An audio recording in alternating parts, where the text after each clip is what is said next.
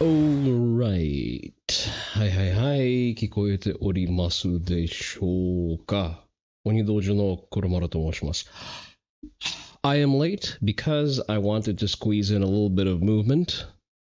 We're gonna go ahead and snooze that ad real quick.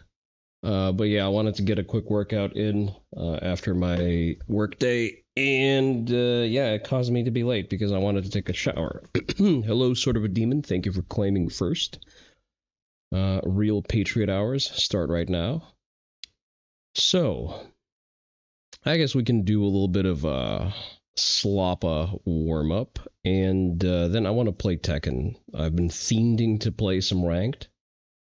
Probably to my own detriment, but we're gonna do that.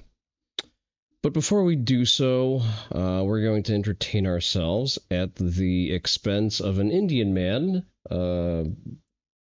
I don't know how to even describe this without ending up on a list, but let's just watch this. Get the fuck out of me! Get this guy the fuck away! I'm gonna hit him now, tell him to move! Get the fuck away, you faggot! You butt fucking fucker! Butt fucker! Butt fucker! Butt fucker!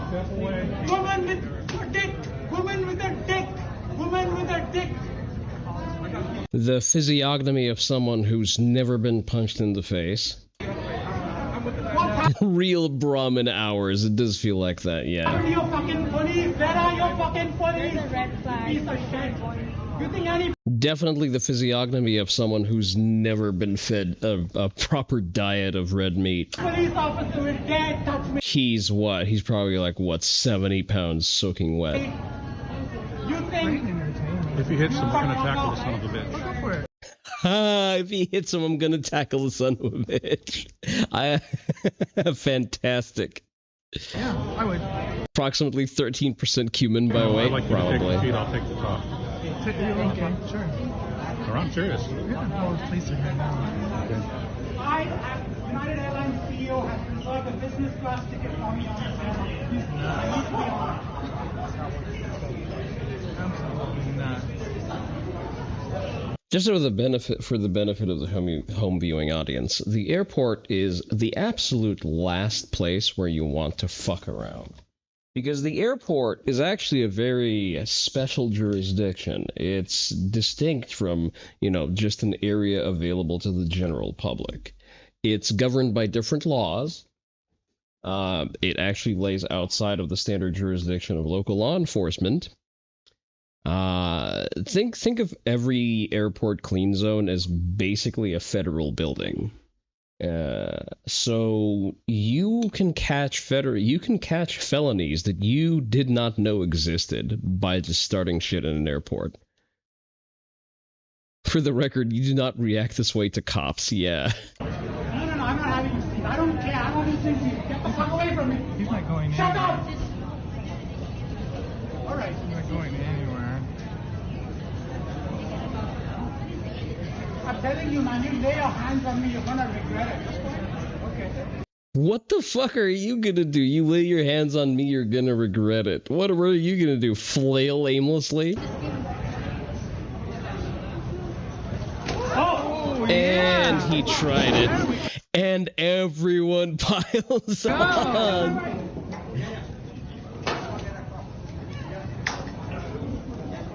Everyone got fed up with this shit, and probably the smell too.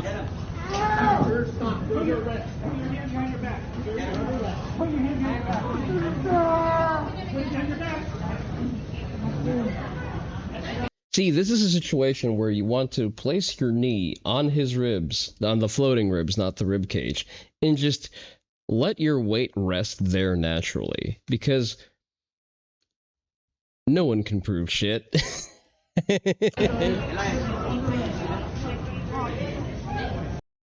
I want a follow-up to this story. I want to make sure that he caught like heavy charges.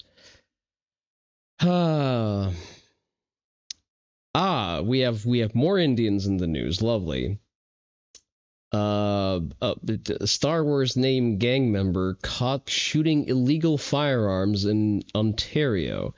The gang is an Indian government-backed Hindu gang which is designated a terror group in Canada. Are any of these guns legal? You can thank the liberals for importing an Indian terror. I mean, no guns are illegal. However, I think a good case is to be made for Indians not being able to own them. You can only imagine how the cop's nose is burning from the smell. Well, for one, these are handguns. These are handguns with extended magazines. So yes, things that people in Canada can't own. He does not possess the concept of a sight picture. He has an AK. Not the O-block horizontal lean. Horizontal aim, excuse me.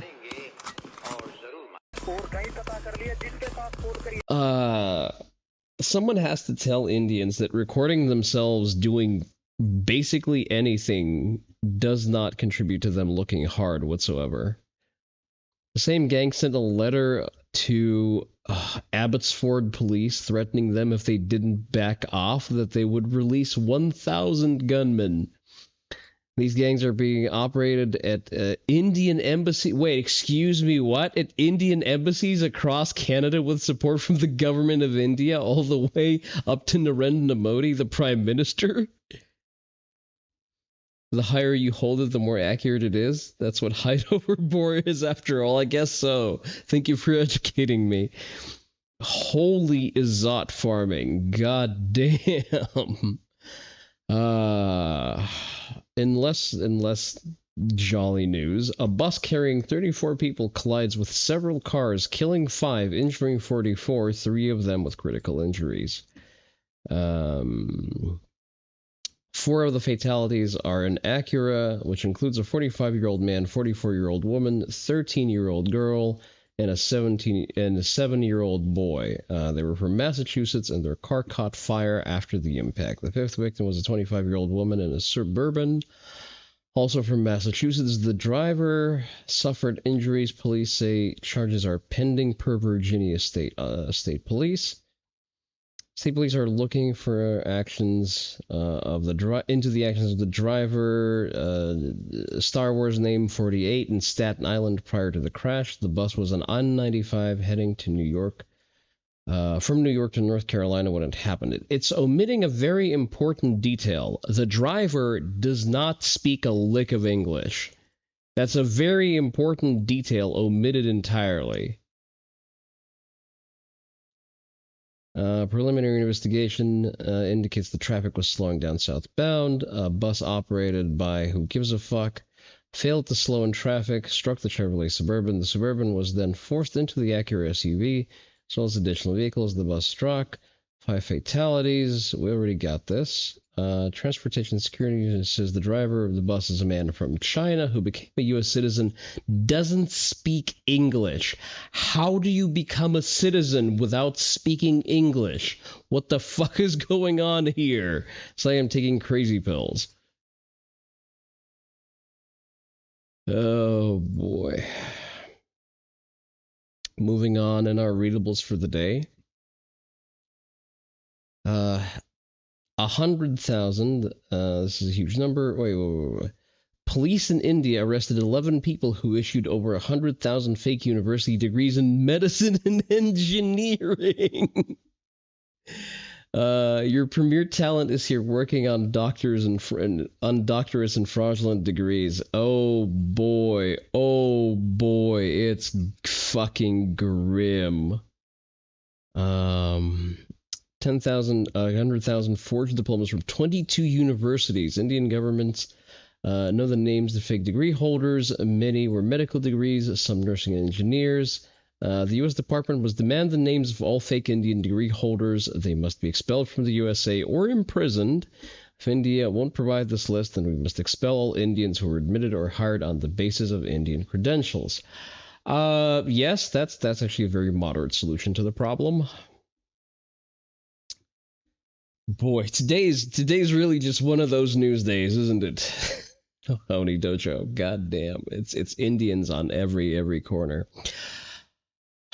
So Southampton police has, Hampshire police has released the body cam footage from the incident where police has let Henry Nowak expire from his injuries due to allegations of him being racist leveled at him by a Sikh.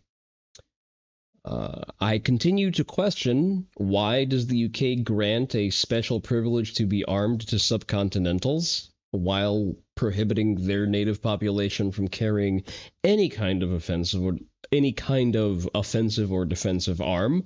The logic escapes me, but them's are the facts. Sikhs do carry a knife. It is actually common knowledge that it is on site with many of them.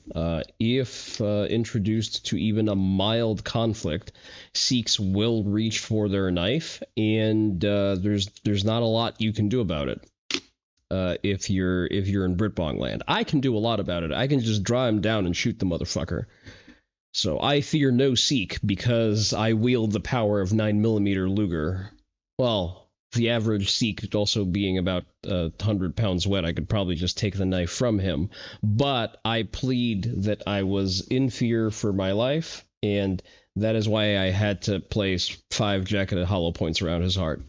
But let's watch, I'm going to say, most of the body cam footage. We have to stop a little bit short of the ending because, you know, a man kind of dies in frame. The police walking leisurely, not really in a rush, even though they should have received a report that someone's been stabbed by this point. My dad's just holding it now. Right. He keeps dropping side to side, so I'm just trying to keep him set up. Alright. He's got a mouthful of blood, I don't want him... He was on the bin on the other side of this gate. He's jumped over these fences and stuff like that. And he's up Move here. away, mate. He jumped over these fences because of what? He's obviously... He's fallen Right. from there and he slipped from there. There's other shoes left over there, mate. What's your name, mate? Huh? Has anyone been hurt other than him? Yeah, me. He's grabbed my brother, he's took my turban off, started grabbing my head. Are you stuff like injured? that. Yeah, I've got swollen eye, little bruises. Alright, just step back a little bit. Are you injured? Never mind the guy who you stabbed, what, 6 times? Come on, mate. Someone flag these down. Got this stab. Right, let's get you out of there, shall we? Oh. I was in bed asleep. Whenever just find me up there. So he keeps repeating,'ve been stabbed. He's said that at least 3 times at this point. I can't breathe. Grab his other arm.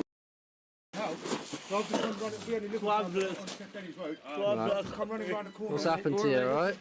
This stab. You've been stabbed? Whereabouts? I don't think you have, mate.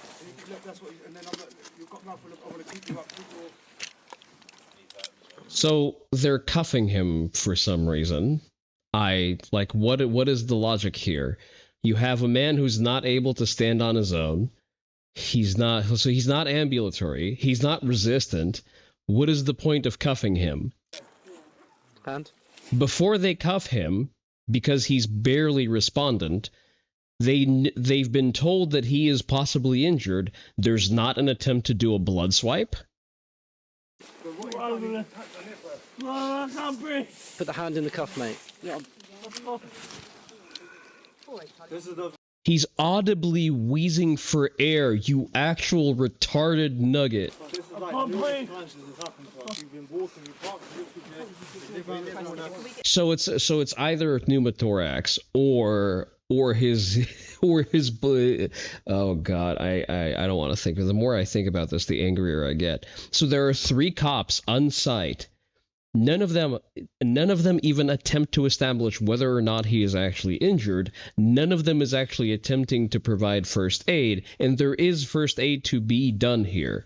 Like, if they isolate the site of the stabbing that's interfering with the breathing, they can either relieve pressure in his chest cavity with a needle, or they can apply a chest seal depending on the nature of the injury. But that's like field medicine shit.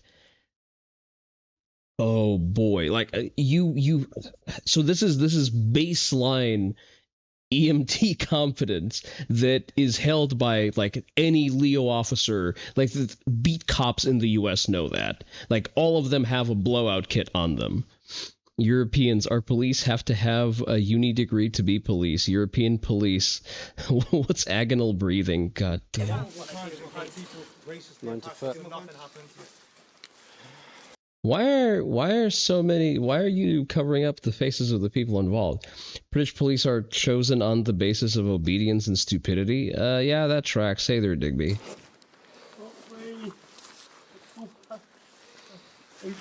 I know you're not at fault, but I'm sorry, I keep musing about the subject of why does the UK allow subcontinentals to walk around armed while depriving the natives of that right? Why would subcontinentals, of all people, with their proclivity for inbreeding, be allowed to have weapons on them in public? Because tyrants prefer foreigners? That is okay, yeah, that satisfies my curiosity. Thank you for clearing it up. You're going to post a timestamp to the Hampshire police commitments officially. Yeah, sure. Sandy's been stabbed, so Where let's is it just you check think you've him. been stabbed? In the face? Oh no, but we have to check. He says I can't breathe, and her thought process is he's been stabbed in the face. What? Don't we? No. In the face? Just get these back off, get their details on that, and I'll keep hold of him. Please, brother, I can't breathe. Should we? No, keep you on your side, mate. Why on the side, though? You're not even looking... Okay, this is aggravating. Nothing else happens here, basically. They just keep wasting time. It's out in media? What? Just a second. Media share. I've seen that one. I've seen. You know what? It's a Sargon video. We like the Soy Father, so we'll watch.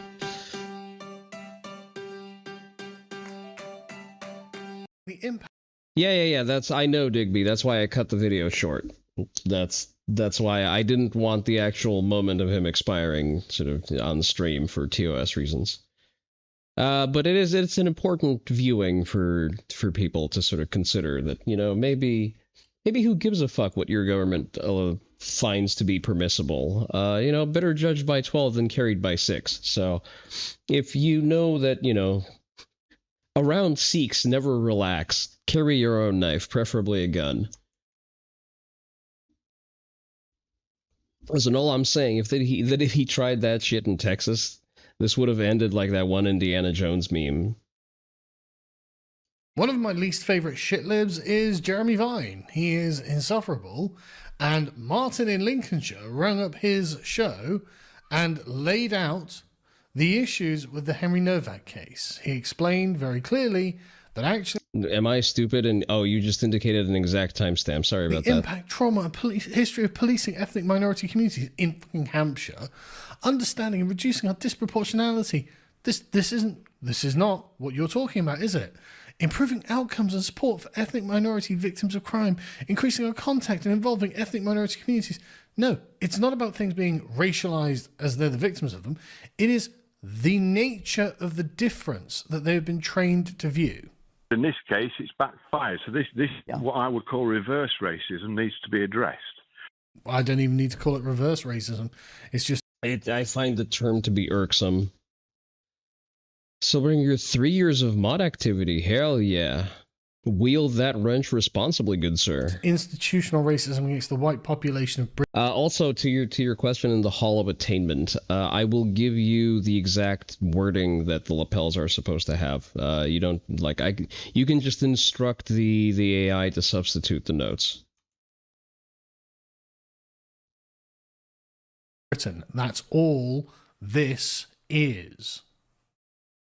But on the knife, I was called to jury duty in Lincoln a few years ago, Crown Court, and I read the paperwork they sent me, and it said you must not carry a sharp object into court apart from a kirpan with a blade up to 8 inches or 20 centimetres long. So I rang the court and said, how can we sit in judgment for somebody in the dock who may be carrying a knife, who may be in the court for carrying a knife, when the jury themselves can carry an 8-inch knife? And they told me, we don't want you, don't come. So you were deselected because you were slightly critical of the structure that gives a privilege to an ethnic minority in Britain. It's the way the system works. Wait, so can a Brit carry a Kirpan? I know the wording of the law. No, it's not how that works, but still, it's a ridiculous law on the face of it. Just, you know, a day ending in Y, I guess. All right, I ran across this video, which is apparently some kind of new trailer for a Warhammer thing. I've avoided giving Games Workshop money as of recently. They seem to be backtracking on the Troon Stoties, so maybe I should give them the benefit of the doubt here. You recall Sikhism is tied to ethnicity, meaning we can't? I think the law is written in a way where you need to wear like the full dress. If I recall you know what? Let's actually look it up. Offensive Weapons Act. Kirpan exemption. Let's see. Parliamentary bill. Does this contain the full text? Okay. Amendment text. Insert the following into the new clause. Kirpans. For the purposes of... It shall be lawful for a person to possess a kirpan for religious, ceremonial, sporting, or historical reasons. Ah, it actually doesn't specify. Oh, withdrawn. The amendment was withdrawn after debate. Okay, never mind. Offensive Weapons Act. Can I just get the text of it then, so I can search that? You can convert, though? Probably not worth it. Can I see the text? Offensive Weapons Act. Get file. View HTML version. Okay, this is the full list.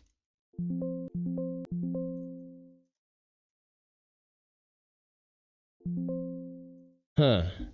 How would we search it? Knife crime prevention orders.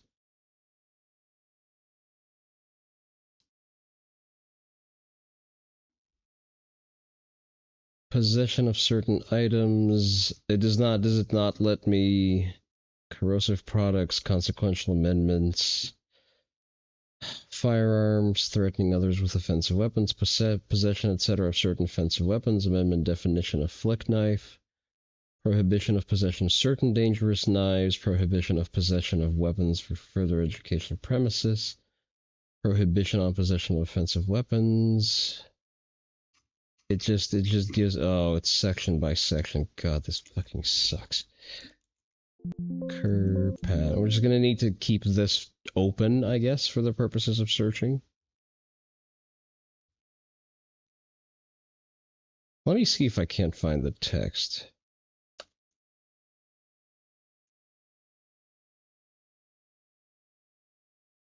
Should make an authentic American religion that demands possession of a loaded firearm at all times. We already have that. It's called the Second Amendment.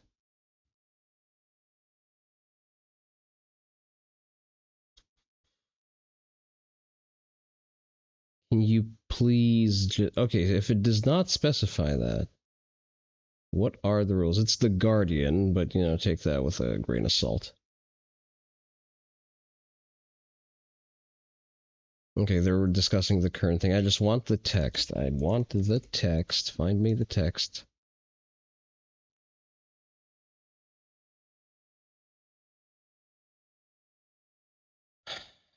It is lawful for an initiated Sikh to possess a kirpan. Okay.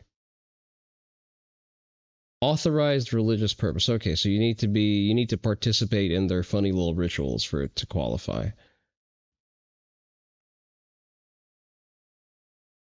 Alright, let's see what this is. No peace among the stars. 41st millennium. For more than 100 centuries, the Emperor has sat immobile on the golden throne of Earth. Okay. He is the master of mankind in the war between gods.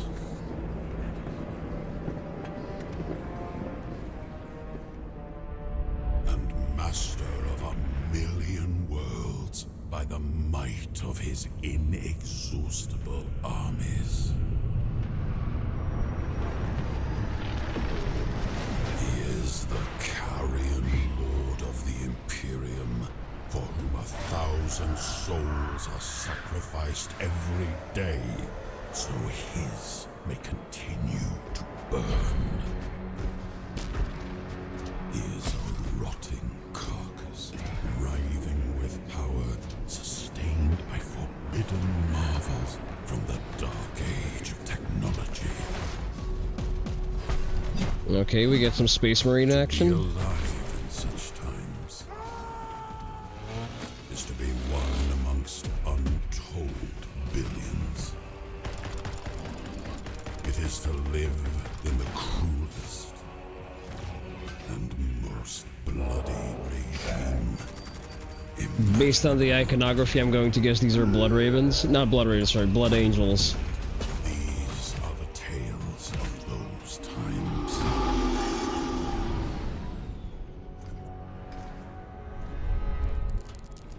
Forget the power of technology and science, for so much has been forgotten, never to be relearned.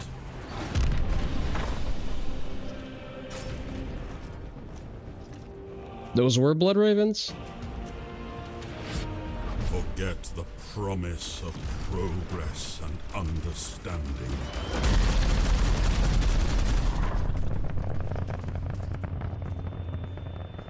For in the grim darkness of the far future,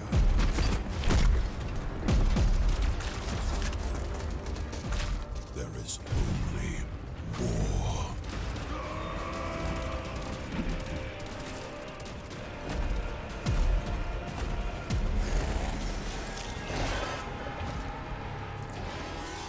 No peace amongst the stars.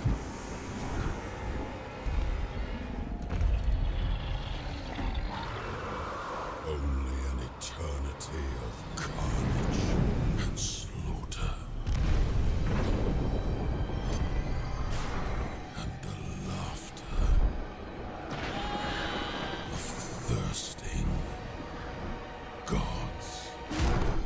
But the universe is a big place, and whatever happens, you will not be missed.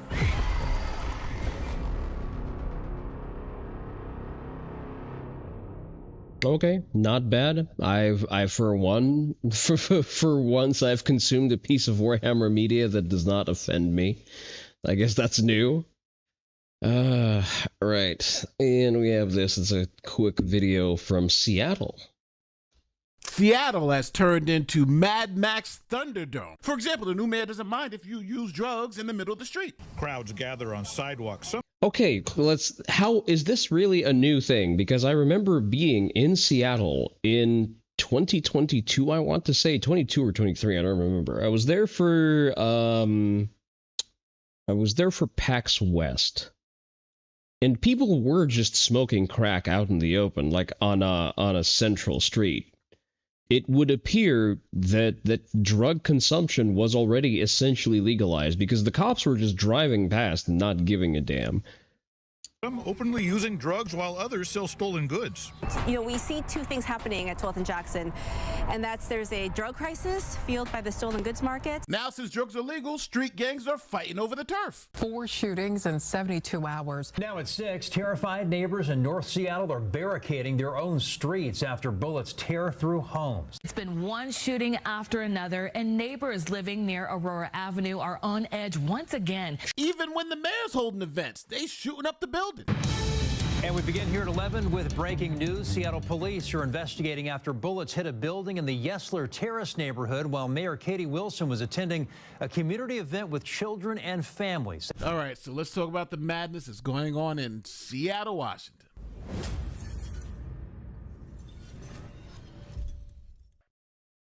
Here's a quick message from my sponsor, Plod Note Pen S. All right, so I know my fans. You're sitting there. Excuse me, the note what? In your chair, like, what's he gonna tell us now? Well, listen, this is Plod Note Pen S, and I'm telling you, it's really amazing. Now, You, sir, pronounce S very oddly. As a lawyer, when I'm in client meetings, depositions, or whatever, I don't want to miss anything because it could mean money, and I'm all about the money, especially when I'm working for a client. I'm trying to remember the details, missing half the conversation. It could just be a mess. That's exactly why I use Plod Note Pen S. Simply put, this is the best note taker I've ever had. You simply clip it on, press a button, and it captures the entire conversation. And even when I'm talking, I can press a button to mark important moments, and the Plod app turns the entire conversation into a full transcript, summary, highlights, things that would take me hours to do, it does in seconds. And when it comes to privacy, it's built to meet major global standards. Okay, but here's the real question. What if someone says something that is true but not politically correct? Does it still record that?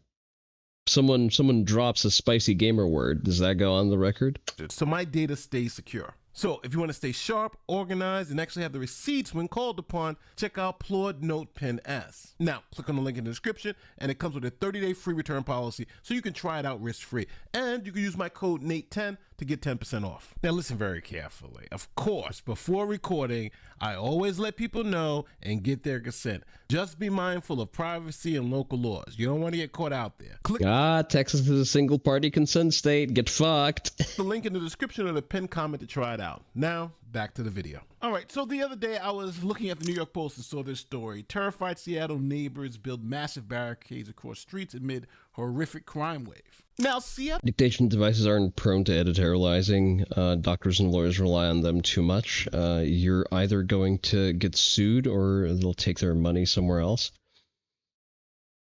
Probably. I'm just concerned about the use of the AI component, like depending on what your processing engine for it is. Seattle is run by socialist mayor Katie Wilson. They call her the Mandami of the West. Now she is in fact so socialist that she is unemployed and her parents pay for her expenses. So I guess, she is staying pretty true to the source material.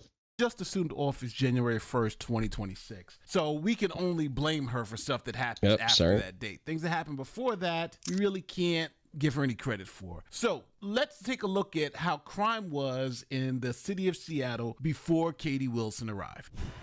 The Seattle Police Department released its crime stats for 2025 this afternoon. Today I stand before you encouraged. The chief releasing the department's year-in review today says there was a 36% reduction in homicides in 2025, with 21 fewer lives lost, the lowest number since the pandemic. And he says SPD reported that of those cases, many were solved. He says in 2025, they had a homicide clearance rate of 86% compared to just 57% in 2024.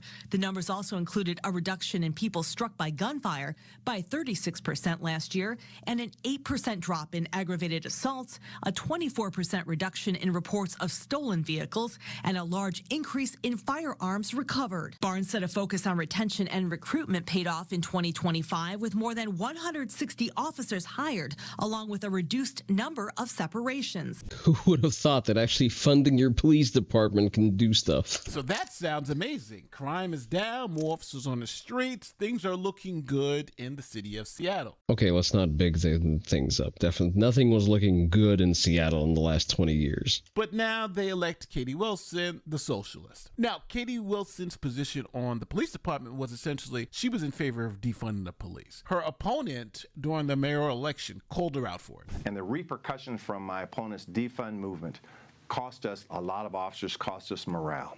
So we've been rebuilding a system. Homicides are down over 40%. Shots fired are down. Serious crimes are down. Property crimes are down. My opponent has no background in public safety, except arguing to defund it. So if you want to move forward with a great police department, the choice should be clear in this race. But none of that mattered, and Katie Wilson won the election anyway, being sworn in January 1st of this year. For the position of mayor of the city of Seattle. I don't think anyone who's never worked a real job should be allowed into elected office. Actually has a new mayor. Katie Wilson was sworn in about... Like, I'm sorry, you have to either be a business owner or be a W-2 employee somewhere for at least 5 years before you can even run for office. 2 hours ago during a ceremony at Seattle City Hall. She is now the third woman to lead the Pacific Northwest's largest city. Now, when it comes to defunding the police, Zorahan Mamdani and Katie Wilson have essentially run the same script. At first, they tell people they're going to defund the police. Then when they're running for office, they switch and say, we're not really going to defund the police. Matter of fact, we're going to make the community safer. And then when they get in the office, they eventually defund. You'd make it mandatory to survive working at a McDonald's for a year. Actually, you know what? Given that work standards across all McDonald's franchises are pretty universal, yeah, that works.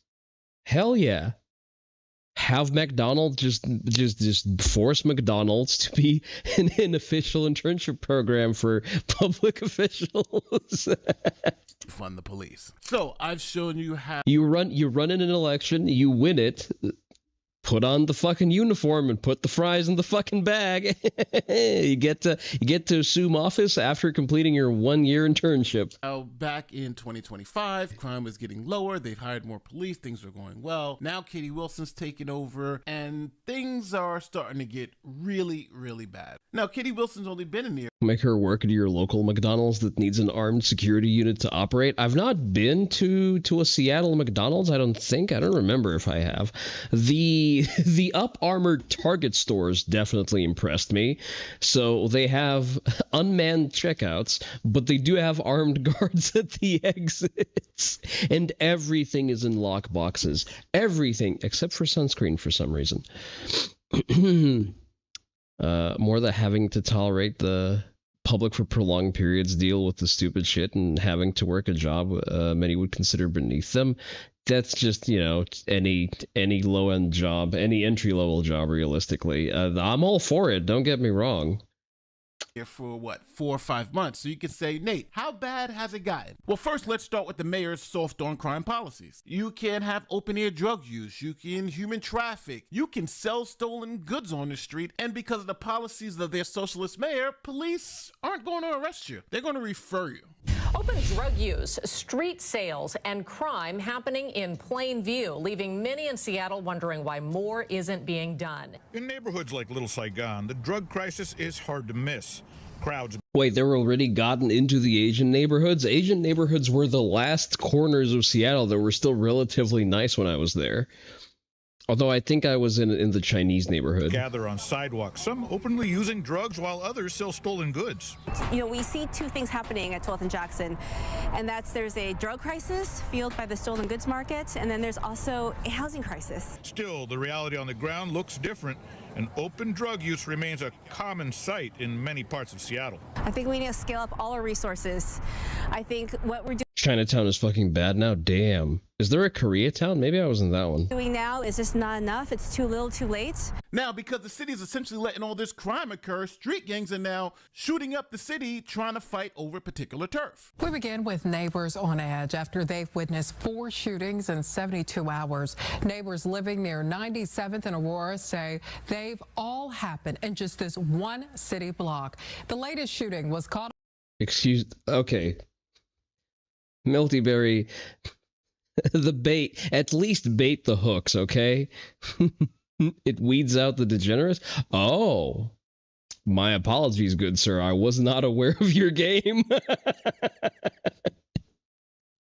On camera early this morning with around 20 or more shots fired. Cool story now, a story you've heard over and over here on Cairo 7 News. Gunfire. You're waiting for people in Seattle to get found upside down and skinned. I mean, if drug gangs are involved, the cartels are going to get involved eventually, so you'll get your wish.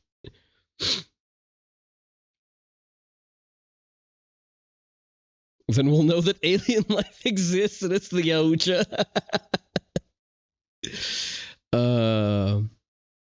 You took psychic damage from that pun?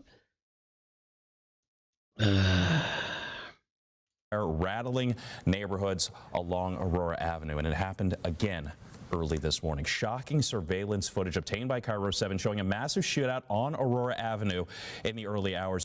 Businesses and neighbors who live along Aurora Avenue in Seattle say constant gun violence and sex trafficking has plagued the area for weeks, and they are fed up. They say what's even more frustrating is the lack of response from the city. Their concerns come as surveillance video now shines a spotlight on the most recent shooting. Just a random crocodile user just as B-roll, okay. Surveillance video shows the moment a shooting broke out along Aurora Avenue early Saturday morning. You can see several men duck behind nearby cars. One of them pulls out a gun and starts. None of them knowing how to use hard cover, because the only spot of hard cover behind a car is the engine block and not the doors. Shooting. Seattle police say when they arrived, they found 40 shell casings. It's like, again. So 40 shell cases, 40 shell casings. Not a single of them hitting the target, eh? Oh boy, this is going to be one of those episodes, isn't it? You know, when is this stuff going to stop? Rudy Pantoja shared this surveillance video with Fox 13. He works for the property owner and says they spent the weekend patching up bullet holes in the side of the building. The heck are these guys? You know, think they can just shoot up the neighborhood? It's insane. I mean, what are you going to do about it? Insane. The crime problem has gotten so out of control that even when the mayor holds events, she has to duck and dodge because they're shooting up her events too. And we begin here at 11 with breaking news. Seattle police are investigating after bullets hit a building in the Yesler Terrace neighborhood while Mayor Katie Wilson was attending a community event with children and families. The hole in the side of the Yesler Community Center and a note on the door of this designated safe space, plus the flyers left behind, tell only part of the story that will have lingering questions. This creates the kind of logistical scramble that parents... Seattle Mayor Katie Wilson was just wrapping up an event at the building around 5:30 when shots were fired in the direction of the community center. Security whisked Wilson away and there were no reported injuries. In a statement... You want to know why they elected the cancer patient from the Green Mile? Because the city is overtaken by retarded communists. The mayor acknowledged we heard gunfire. No one was injured, but it was a stark reminder of a reality too many people in this city live with every day. Is this before or after she advocated for removal of street CCTV? And we cannot let this become normal. We must invest in opportunity, and we must continue working to keep people safe. And as you... One of the strictest gun law states in the union, by the way. But for some reason, people who don't follow laws keep breaking laws. Imagine that. After and before, fantastic. You can see they can barely keep the mayor safe. If you live in Seattle, you're a law-abiding citizen, and the police are essentially letting crime go rampant, what do? Well, some neighborhoods have taken the law into their own hand and have essentially put up barricades to stop the criminals from coming into their neighborhoods. Crime has gotten so bad in one Democrat-led city that people are taking their safety into their own hands. Residents in a Seattle neighborhood have built homemade barricades to block their streets, and they're trying to stop the surge of shootings, alleged prostitution, and other illegal activity in their community. Now at 6, terrified neighbors in North Seattle are barricading their own streets after bullets tear through homes. The desperate... I think the real solution here is just building South Africa-style checkpoints like they have in the Boer cities. Move is meant to stop the gunfire from reaching their doorsteps. It comes after residents like Kate and Peter say they've documented at least 8 shootings in about the past month within roughly 10 blocks of their homes. We celebrate when there's not a shooting. Until that. You think these people would vote for law and order candidates? I think the people who could vote for law and order candidates have left Washington. The other part of the equation here is, I assume Democrats, as they usually do, just cheat.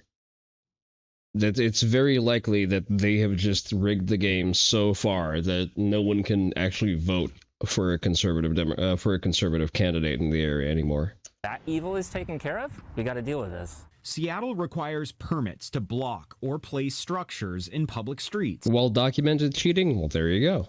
Unauthorized obstructions can lead to fines or removal orders.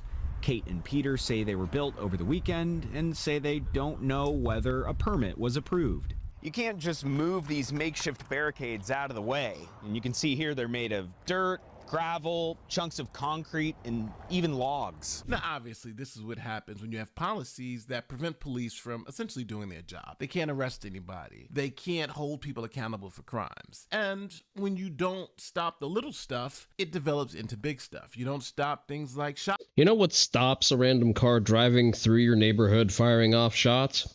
Sending a single wad of double-aught buck through the windshield. I guarantee you that shit is never happening again. To get a decent contractor, you can get something real put in place. Well, I mean, they had to jerry-rig something together. I think they should just have, you know, a proper sentry tower on the side of it, sliding gates, reinforced. Like, if they see someone with their cherries and berries on come in, they just wave them through. They open the gates. That way they don't obstruct emergency services. In all other cases, you drive up. We don't know you. You don't live here. Bop, give them a new hole to breathe through. Shoplifting, well, guess what? Those people are going to sell their ill-gotten gains for drugs. And then when you allow open-air drug use, people are going to use drugs on the street. And then when you allow things like that, then you open up the market for things like sex trafficking and prostitution. Now, to be fair, it's only been a couple of months, but even the business owners in Seattle are raising the alarm bells and saying, this is the craziest we've seen it in a while. Property manager Rudy Pantoja is on a mission. Keep his shopping center open for business and safe for customers. Something he says is more difficult than ever. Absolutely, totally insane. And I swear I hope that these people are caught. He says this weekend's shooting is proof something needs to change. His camera has captured multiple angles of more than 30 rounds being fired. It happened on Saturday. 4 o'clock in the morning. It was a flat out a shootout, an urban warfare going on, and our property happened to be one of the targets. The video. I think the real solution is to, how should I put this? Cultivate a community of roof Koreans. Even shows two men taking cover behind a car before firing back at another group across the busy thoroughfare. Aurora is one of the main north-south arterials through Seattle. And until the mayor and our city attorney comes up with a plan of action versus words, then this will continue to happen through the summer. I mean, brother, you need to find some action that doesn't involve a fucking buffet. Holy shit. So at the end of the You look like you ate one of the guys having a shootout in your parking lot. day, the people of Seattle voted for this. They knew she had no experience. They knew Man, these socioeconomic conditions sure do move a lot. she was anti-public safety, and they voted her in. So now you got to suffer the consequences. Now, I do want to say, she's only been in office for about 5 to 6 months. So we may have to give her time to turn things around, right? It's bad now, but it's 6 months from now. Oh boy. Yeah, it's definitely one of the most things of all times. There was, I don't remember where I put this. We still have a little bit of time to yap. I'm not ready to switch over to Tekken proper just yet. There was another fucking retarded moon video. And, I mean, I understand the certain redundancy of that statement. Apparently, Moon is a relatively popular video essayist. I say that with the most derision I can muster up in my voice. There it is. You show up ready. I know that because apparently Smuggle reacts to the guy a lot. And, you know, given that women don't parse information through, is it true? But rather, is it safe to believe this? She just soy pogs and agrees. I guess, you know, it's Buff Oni to the rescue. I gotta patrol the hose. Okay, the incelification of Gen Z. By the way, Moon took down the original enhanced game videos and re-edited it. I guess to have a different narrative flow. So he opened up with the cum drinking in order to like give you that big shock and awe effect and then gaslight you.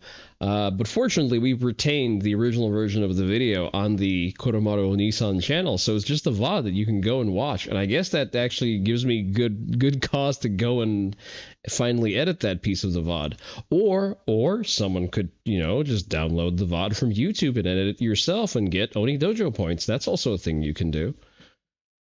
This one question. When was the last time you met someone naturally? No dating apps, not online, but a genuine interaction in the real world. So if we mean meet like in a social situation, that was yesterday during judo class, because I actually go outside and have like normal extracurricular activities.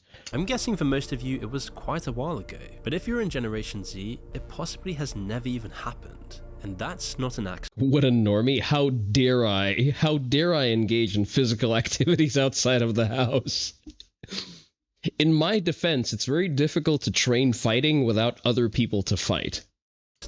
Most people we see these days are cashiers, co-workers, people rushing around, delivery drivers, people we pass by, not people we get to know. Interactions are often just transactions. But wait, how are your interactions with people at work transactions? Like, not everyone at work is like a direct counterpart in what you do day to day. Actually, like, work environments are the most organic environment to get to know people as an adult. That and hobby groups. Before dating apps turned relationships into a marketplace, the stage was already set years ago. Okay, never mind the complete misunderstanding of the business model of dating apps. Dating apps don't turn relationships into a marketplace. They turn misery into a state of being that they promise to temporarily offset. Let's get our thinking straight here. Just think about an average day. You work from home alone, your groceries get delivered. Who the fuck works from home alone anymore? Like, that's not a thing. Sorry, companies have actually reneged on remote work at this point. Pretty much any serious company has reverted to at least a hybrid mode of work.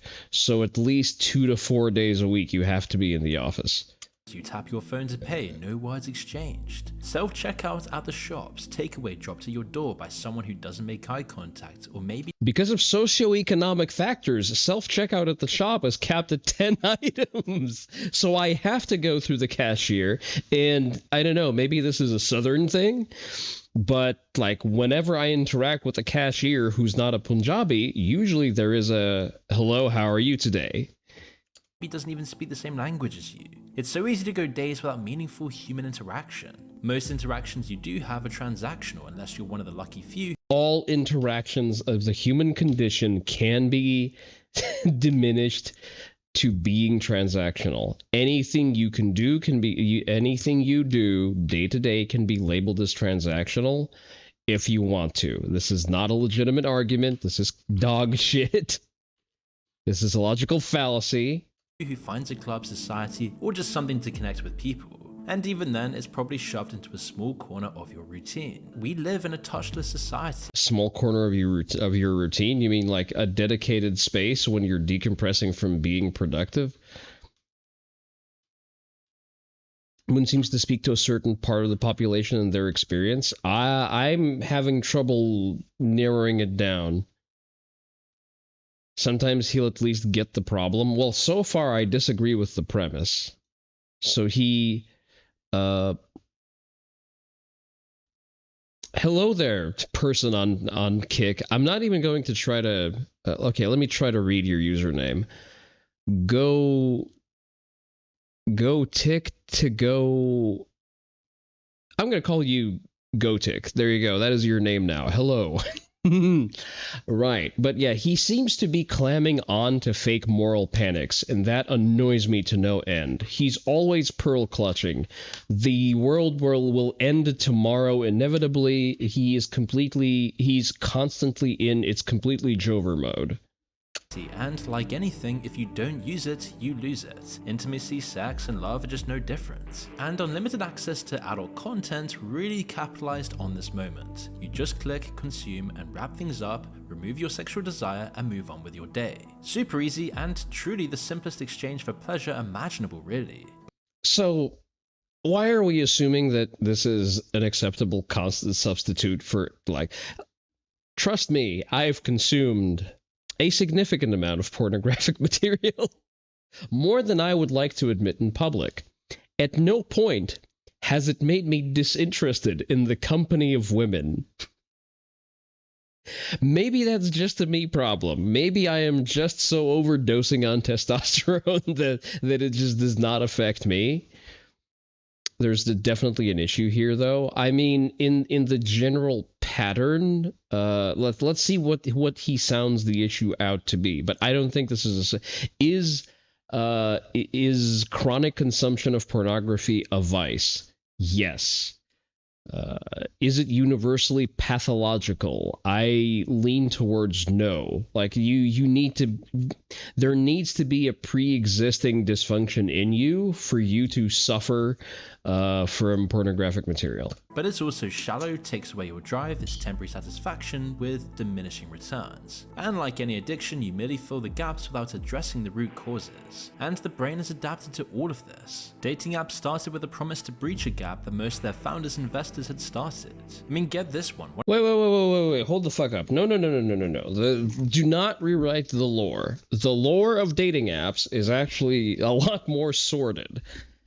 Dating apps were an adaptation. First of all, dating apps started with gay men because gay men are what you get when you have all participants of a sexual interaction. Rather, this is what happens to sexual relationships when you remove the part that is supposed to gatekeep intimacy and both sides become sexually aggressive. That's how you get sort of homosexual pattern promiscuity. And in order to make it easier to randomly suck dick, the gays have invented dating apps. And then people thought, hey, if the gays can just suck random dick, how about we just let everyone suck random dick? But then they lacked the same sort of mutual sexual aggression of gay men.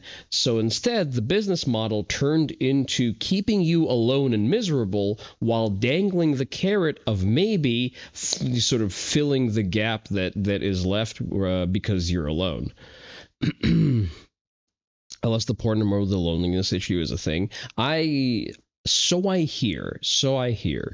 One of the Tinder CEOs left in 2022 and immediately launched Mino, an AI chatbot to fight loneliness. There's now a thriving loneliness economy that Silicon Valley talks about all the time. There are even venture capital companies that focus exclusively on this.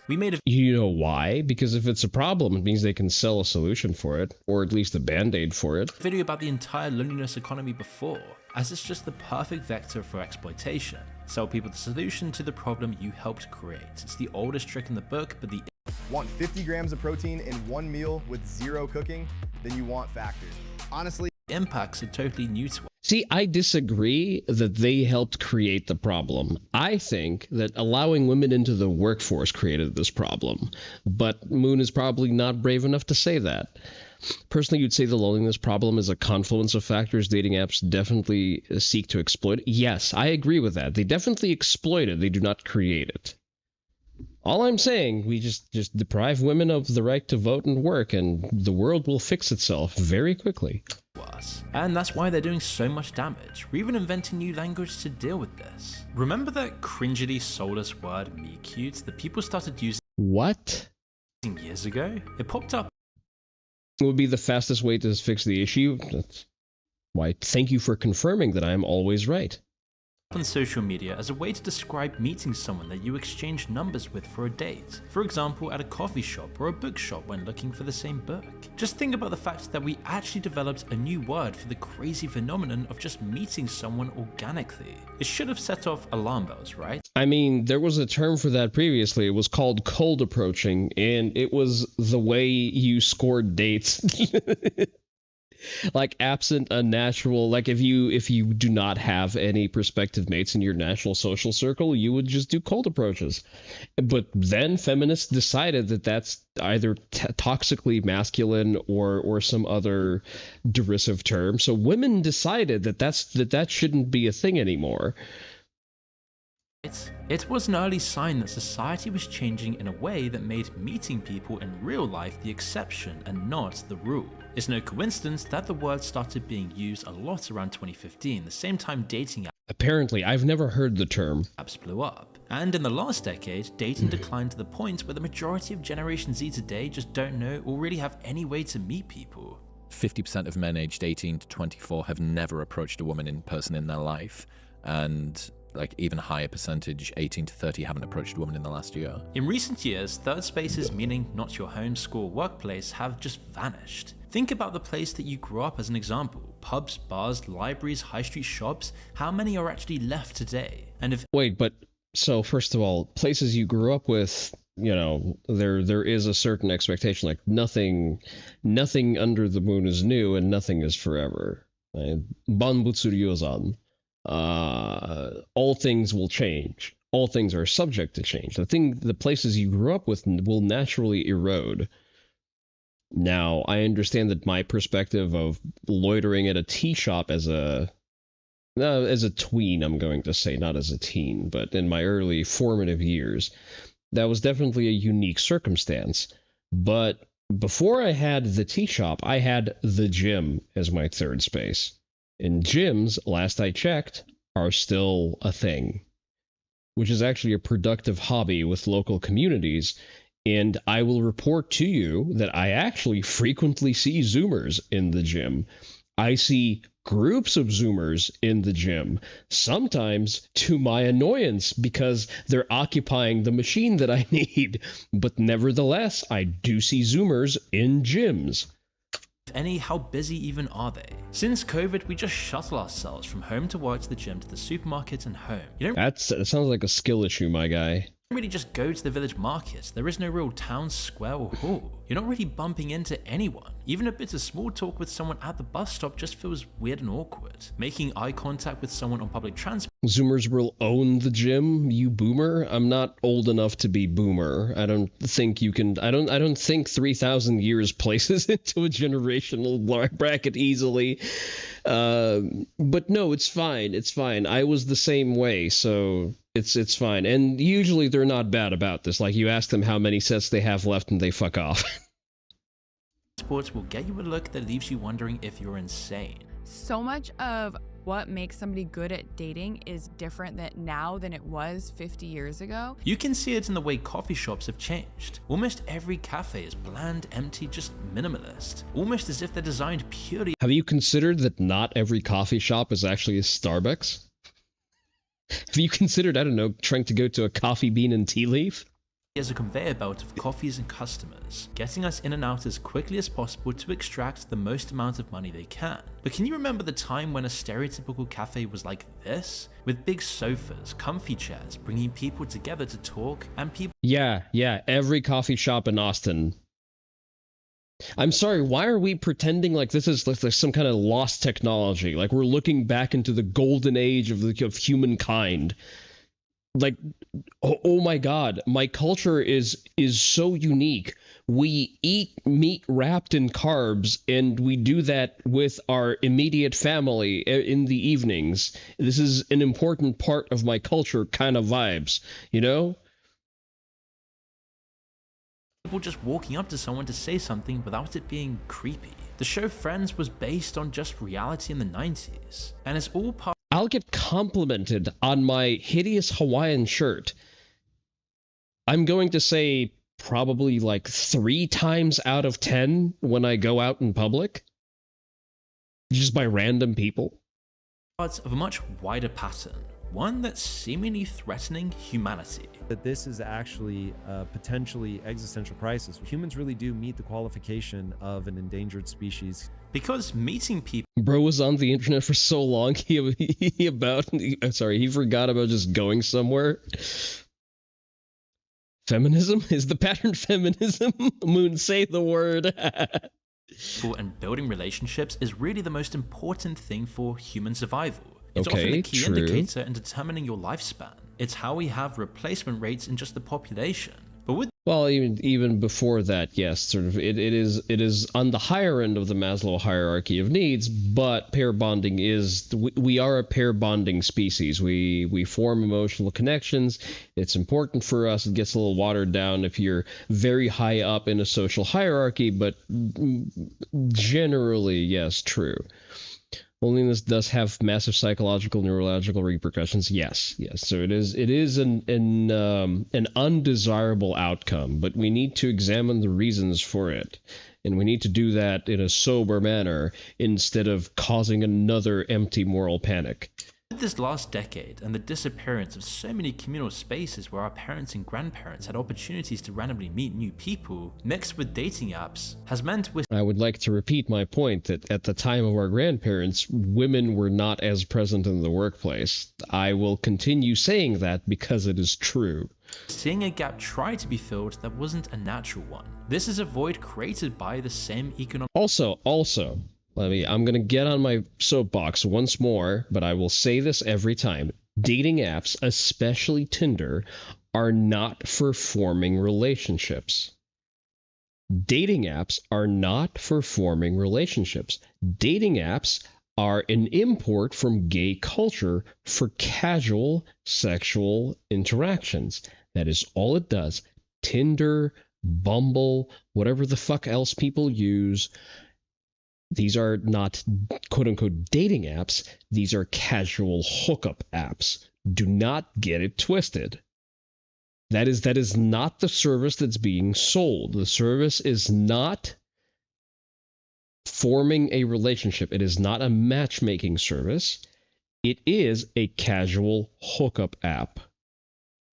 That is why you will never find any high-quality candidates on any dating app for any purpose whatsoever. And hypergamy being what it is, realistically, dating apps are just a buffet for rich Gen Xers to pick up fresh meat. That's it. That's all it is.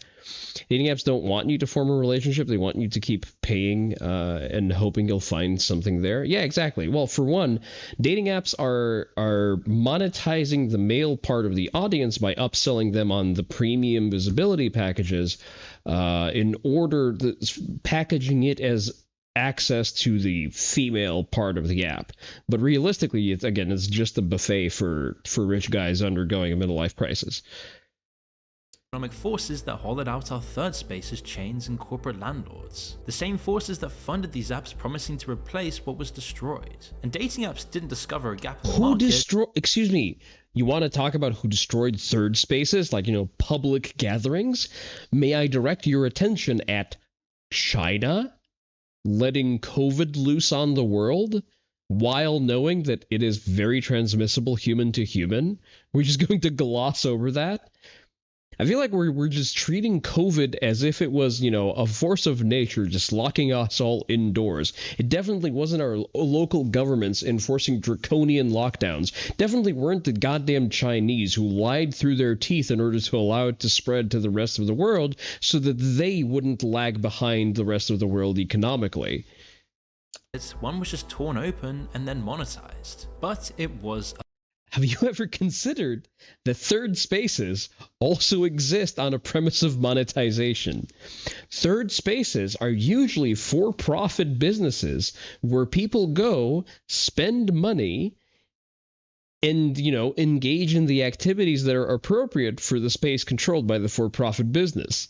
A lie. That too was all about getting your money. Think about it, the whole idea of a dating app as a viable business is a paradox. If they actually help people into relationships, they would clearly lose business. One good match is 2 lost customers, so instead they... Well, realistically, it's 1 lost customer because, it's more of a lost commodity and a lost customer because it's only the men are the ones paying. Design the apps to fail, and in doing so, keep us hooked on using them.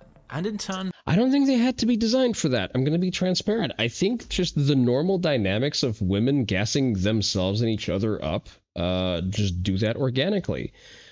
You place women in an environment where they have an illusion of infinite choice. They are going to bias towards the top 1% while overestimating their own value. And there you go. You enable the churn. You don't really need to create it.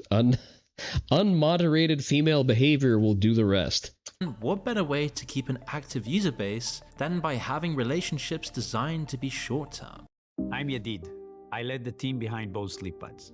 People loved what we built, but it only solved part. This is your capacity to fall in love, to build a family. There's a female comedian who came up with a joke about the husband store who really nailed that one. Oh, the one where the woman just keeps going up and the last floor is just, well, there's nothing here because you kept wanting better even though you were given perfect. To find meaning. All your data, all your most vulnerable desires is just slowly converted into swipes and push notifications so someone else can hit their quarterly growth target. Who's doing that though? Who is streamlining the process of looking through your profile and deciding whether or not your bio gave her the ick? This floor exists solely to prove that women are never satisfied. Yeah, I know that joke. But who's actually doing that? Who is judging the profiles? Who is forcing guys to play amateur comedian hour like every time they need to cold open with a DM on a match? Who is doing that? Can we point a finger, please? Your relationship is designed to... Or if it's the other way around, like it's on quote-unquote feminist Bumble, for those of you not aware of the hellscape that are dating apps, Bumble requires the woman to text you first. You know how they text you first? They just say hi. You know, the cold opener that would get you flamed on Tinder. they just say hi, and then they expect you to follow through with a good witty pickup line. Not be long-term. It's why men make up 75% of Tinder users and women just 25%. Interestingly enough, the co-founder of the dating site OkCupid wrote a book revealing what actually happens behind the scenes of dating apps. Women, as you'd expect, receive an average of 4 to 5 messages a week, which even that seems unlikely to be this low. 90% of men received an average of 0 messages. Only at the extreme end of the attractiveness scale do the best looking men receive around 1. If they say anything at all. Well, on Bumble, they're supposed to say something when they match, because otherwise, like, men are not... Bumble is a feminist dating app. So you can't, as a man, you can't open DMs even on a match. The woman has to text you first, which is a catastrophic concept. To 2 messages. But there's also a lot of men who are relying on dating apps who are never going to get the matches that they desire, either because they are short or because they are bald. So, as many of us already know, if you're not in the top 10%, there's really no point in using them. It's something that's called mate suppression in practice, and we'll get onto that more soon.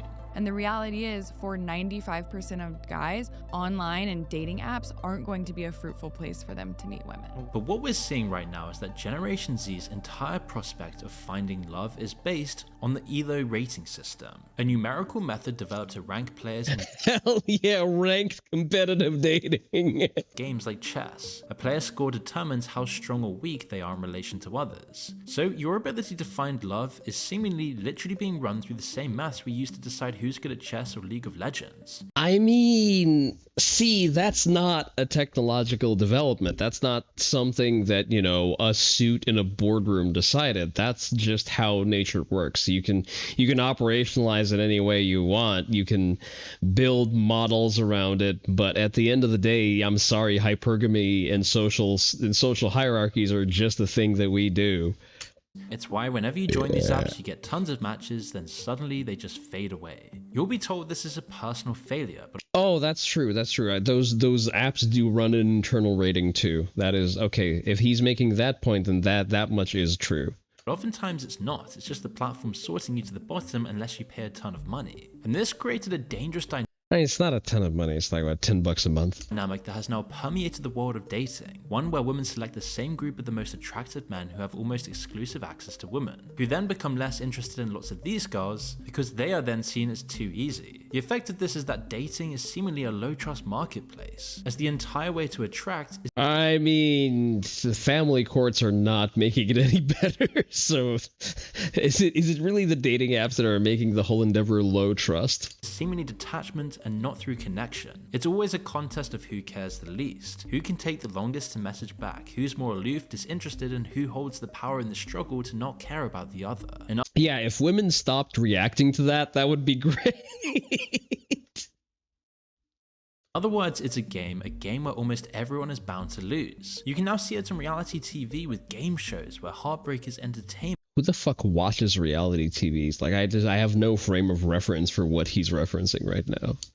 But what's the message we're supposed to get from this? Romance isn't sacred, it's just a contest, which all leads to the loneliness epidemic, and this one's hitting the youngest the hardest. But it's not just dating. Our whole modern society is stacked against any of us. Okay, I'm going to offer a revolutionary concept. Solve the AI question, build your waifu. I mean, no, that's kind of cocked and Darwin Awardish. The solution is actually a lot easier.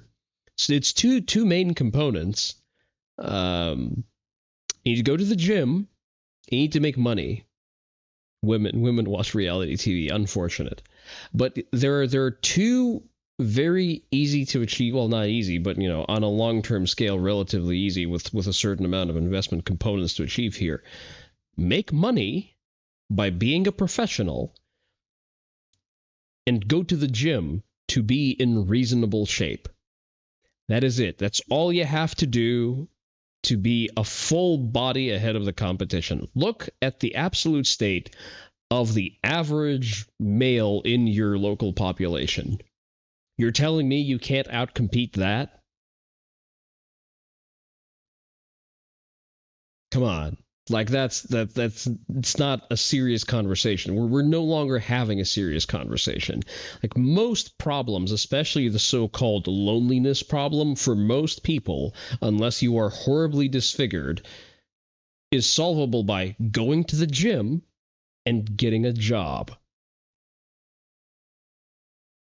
Meeting someone, getting married, or even having children. And the consequences of this will change the world as we know it. Because there's something else catching up with us. Our bodies are starting to fail and lose the capacity to produce children at all. You know what they found recently? Microplastics in human testicles. Human testicles contain nearly 3 times as much plastic as dog testicles. We're literally marinating.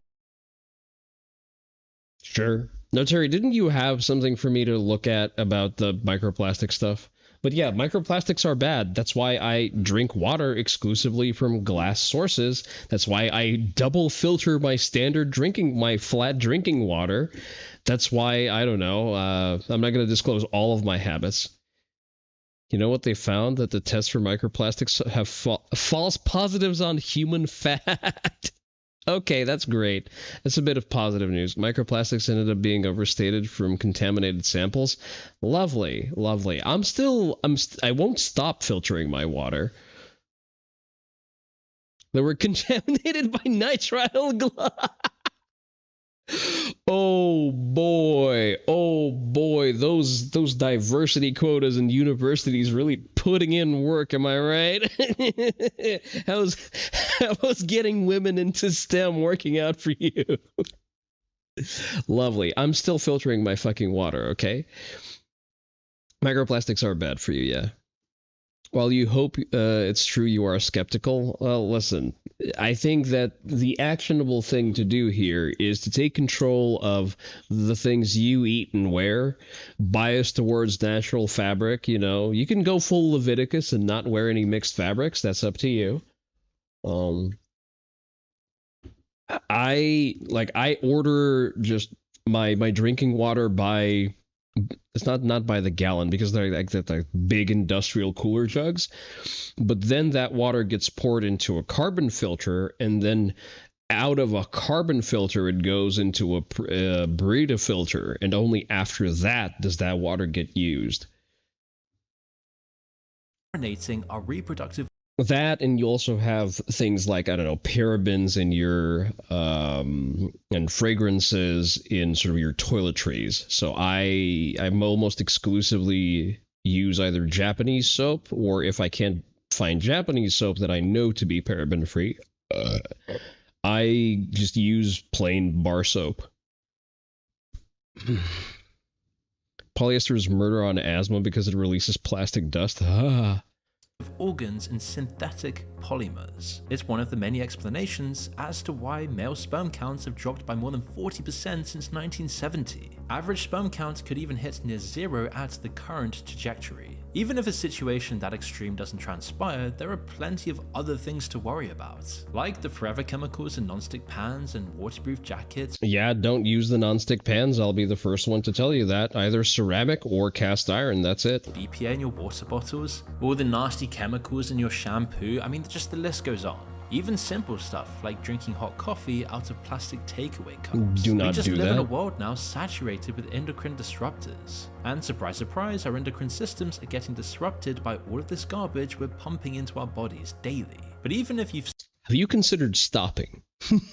Somehow avoided the chemical assault, even if your fertility is fine, there's another huge problem vying against us. How many of your friends between the ages of 18 and 30 have kids? 1, 2, none until this year or last? Is anyone planning to have kids? How about those who said they don't even want kids? We just push everything later and later back. Education, work, financial stability, and for the middle classes especially, that pushes back having a family. Because you only have a family when it's really sensible to you, right? That's just the middle class value. Rich people. Ricky's truck is having trouble starting, but he went to AutoZone, where a friendly AutoZoner tests and charges. People don't worry, and poorer people don't worry. But nothing changes our biological clock when it comes to fertility. Women over 35 are considered advanced maternal age, and honestly 35 is starting to look young to have kids for millions of people around the world. However, at 35, miscarriage rates nearly double. The chance of chromosomal abnormalities skyrockets. Down syndrome. That's all fine and good. I know a solution to this. Are you ready for this conversation? Risk goes. Now remove minimum wage and deport all illegal. Now remove minimum wage and deport all illegals. I would argue that we should deport some of the legals too. Let's start with the Indians. We denaturalize and we deport all of the Indians, and then we just watch nature heal. It's from something like 1 in 1,250 at 25 to 1 in 100 at 40. And it's not just mothers. Older fathers contribute too. Men over 45 show increased risk for autism, schizophrenia, even stillbirth in their partners. Having kids into the 40s. Do the deportations and minimum wage issue solve its way? Do the deportations and the minimum wage issue solves them? That's not a grammatically sound sentence. I know that the British are ESL, Digby, but you're going to have to work with me and try to make it legible. 50s and way higher for men at least is now becoming super common. Every year you wait. What sucks, you can bet Dems would not hesitate to denaturalize any and all that are Trump voters. Yeah, pretty much. You're rolling dice with higher and higher stakes, but what else do you do? Shrug your shoulders and say it's too late and just plummet towards old age without the family you ever wanted and live an unsatisfying life. Well, if you don't want that, when natural conception fails, you can only turn to IVF. This is often the model. Is he going to say that IVF clinics are actually behind manufacturing the loneliness epidemic and the oversaturation of the labor market, thus depressing wages and causing people to have families later? Is this really going to be the angle? Do the mass deportations and there will be no need to think about minimum wage? The problem is that some states set a prohibitive minimum wage in the sense that it bloats costs for businesses to hire people. Apu getting removed from The Simpsons really deleted hardworking Indians narratives. I mean, the hardworking Indian narratives was mostly removed by the Indians being found to be scammers at mass. Modern solution, except a single cycle costs $12,000. Without mass migration, the average wage at all levels will go up. Yes, and it wouldn't require interference from the government. Like, the problem isn't... So the problem that Notary and I are talking about is inflated minimum wage. You're talking about the minimum wage not being enough. Different problems to solve for. But also, yes, you are correct. Like, instead of having to artificially fix minimum wage because it factors in illegal workers who still don't get the damn minimum wage anyway, you would just create a situation where market forces would balance themselves out in a way where you don't need to mandate a minimum wage, but businesses still have to pay a certain wage for certain jobs. $1,000 to $15,000. Add medications, there's another $5,000, and most people need multiple cycles, so you're looking at around $30,000 to $50,000 minimum, often much more. And this leads down a dark path where we're forced to engineer more of the process of just having kids. Genetic testing in the womb. Testing for Down syndrome is one thing, but some companies will now screen for height and IQ. It's based? Imagine selecting for your population to be physically and mentally better off. an ethical black hole on every front for men and women. Why is it an ethical black hole? I would like my children to be high performers. I would prefer that my offsprings are at least in the same IQ bracket as I am, if not higher. Because IQ is directly correlated with life outcomes. Women are the child bearers, they shoulder a lot of the risk here, and male dating culture doesn't think about this enough because everyone is turning against each other. If you've seen our video on population collapse, you'll know that fertility rates are just collapsing. Countries like the USA and the UK are seeing the lowest childbirth numbers in their histories. But why? It's not just a stat, it's millions of people who always imagined they'd have a partner and family one day, now quietly aging out to that possibility. Family lines ending not because people don't want love, but because our environment makes acting on that desire impossible. Ask yourself, even if you did meet the right person, what would stop you from having children? Probably not. Don't I know? Eugenics in any context is heckin' bad. I'm sorry, I forgot that I'm dealing with a Redditor. Enough money, no chance of being able to buy a house anytime soon. Cost of living is probably too high in your city with food, bills and transport. The cost of childcare is more than your current salary. There are just no good schools in your area or no school places in areas with good schools. Or even just finding a... Yeah, all I hear is reduce taxes, stop feeding the boomers, deport all illegals, deport at least half of the legals, and remove women from the workforce. Bang! Problem solved. You will have a double replacement fertility in the following year, I guarantee it. Wife that you can trust won't divorce you and take half of your money. Oh yeah, that's true. That's true. Also, just repeal family courts altogether and hang every judge who ever participated. It's probably all of the above. It's not just an economic problem. Based on Maslow's hierarchy of needs, all the stuff we need like love and marriage and family are just the basics. It's the same importance in life. 3 levels up is not the basics, my guy, okay? As having food, water, a roof over our heads. The funny thing is that the way this hierarchy was sold to us in the 20th century made it sound like family came after you'd finally self-actualized. You've nailed the career, the money, the personal growth, now for a family. In reality, for most people, who sold that as that? I'm not, no, that's not what happened. For that self-actualization replaced family altogether. There was always one more phase of working on myself first, so we ended up with a whole culture optimized for individual self-maximization, while family quietly got pushed off the edge of the pyramid. Today, most of us, let alone Generation Z, never even get past the bottom layers. Housing, money, community, security, it's all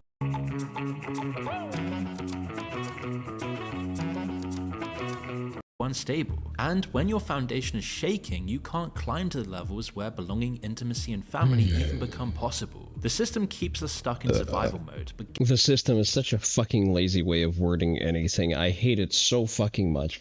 I hate it when people boil down a complex set of problems, or by the way, all generated by either communists or the federal government. But I hate it when it's all boiled down to a system. No, it's not a cohesive system. It is a combination of self-serving, profoundly retarded groups, each sawing away at the branch that is supporting them. That's all it is. It is a gaggle of stupid fucking people who need to be removed from the levers of power. Gaslights us for not reaching love. Do you ever lie in bed scrolling through people's social media? The engagements, weddings, honeymoons, kids, it feels like you're watching real life from behind glass as time. If you are on TikTok, you should lose your right to vote. Seems to disappear from under you. And it's not just about missing out on dates, it's about missing out on the opportunity to build something lasting, something to have outside of ourselves, something to connect. Maybe instead of doom scrolling, you should be doing something productive so that you can stack some paper and pull some bitches.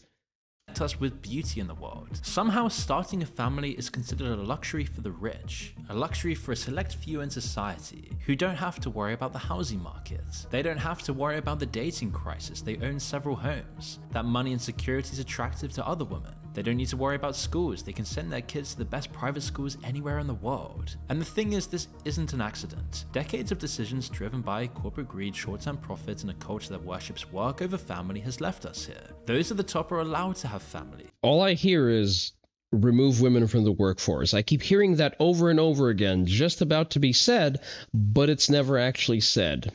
Funny that. They're able to have more kids, and even then they're still not having that many.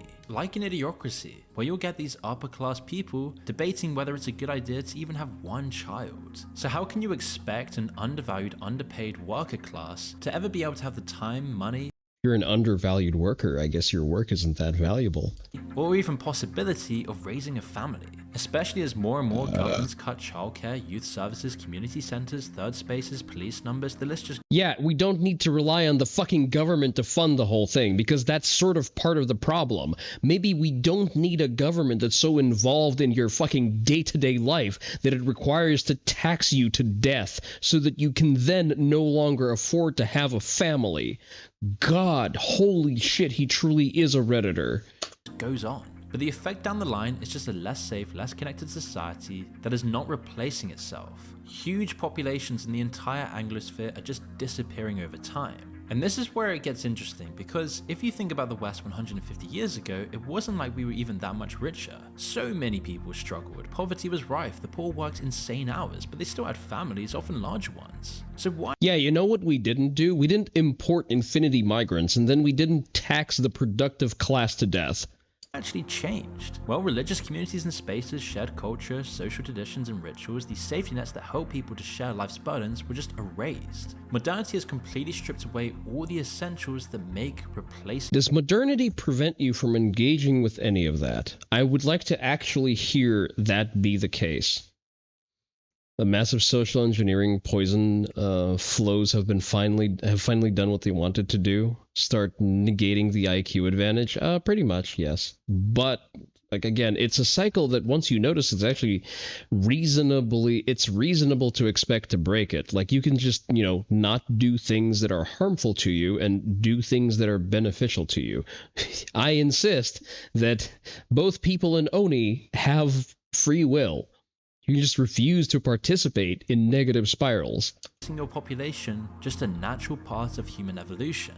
And I'd say the most infuriating part of this fertility collapse is when we're just supposed to pretend that people's decision to not have children is simply a personal choice, and not one imposed upon us by oppressive social structures. This isn't a problem in Africa or other— I keep hearing commie gobbledygook. Every other point he makes, he reverts to fucking Marxist dialectism. I hate it so fucking much. Developing parts of the world, and yet somehow the rich West can't even replace its population levels. And we can't just blame the rich and powerful here. Much of the progress we celebrate today is just part of the problem. Because we created a massive middle class, and when you look at who's actually having kids, it's not a straight line from rich to poor. It's a U-shape. The wealthy have kids. Elon Musk has 12 children. Nick Cannon has 12. Oh, he has 12 that he knows of. Robert De Niro just had his 7th at age 79. The working class or populations in poorer countries have tons of kids too. Africa's population is booming. Okay, but how many of them survived to any... How many of them live long enough to be able to vote? It's never too late, chat. Exactly. He's actually bitching about the bourgeoisie. He is. Often when work prospects are lower and pay is worse, kids become a lifeline. Life priorities put family before career advancements because career... Have you considered that maybe if we don't bleed the young generation in order to pay for boomers, boomers will have an incentive. Well, not boomers, but I mean, if we don't bleed the young to feed the old, maybe the old will have an incentive to actually have families, to have someone to fucking feed them because Social Security doesn't exist. Now you're reminded of the French guy who fucked his way across Africa and is believed to have produced a few thousand children. Listen, dude's got to have hobbies, okay? He's definitely a Reddit addict, yeah. Really isn't on the table anyway. There's nothing controversial about this. This was always what it used to be like before countries became industrialized and the middle class blew up. Families had loads of kids first because infant mortality was high, and second because it means more family income and higher overall chances of survival. The middle class though, they're getting absolutely crushed. And they're dying quite literally because of that. Have you considered not taxing the middle class to death? First, the middle class is associated with hard work and career aspirations, the self-actualization I talked about earlier. So immediately there's an additional cost, childcare, because most middle class households have dual incomes. No one wants to give up the career society. At Kane, we're on a mission to redefine active recovery footwear. Meet the Kane Revives. You actually don't need a dual income for a middle class family. You actually had the middle class back when women were not in mass involved in the workforce. Automatically includes childcare as if you're not supposed to raise your own fucking kids. Exactly. Why the fuck are women in the workforce above entry-level positions? That's the problem here. If you remove women from the workforce, the men will just be paid more because you will shrink the supply of labor. Therefore, said labor will now cost more. And you can still support your family on a single income and still be middle class. To them all their life. The middle class couple sits at the kitchen table with a spreadsheet. Mortgage, student loans, car payments, health insurance, retirement savings they're already behind on. And then childcare. Yeah. Notice how he doesn't mention taxes. Notice how he doesn't mention the fucking taxes being taken out of the paycheck of the middle class family to feed the fucking non-productive part of the population who contributes nothing, just leeching off of everyone else. That costs more than their rent. So they wait and wait, they're being sensible, and by the time they feel ready, realize the biological clock never stopped. This is the low fertility trap that threatens everyone. The working poor have kids they can't quite afford. The rich have as many as they want, but the middle class, the people who followed all the rules of their life, maximized their education, delayed gratification, well, they're getting totally screwed. As you expect and probably know, all of this is causing a hell of a lot more stress, angst, paranoia, and disdain. It's getting so bad the men are just doing everything possible to thrive in this algorithmic system, to the point of literally breaking their bones to add height to their Hinge profile. Okay, no, darling, stretch before you reach. Holy shit, you are too obese to make leaps like that. The fucking God, the bone-breaking surgery. First of all, well, it's not only in India, let's not lie. The therapy is done in other countries that's not India. However, none of them are good places to live. No first world country fucking does that, because it's a retarded pursuit. Or just smashing their jaw open until it looks worthy of more likes on Instagram. It's why it looks... Have you considered just, I don't know, eating meat so that you have a human-sized jaw? Maxing is now a thing. We're really seeing is that there is like this very... I'm sorry, I will not take any information on anything from an Indian man. Very like deep I can smell your lineage, sir. Saar, please go back. Anger, entitlement, there's like this incel movement. There's this like alpha male, beta male kind of thing. And I don't know if you kind of get this, but... Oh, great. You're conflating different things that you misunderstand. Thank you, Saar. There's like a deep sense of like anger. Men today are more overprotected than ever before. But what? By whom? Where? Men are protected from what exactly? At the same time, less able to be themselves or show vulnerability than ever, with constant mixed messages about needing to be confident and assertive, but also to never make a woman uncomfortable. So when real intimacy feels impossible... Say it, Moon. You are on the fucking cusp of actually getting the beginnings of a fucking clue. Come on. It's just one word. Or dangerous, most people just end up with two obvious escape routes. Adult content, which has now become a type of synthetic intimacy, numbing your core drive in life to Bonnie Blue videos. Or you go the other... I'm sorry, if you're able to crank it to a Bonnie Blue video, you should probably just be shot.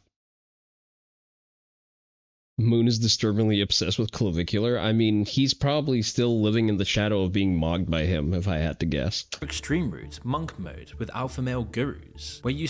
So, what is... monk mode is not a bad thing. If you are not performing well in your environment, if you are obviously not achieving success, removing yourself temporarily from the environment where you're performing poorly in order to invest in yourself is actually a positive fucking strategy. Imagine stopping helplessly flailing, working on yourself, investing time in yourself, becoming a better professional, becoming healthier in order to then come back into the dating market in order to get better results. Who would have thought that that is actually a viable strategy? God damn.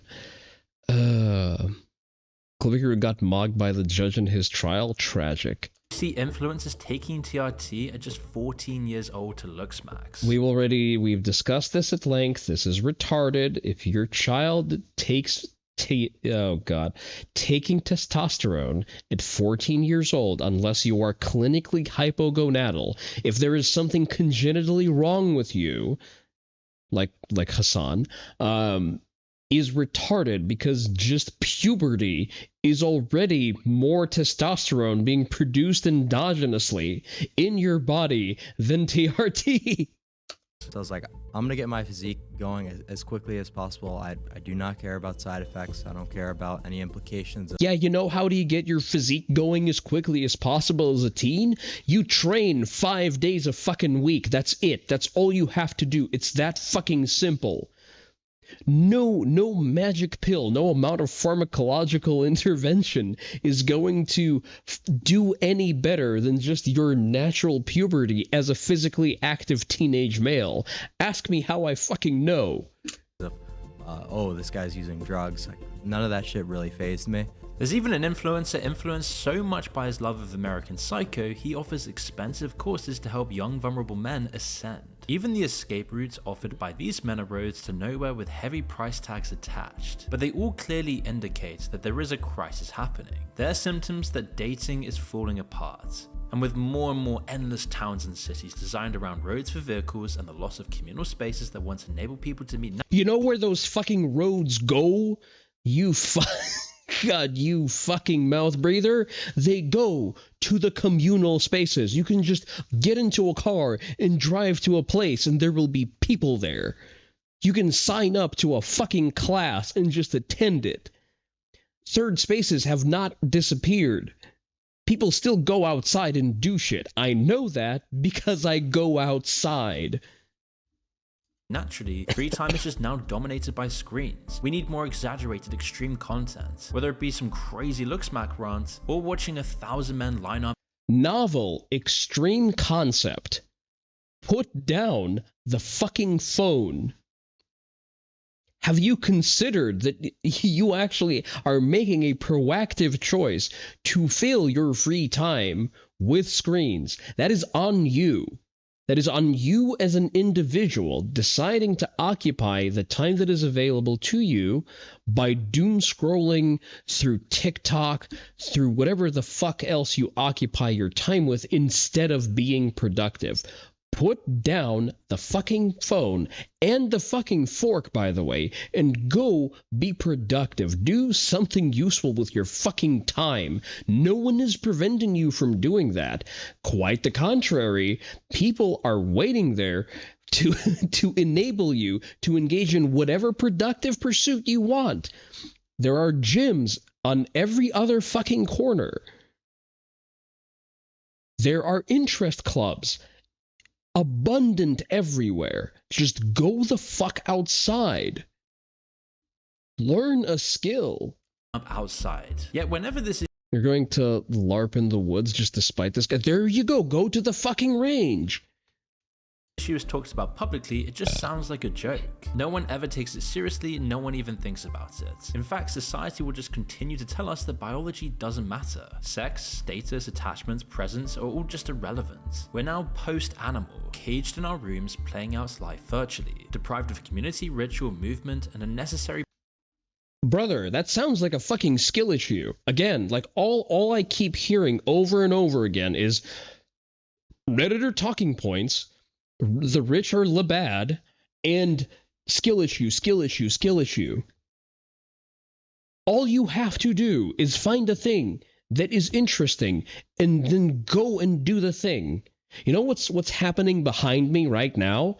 My little floor desk, it has a book cracked open on the proper rituals and origins of Buddhist temples and Shinto shrines, which I am sitting and transcribing because it has words I don't fucking know.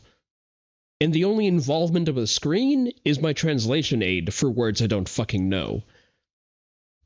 I've invented that pastime for myself. That's in addition to the 10 different things I do throughout the day. I dry fire with the gun on my desk, which I actually haven't done today. I have a set of juggling balls just sitting on my bookshelf as a thing that I frequently engage with as an activation drill, essentially. I have a yoga mat laying behind me that I use for my daily plank regimens. Whatever the fuck else. I have a weighted jump rope Like, most of it is physical. That's because, you know, these are things that I find interesting. Sorry, my hobbies are mostly centered around killing people. Listen, it's just the way I am. But that's a nice hobby nonetheless. Has an internal culture. There are other people participate in that hobby. Being post-animal is a fucking Marxist ideal. Yeah, it's the fucking tabula rasa fallacy. How did we get here, Moon? Come on, say the thing. Say the thing, content monkey. Bits of chaos and unpredictability, the conditions that our species evolved in. So next time you see falling birth rates across the Western world, when you see the heckin' toxic masculinity, why yes, that's me, Kurumaru, CEO of Toxic Masculinity. Population collapse in numbers, you have to realize that this is manifesting itself through these weird behaviors that we're seeing today. And as we continue to struggle, you know how you reverse collapsing population? Stop taxing the middle class to feed the fucking useless eaters. If you're an animal, then you're fundamentally subject to biological essentialism. No, Terry, we can't have that. We can't point out that certain populations have a median IQ of 65. That would be mean. To even replace our current populations, the burden will only get heavier for everyone. What's the solution, though? What's the solution, Moon? What are we supposed to do? Oh, wait, you're just farming clicks, bitching and whining without actually being productive and suggesting any fix for it. Jesus Christ, actually go rope. Blocking low is a feminine trait. No man should be that eager to be on his knees. Blocking low does not require you to be on your knees. You get put on your knees if you eat a forward 4 from Reyna while crouching, which is an understandable shortfall. How are you doing today, Garm? God, I have to stop myself from dropping a slur. Low parry or break. Not all lows are low parryable. If you had played enough if you've played enough against Kuni, you'd know that. Kuni or Yoshimitsu? Who else has weapon lows? Alisa, Yoshi. Thankfully, we are for now spared from Law having a low nunchuck.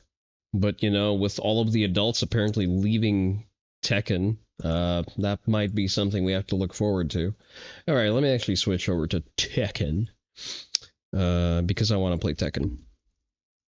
I'm still essentially smurfing, because I've not played any ranked since the beginning of Season 3. So that's what we're going to do. I wonder if game capture is going to work. Surely it will eventually. All right.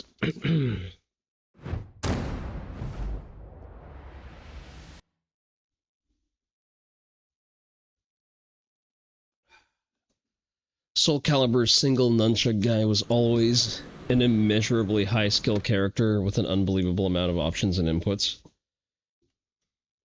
Well, Law only has what? He has like 2 nunchuck moves. He has a mid instant screw launcher, and he has like a high extension with a nunchuck. I don't think he ever needed nunchucks, to be completely transparent. Looks like a fucking gimmick.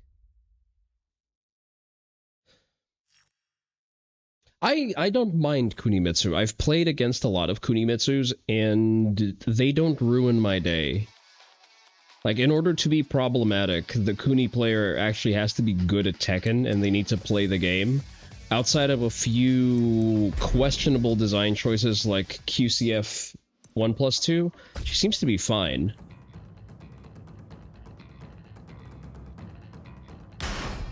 Mod game acquire Kunimitsu. I'm not a big Kuni appreciator. I'm more of a big budgets kind of guy.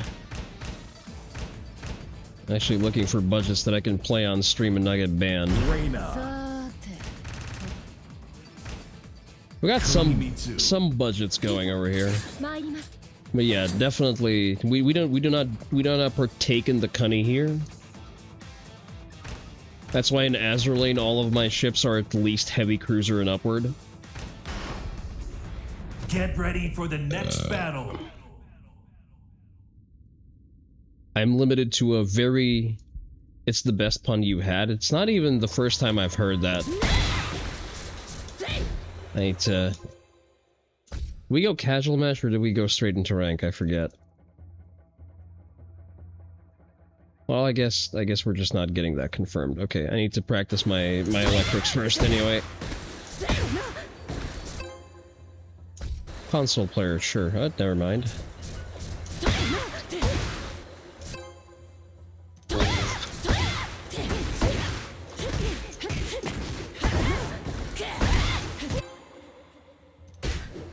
Life must be miserable as a Wi-Fi player. Did triple electric go away, or are they just suboptimal? On Reyna, she didn't really have a triple electric combo because her electric lands a little bit higher and the range is a little stubby. It can be done, but you don't really get anything for it. Get ready for the next battle. I think Heihachi is the easiest triple electric, and I think his optimal combo is the triple electric. Alright, Jin player, let's see what we're working with. Fight. AFK? We're just trolling. Okay, never mind. Alright, good CD3. No, CD1, sorry. What's for breakfast? Unfortunate misinput.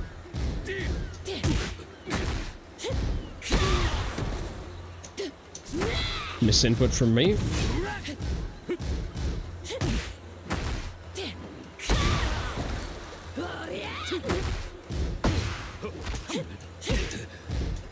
Does he know?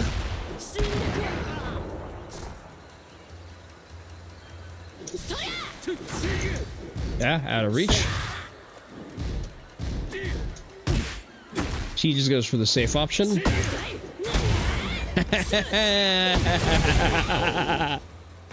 You thought you could just throw safe strings against me. Fight.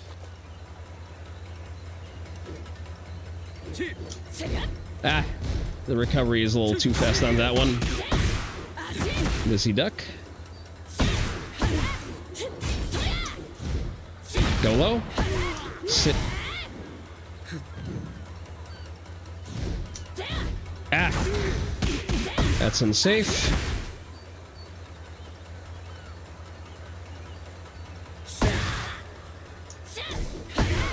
Good sidewalk. Didn't really capitalize. What the excuse me? Instantly dumps heat, sure. And he fell for it. Round 3. Fight.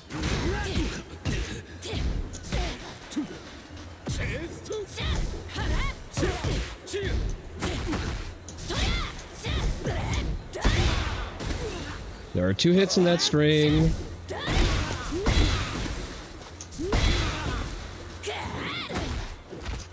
Ah, didn't break in time. Missed the window.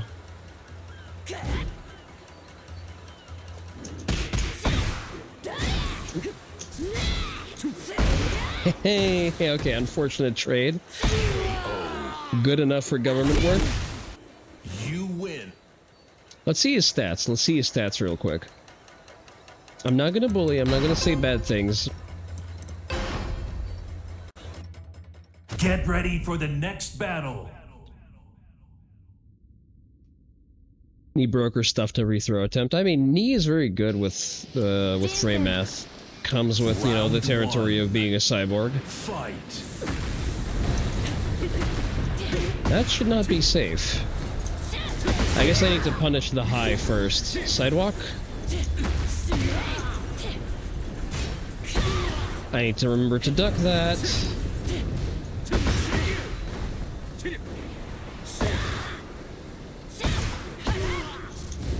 Good block.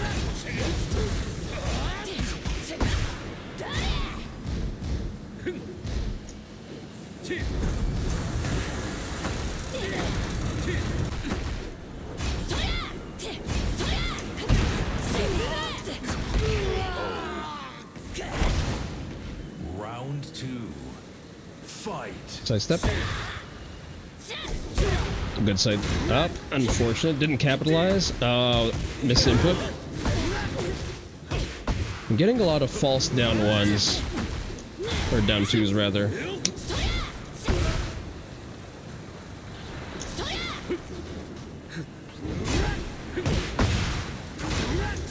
I need to parry that. I need to not let him do dive kicks. Unfortunate. That's on me. That's mostly caused by that one bad electric. That's -10 now. Okay. Okay. We play airtight. We do not allow that anymore.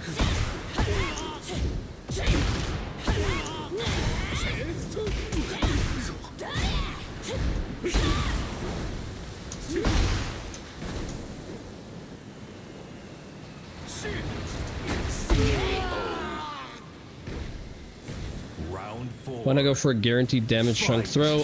Throws are slower and don't have the range, and a lot of strings have a lot of lateral movement. This is my best option for back turn.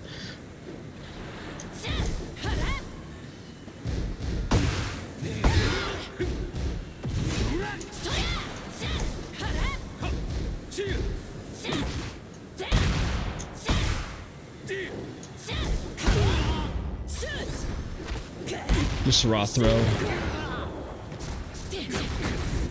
Fight Nymphy?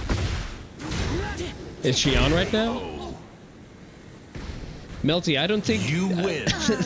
First of all, it would be a little bit unfair, given that I was the one who taught Nymphy Reina.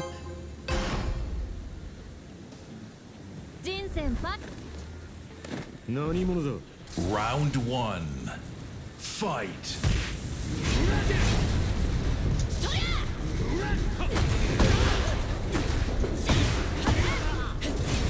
She's live right now. Is she playing ranked?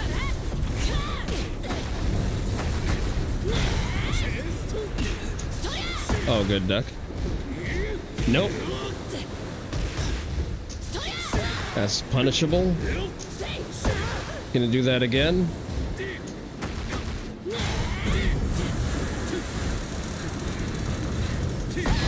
Oh, good electric. Well, it's a wind god fist, but still. She's training to surpass me. You love to see it. She's still training on her Kunimitsu, right?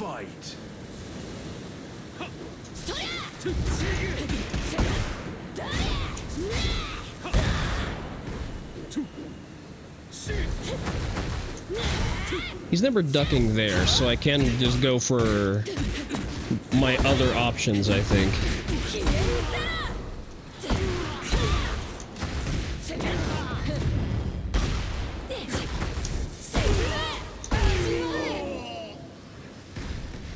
Round 3.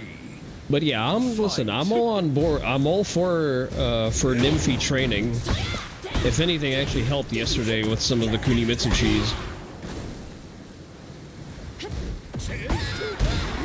I guess I flash ducked there. Is that not parryable? Okay, noted.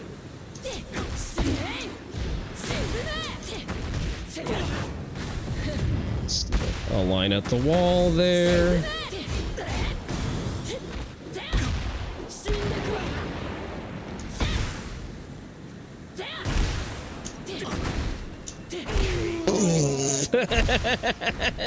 Round 4. Okay, okay. Fight. Why did that clip me?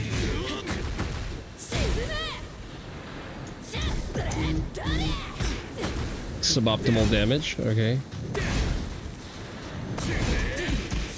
That's always unsafe, my guy.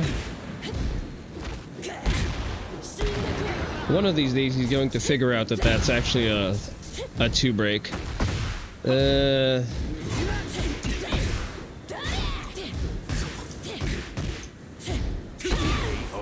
You tried. You definitely tried. You win. All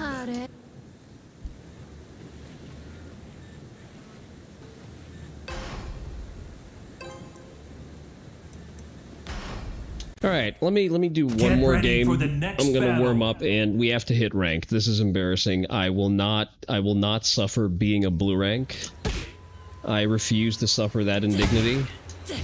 Let me move my fucking whoop to my different arm because I think it's interfering.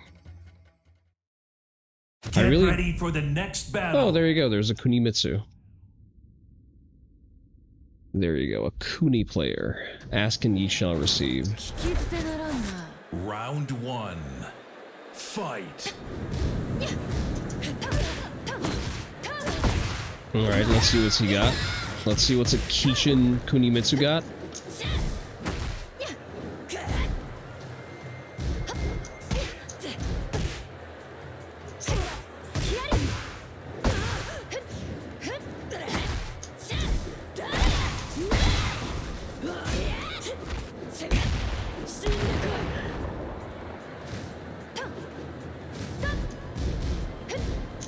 Should have punished.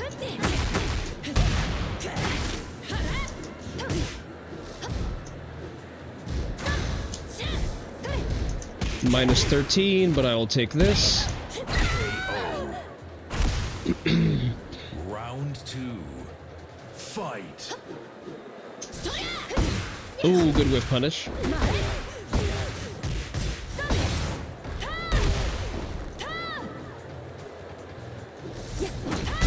What the fuck? Where did that track?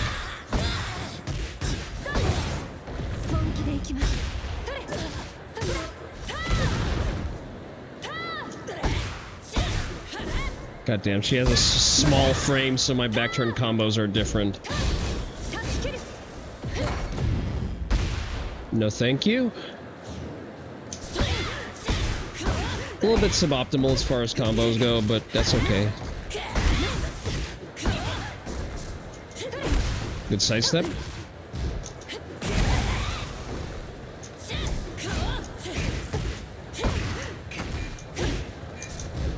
Good block. Unfortunate follow-up. She had forward 2 guaranteed there. Also not playing my best.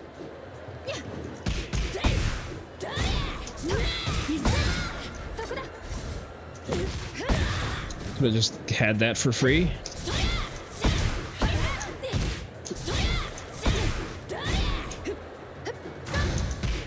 Not safe.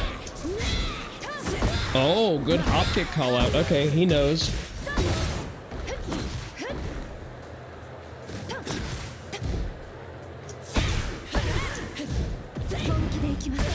Oh, get the fuck out. I was pressing back. Get the fuck out. I was supposed to get that block, but okay.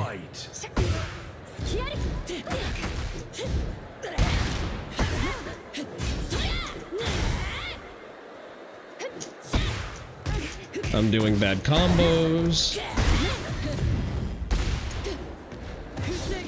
Good counter. Okay, this is someone knowledgeable.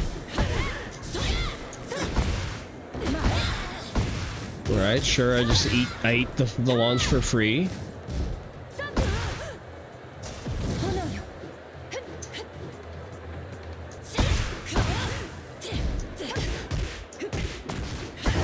Ambitious.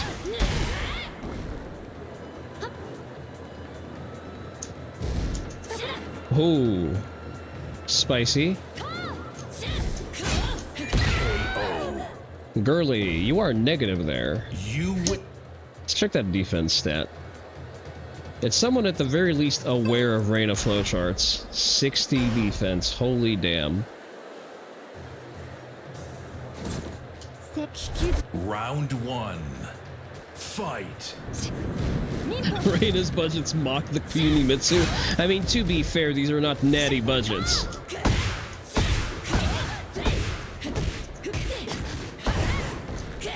I think on modded they might be either equally matched or Kuni might actually have one over on her.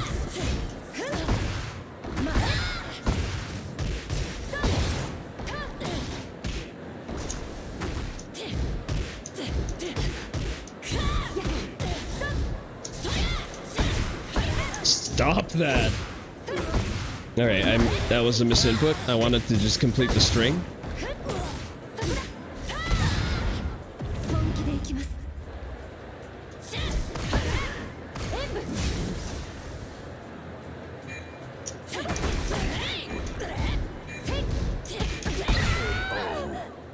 casinoed a little too hard there, Missy. I need to punish Hopkick better. Fight.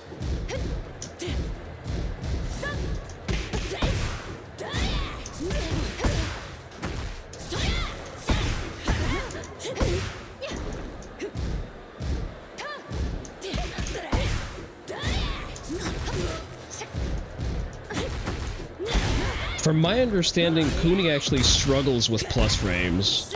She doesn't really have, like, disgusting positive frames on block.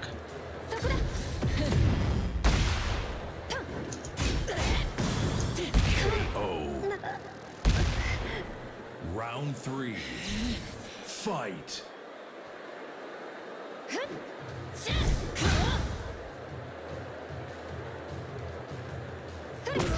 Ooh, that's some nice reach there.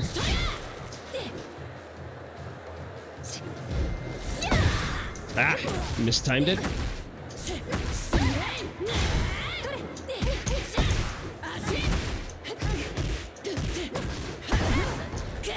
I guess thank you for the free launch.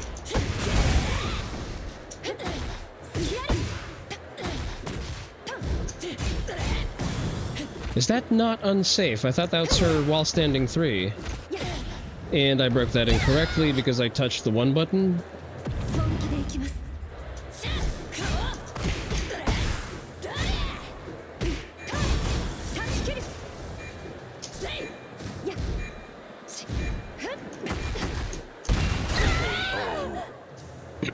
Unfortunate spot to mash.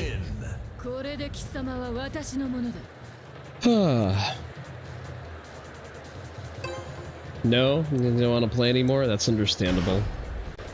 Alright, let's... Get ready for the next battle. Enough pussyfooting around. Let's put our money where our mouth is. If I claim to be better than the blue ranks, I have to leave blue ranks. So we're gonna go and go matchmaking settings, and we go into ranked.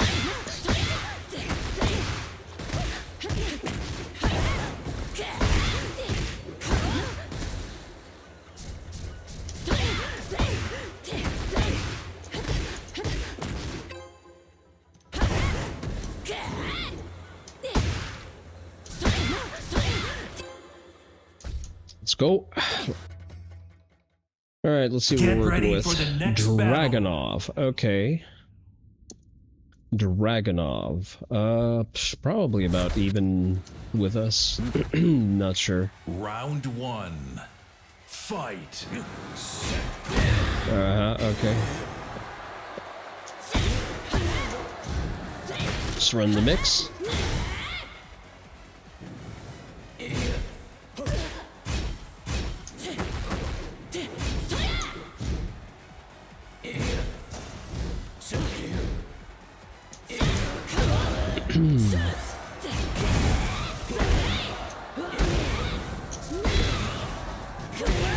Not sure what he was trying to do, but okay. Round 2. Fight. That's not safe.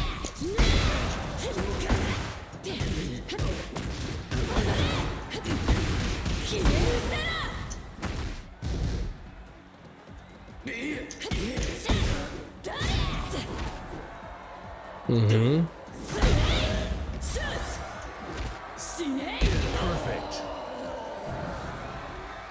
Round 3. Fight. No punish.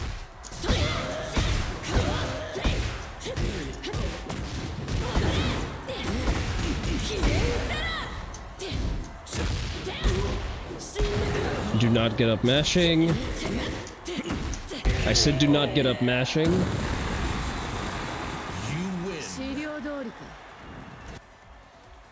I don't know how far I want to try to push. Probably not. Is that bad, eh? I probably won't try to push all the way to Tekken God today, although that seems to be a very watered down rank these days.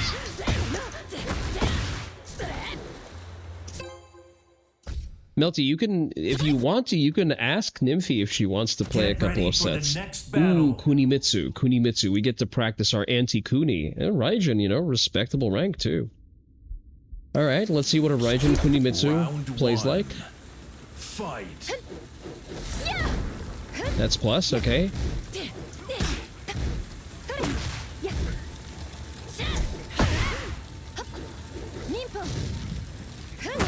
Oh, okay, good keep out.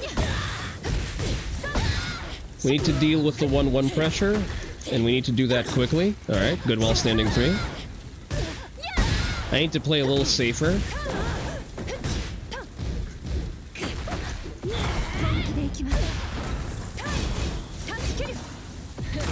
Oh, unfortunate. Okay. Okay, the flowcharts are definitely there. He has all the common interrupts and reactions in mind. Solid player. Oh, okay. Okay. This is someone who with good anti-Reina knowledge. Didn't punish. That's a while-standing punish that I missed.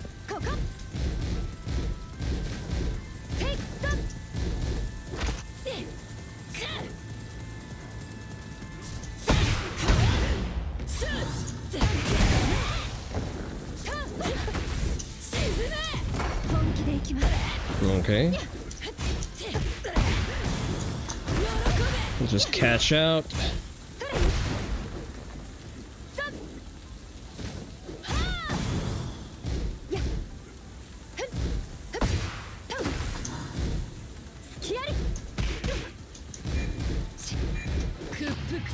Unfortunate.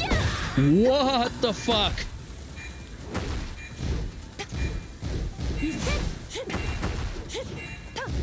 Time up. Ah, goddammit, I wasted my time. Nice. Round 3. Fight.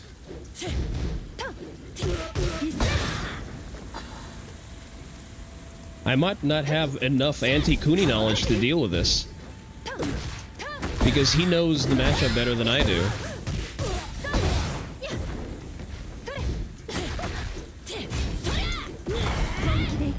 Okay, that's fine.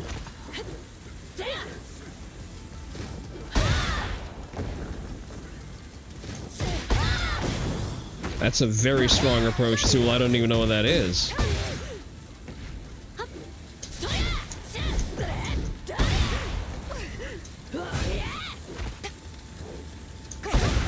What the fuck? What is that frame data? Depending on how much points that was, 1,002. All right, we can do this.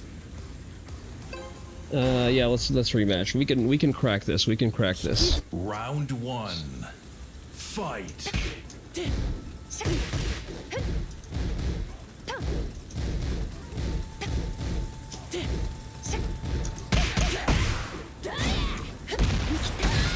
Oh, that's unblockable. Goddamn.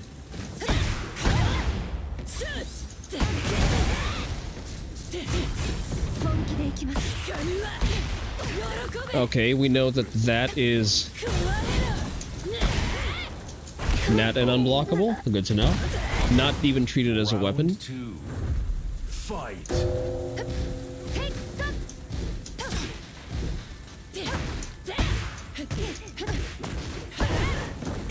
Yeah, sure. Why not just, you know, do that raw? I'm not getting my parry timings. I shouldn't be fancy with this. I should just sidestep.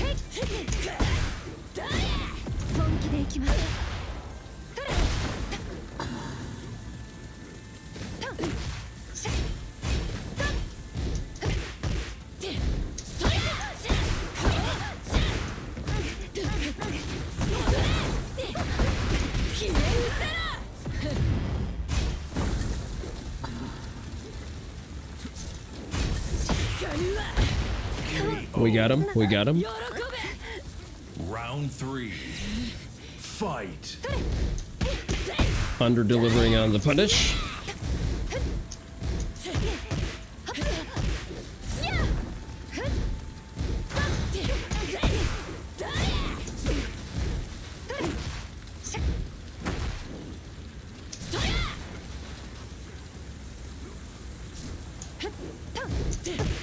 There we go. Does he know? I remember if he's broken that throw yet.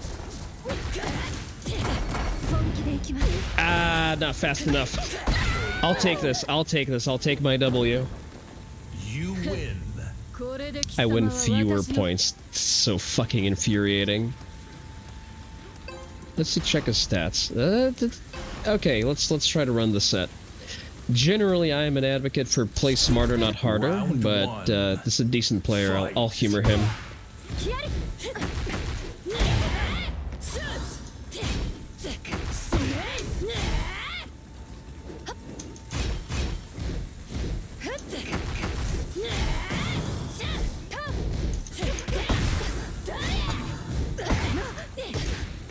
And I fumbled. What a choke. Thank you for giving me that low for free. Round 2. Fight. Like, maybe I should, I don't know, like, take my turn. Good duck. Alright, okay. If you say so, I guess we're sticking to mids. Disgusting Oki.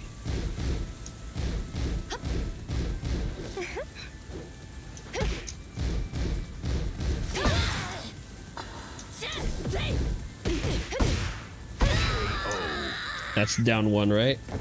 Round 3. Fight.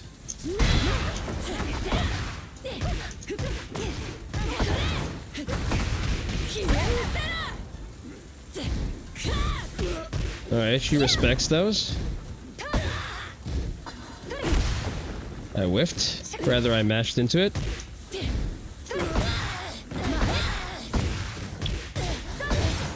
Very good at guessing.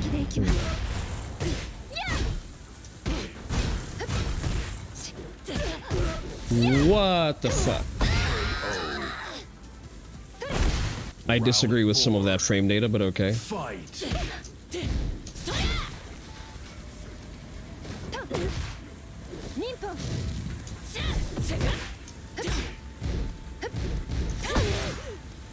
I had to start sidewalking that. If I don't have my timings for parry, I need to at least sidewalk.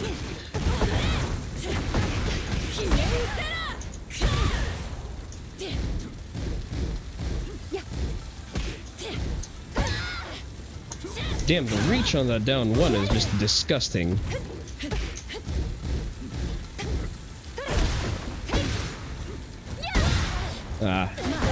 That's not even a counter hit move, though. Oh, I threw.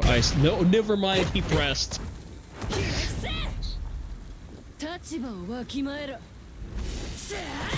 All right, we got to pull out the cheese. We have to do something disgusting real quick.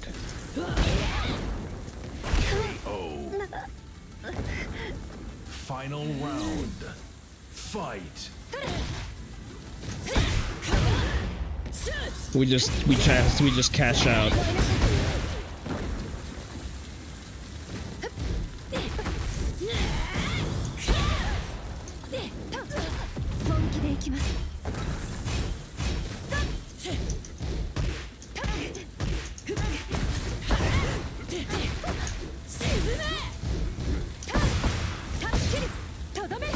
I respect that it was not my turn to throw, or rather, not my turn to mash. Still going for lows, are we? How about this? Oh, get the fuck out, you cheesy whore!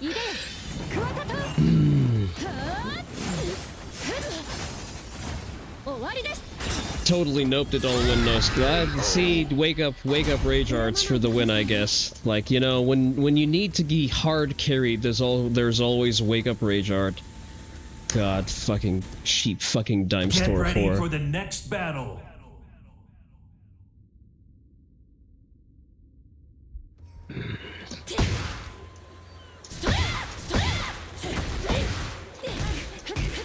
You know what? See, the aggravating part is, I could beat him. Never played these, but you could totally get the Rage Art disdain. Wake Up Rage Art is... So the problem is, it does work. Like, when you're focused on offense, when you're focused on, like, getting that last lick, unfortunately it does work. And I guess there's a certain game theory math that goes into it on deciding to do enough so that it would kill even through. Alright, this is Paul, I need to focus.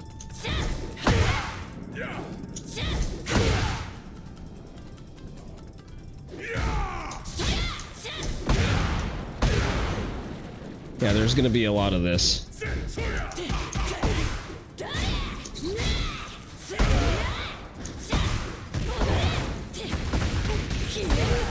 But yeah, as you can obviously see, the problem with... He bounced off the wall. Round 2. Do all pity supers in Street Fighter get armor? I don't play Street Fighter, so I don't know. My guy, you need to participate. Like, I'll take my free damage.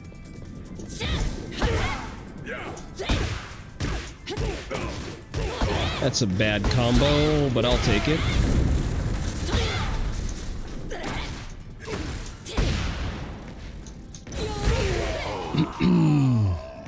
I don't know, I don't play Street Fighter. Fight. Or are you talking about Rage Arts in particular?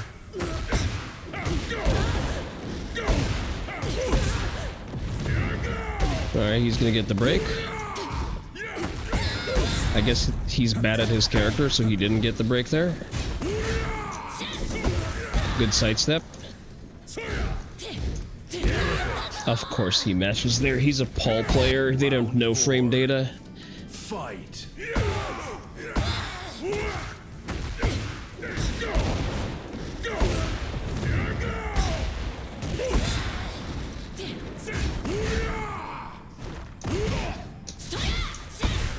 You stop that.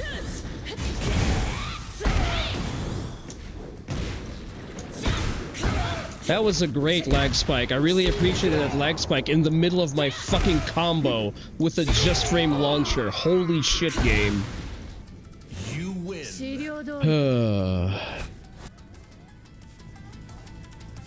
Giving Rage Arts armor. Well, I mean, so they have armor, but you still take damage. So, like, you can hypothetically kill through the armor of it. Fight. I like the Tekken 7 system a little bit more because it incentivized, you know, at least somewhat intelligent play, because you could slow down the animation of it happening. Oh, that's how we're going to play. All right. Oh, good sidewalk. Nice. Okay.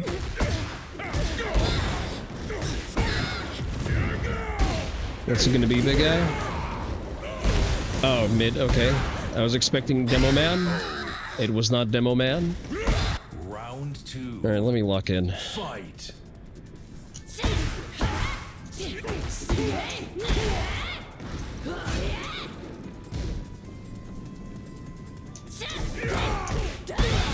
Ho, ho, ho, ho, ho, ho.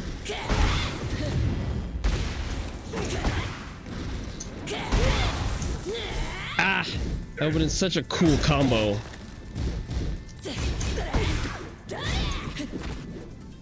Good break. No, no, no, no, no, my guy. You're not plus enough to do that. Rather not, I am 2 plus.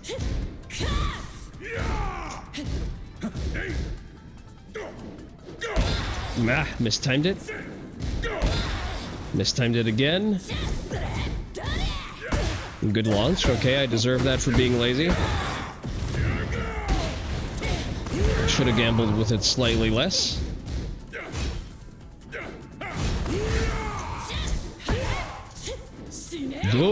Good movement. Good movement.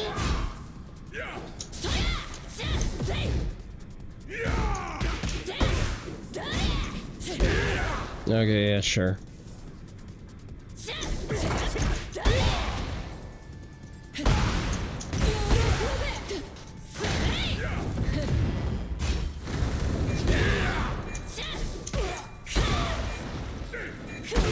Thank you for just selling that for free. Round 4. Fight. I was under the impression that if you block the last punch of Emo Man, you get a launch, but I guess not. I got caught stepping. I really love playing this games where damage is just free, where Paul can just do shit at you. That's so fun and engaging.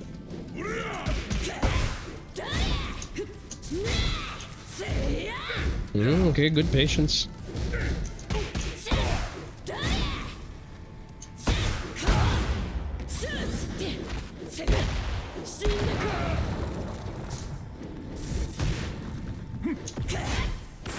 Ah, I didn't break correctly.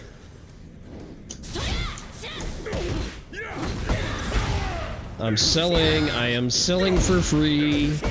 Stop that.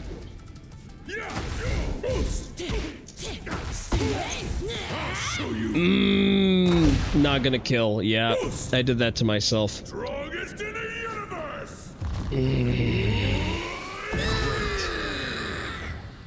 All right, we run this back. We run this back. Find out. 70. Oh, and a player. Okay. That explains a lot. That explains a pattern. He does not know Reyna, but he knows how to run the mix.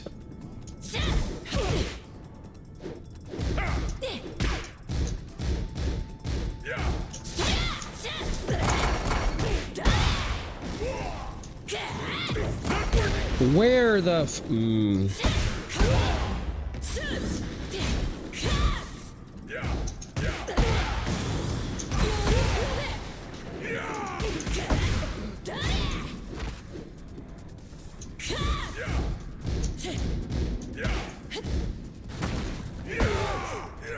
What the fuck is that evasion?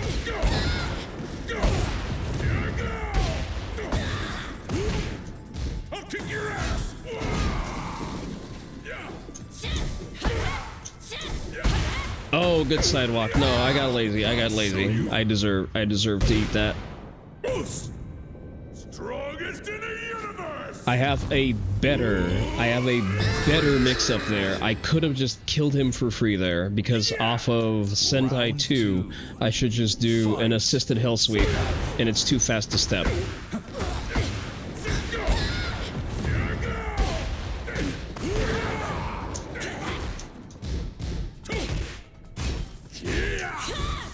What the fuck?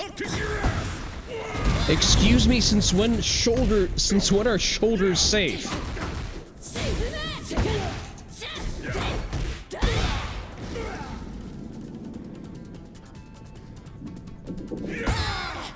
That should not have clipped me.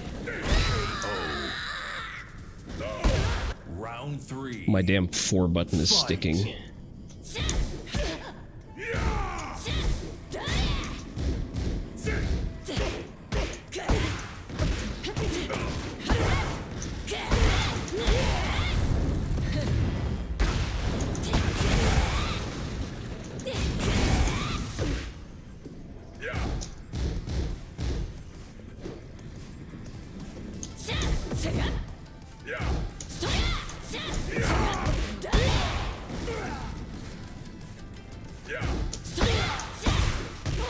Oh, I could have gone for a much prettier combo.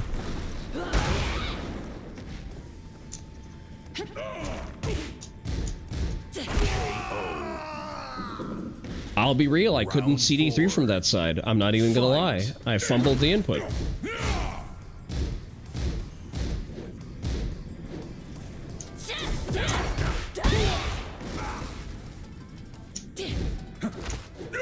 Didn't break.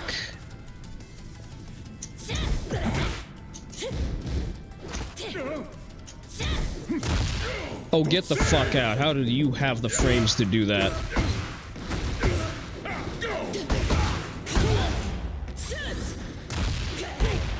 You tried mashing out, didn't you?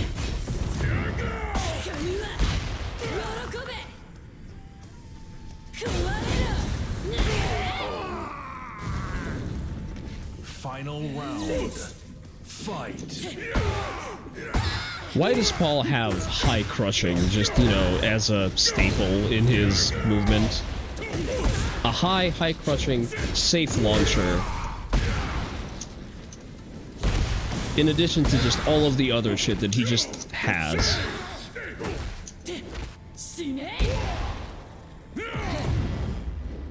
I guess I just don't get to collect my fucking float into a combo. Thank you, Tekken 8.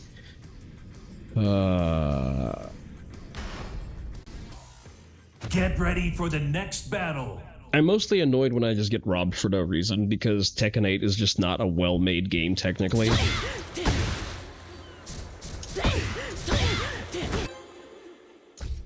Because for some reason, he spring kicks 10 feet away from me. despite having... He should have been in range of my heat pickup, and I would have just gotten a combo and killed him for free. Alright, let's work with Dragunov. Fight. Huh? Get ready for the next battle. Did my internet shit itself? No, the stream is still going. No, I'm still in queue. Did brother plug on me in the loading screen? Absolutely no Wi-Fi. Did the same Dragunov player I beat earlier? I don't think so. The outfit was different. I mean, it doesn't necessarily have to be a plug. Sometimes Tekken servers will just shit the bed. Get ready for the next battle. Oh boy, it's a Lars. It's a side hoe Lars. I'm really bad at the Lars matchup. Round 1. Fascinating custom though. Fight.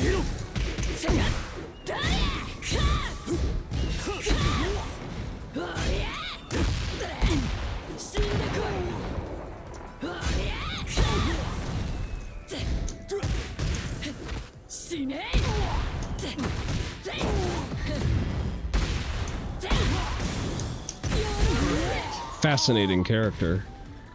Round 2. Fight. I should have 1+ dude. That's for free. That's just the throw he gets.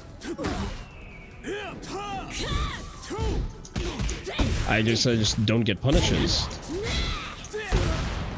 Okay. Low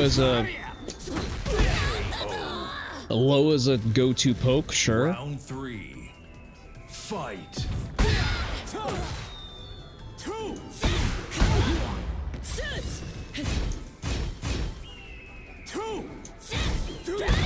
What the fuck?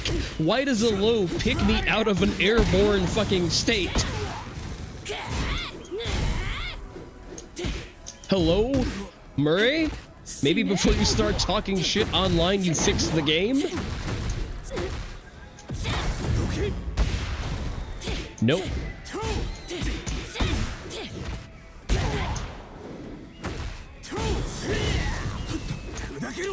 I insist that I broke that. Get the fuck out. Holy shit. I really love that I just get mixed for free with no option to sidestep 3 times in a row.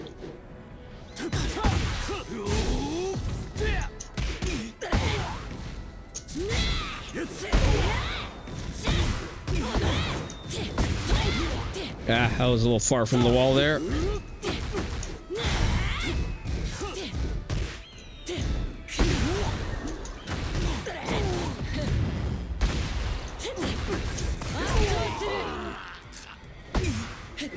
You tried to press, didn't you? Fight.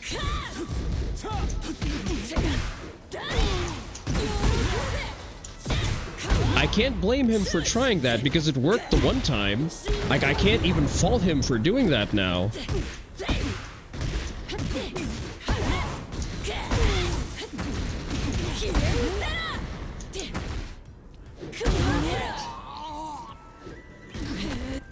You win. I'm going to try to figure this out. Let me check the defense rating. 63, yeah, that 64, excuse me. Don't let me shortchange you, King. Get ready for the next battle. Ah, really? You think it was the stage that was the problem? Okay. Round 1. Fight.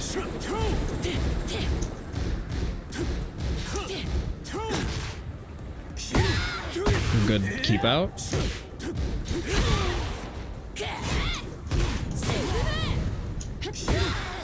Where was my dash? It's gonna get the wall.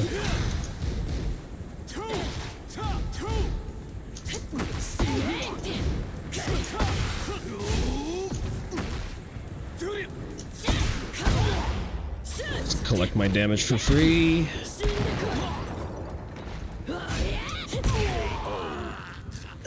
You actually tried it. God damn. I'm almost impressed.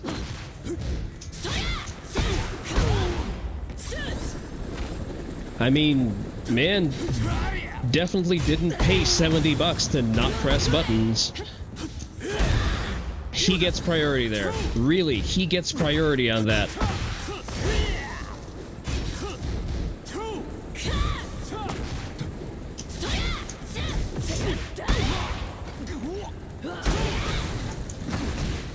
I guess, thank you for giving that for free.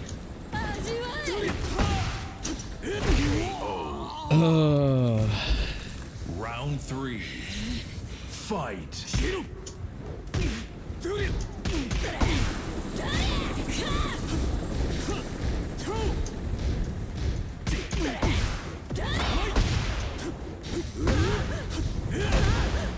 I really hate that move. I really hate that move, and I didn't break.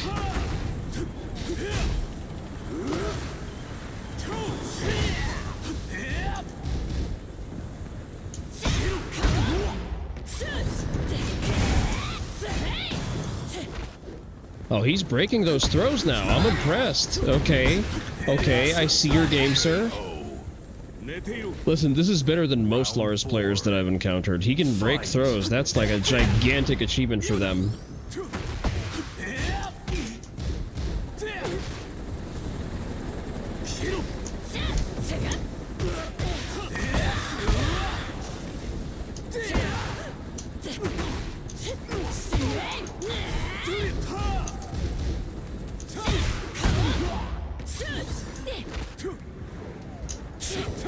What the fuck are those collisions?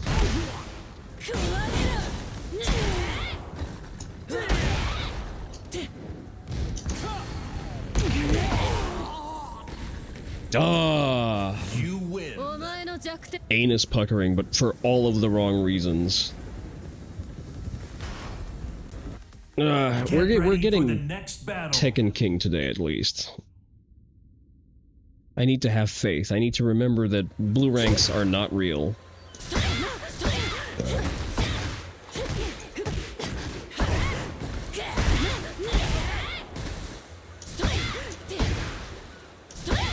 I just need to be cleaner with my electrics so that I have those on demand. He didn't take a game off me, right?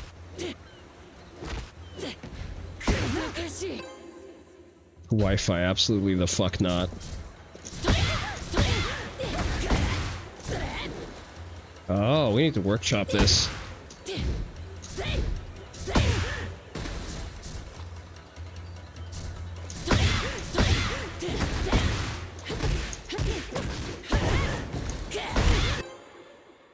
Yeah, sure. Get ready for the next battle. Another Kunimitsu, a Tekken Emperor Kunimitsu, with a very big rating. This is likely not going to go my way. This looks like an experienced player side-hoeing on Kuni. Where we're probably gonna get gate-kept.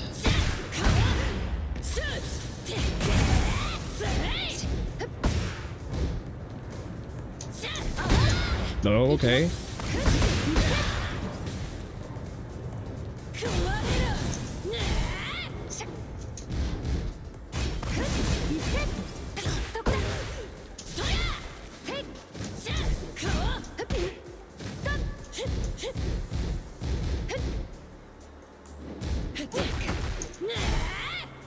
He's respecting the mix, so...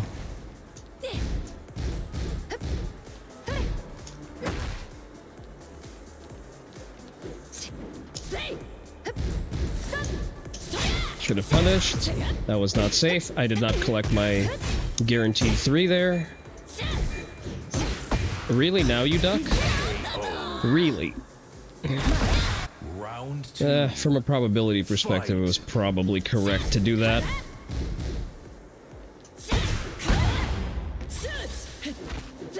See if he breaks.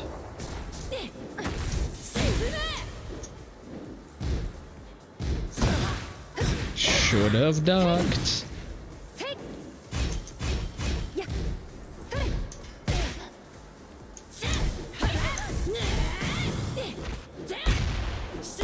Okay, he's enraged. Let's be mindful of that. That's a very punishable move if you just do it raw. I'm gonna assume misinput. Fight.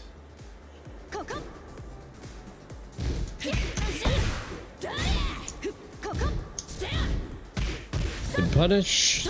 Bad punish. Collect our free heat.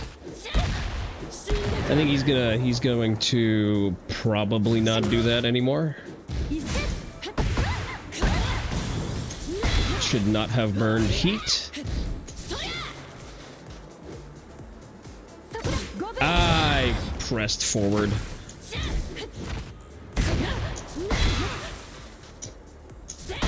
KO. Round 4. Fight. I'm gonna pretend that that was an intentional combo and not me fumbling the forward dash.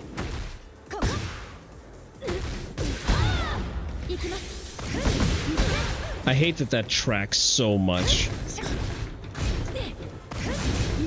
Like, damn, here's a character weak to sidestep right. However, you're not allowed to sidestep that character anymore.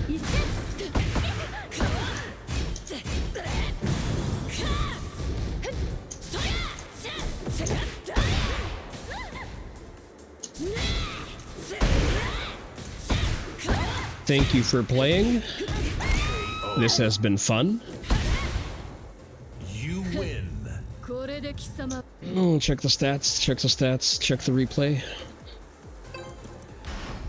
Oh, respectable defense rating, actually. I mean, he was guessing right on a lot of mixes, so... Round 1. Fight.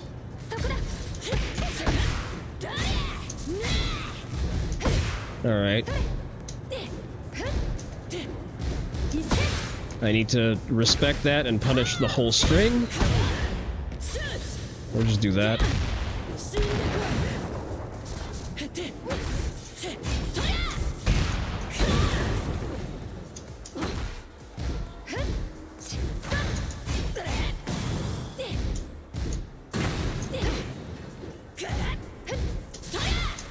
That's not the correct punish. That's not the correct punish. Down forward 2 is minus 12. I'm telling that to myself. Fight.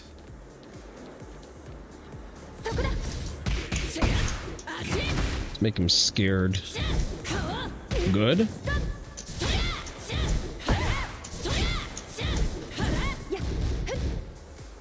I need to remember to duck that.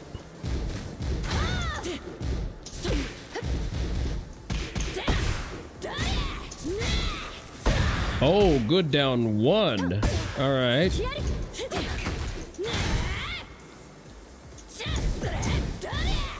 Oh, very... Not really an optimal punish. You could have just launched me for that.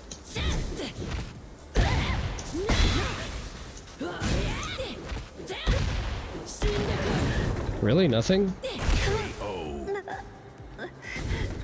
Round 3. Alright, remember next time when we're near killing, we go for mids.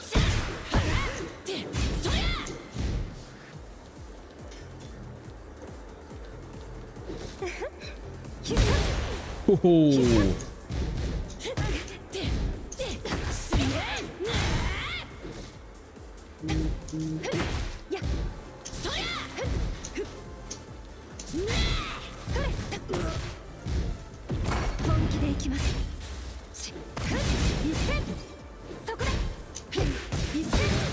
How plus is she after that? Unfortunately, I'm all of the plus frames.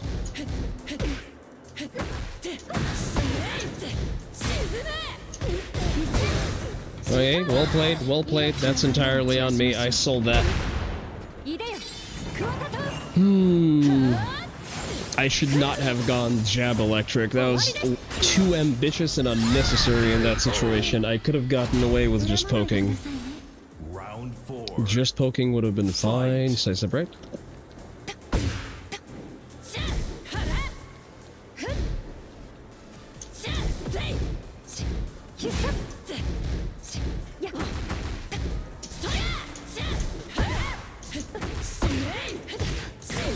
Ah, just short of the wall.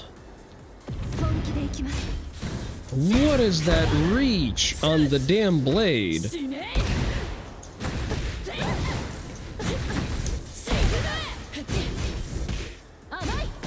Good counter. You need to break throws, my guy. You are Tekken Emperor. I've done the same throw 5 times. Please break throws. We're getting our promo. We're getting our promo nevertheless. Should we play? Get ready for the next battle. Should we play a little bit of Kuromaru, also known as Jin, once we get the Tekken Emperor promo, or should we lock in on Reina? He's going to get auto-promoed, probably to Fujin, I'm going to say. He's already Fujin.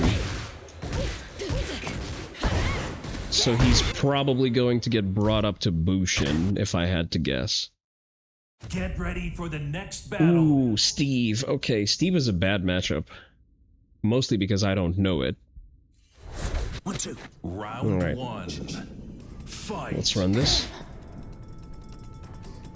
Over here. It's gonna be one of those.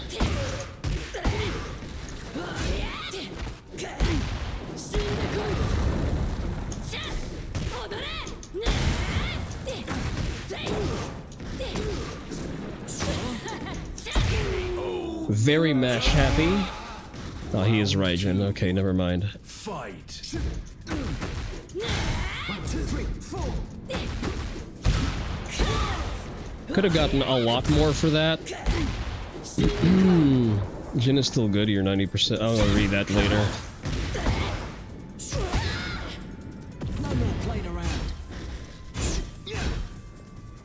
1, 2, 3, 4.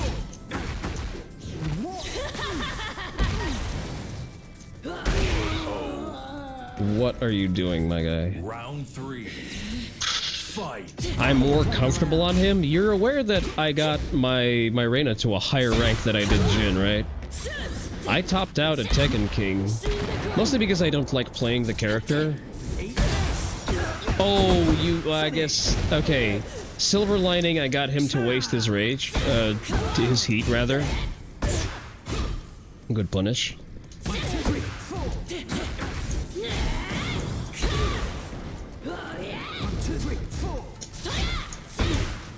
My brother in Christ, are you aware of frame advantage as a concept?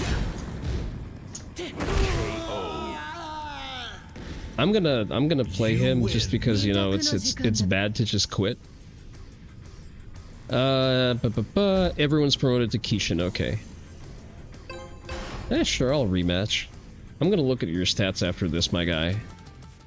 Get ready for the next battle. FDX has been gaslighting everyone into thinking that Steve is supposed to be a technical character. How the hell are you, Raijin? No walls, you say? Ho ho ho ho! Say less!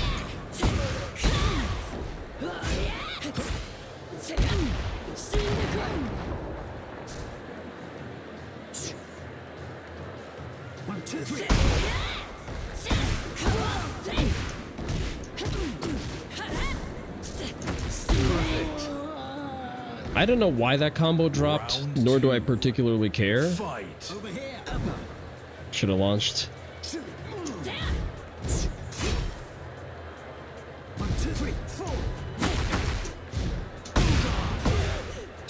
He really thinks that it's always his turn, right? He's one of those. Switch sides for me real quick. Okay. Oh, okay.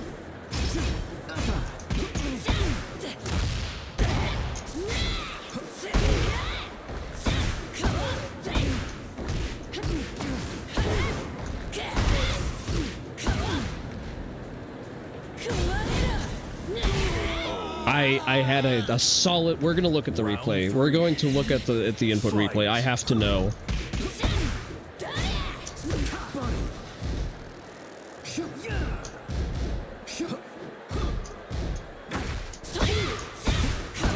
Bad combo.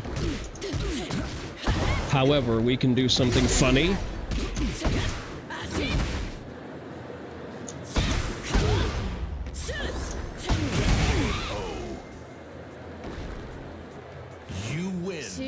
Yeah, I'm gonna go look at the replay. I'm gonna look at, first of all, I'm going to look at your stats, sir. 53 defense, that kind of tracks. And we're gonna go to replay. Honestly, I was expecting 30. So let's go, play replay. You know, we start with that one. We start with that one. Get ready for the next battle. I just want to see what was going on there. I want to diagnose the thinking. I wouldn't say that I'm more comfortable on Jin. I'm more familiar with Jin. Round 1. Just because, you know, Kyokushin heads stay winning. Actually, I've just realized I'm kind of large on the screen, aren't I? Let me minimize myself a little bit. There we go. Truly back to basics. Pressing lots of buttons. I'm not sure what those buttons are supposed to do, but they're doing something. Round 2. Fight. Buttons. Lots of buttons. I can't even say that he's... Okay, there was movement and a button. No more playing around. 1, 2, 3, 4. He's... Oh boy, oh boy. That's not mashing, no, Terry. He's playing the fucking Moonlight Sonata on his hitbox.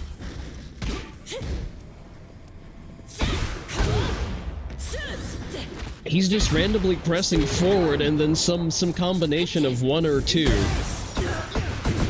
Finish.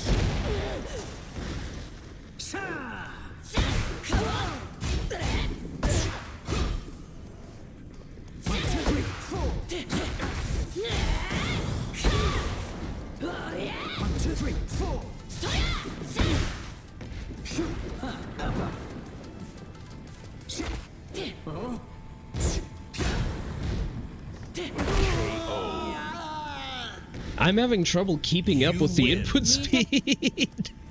Like let's look at the next one.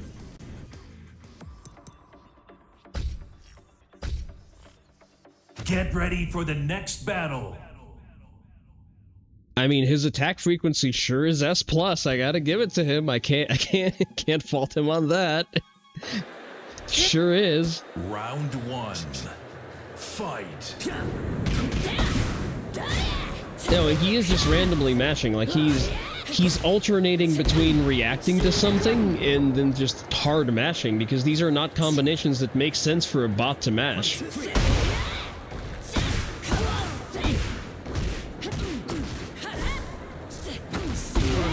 He's just doing down 1 2 1 2 1 2 1 2 because apparently that's been working for him. I should have whiff punished. 1, 2, 3, 4. It's over.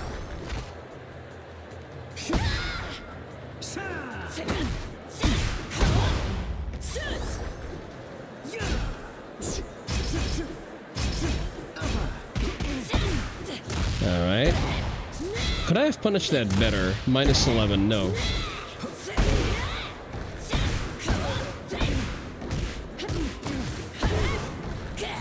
You know, he's at the very least stopped mashing when he's down on the ground, so I guess that was a learning moment for him. He's experienced the character arc mid-flight.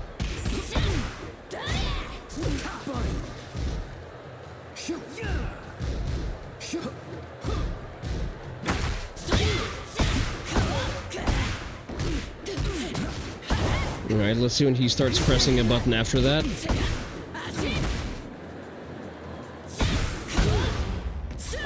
At the very least, he's now pressing buttons only when he's actually standing on the ground and doing something. I applaud that.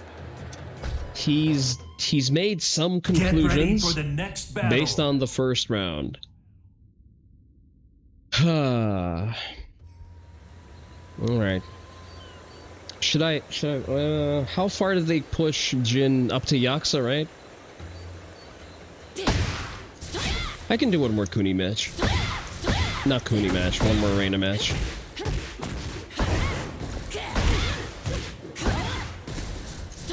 If anything, I'm probably not in the shape to actually do ranking Jin, now that I think about this. I'm barely in shape to play Kuni, but you know what I mean.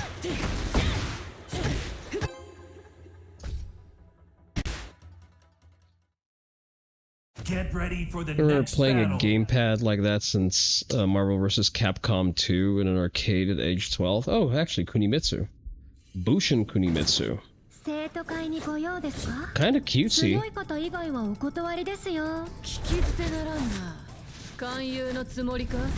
Round 1. Fight. Lock in. Back 1+2. Collect my turn.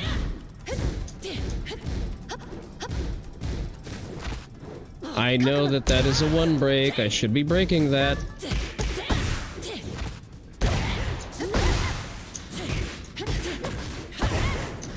Finally, I decided to not just give that up for free.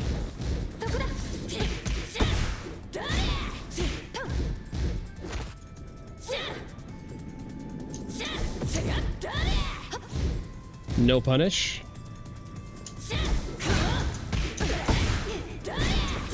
A little bit floaty on the frame math there, miss. Bushimitsu. She doesn't strike me as Bushi. She's more,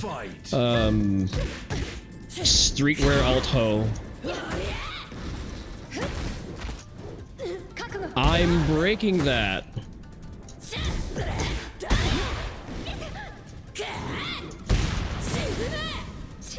Alright, respectable. Does she know? Oh, he does know, okay.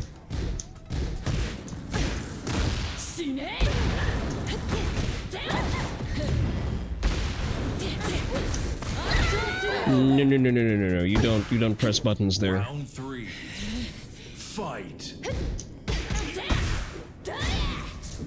I'm gonna take my turn, okay. And I keep breaking that wrong. Like, I know what the break is, I'm just not recognizing the throw fast enough.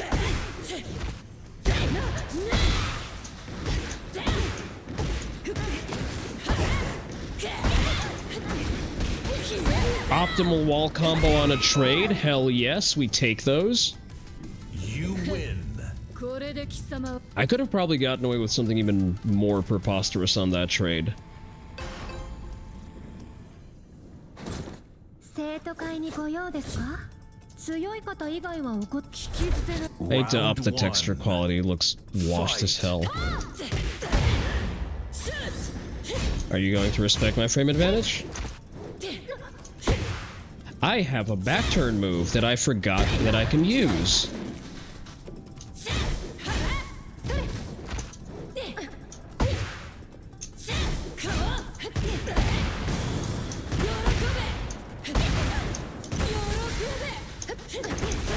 Oh, unfortunate. Round 2. Fight.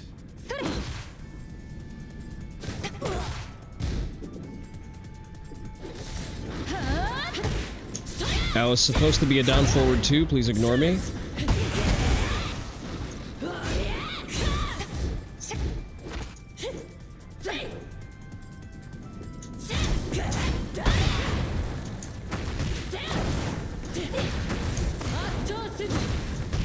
Okay, so the sidewall continues to fuck with me. A little out of range, you need to be a little bit closer for the full crouch blunder. Fight. I need to just do a hell sweep after that.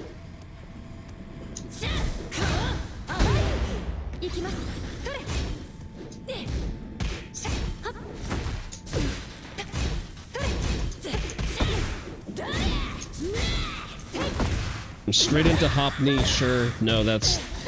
If you're expecting Reina flowcharts, hop kneeing there is actually the correct way to do about that.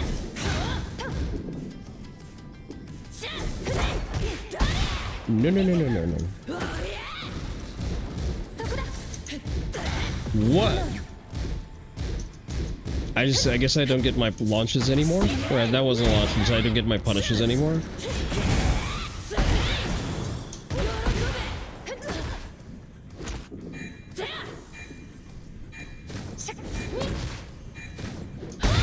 Oh, it picks up off the floor, okay.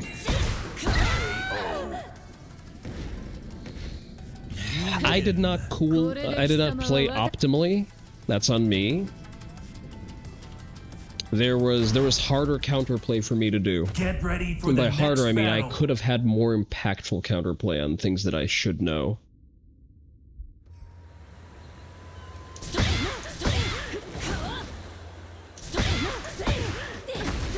For one, I think... Let me actually set this up. Defense... Record... no, wrong. Record again. Record again. There we go. Yes, let's use that. I want to know how minus that is. It's minus 14. What do I get for minus 14? We'll find that out in the next episode. But I think I get a full crouch Get for it. ready for the next battle. Yoshi, my favorite, if I can crack whatever flowcharts he's running. I haven't seen a Yoshi in quite a while. Round 1. Fight.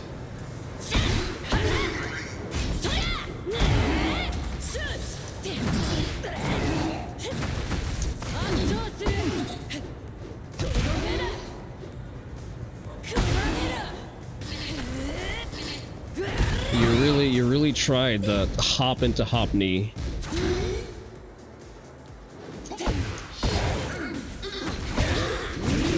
Okay, cool side switch move.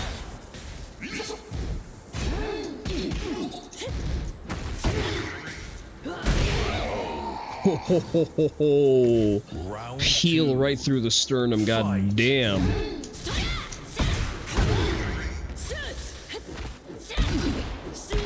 He's doing less flash than I would expect of a Yoshi player.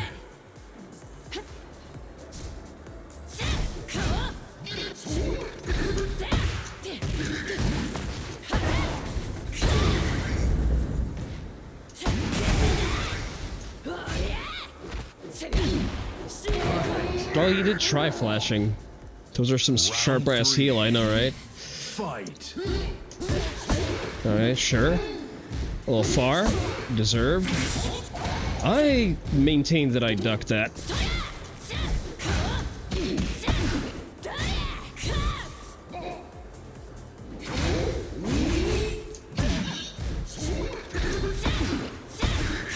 Brother, you already got launched for that setup.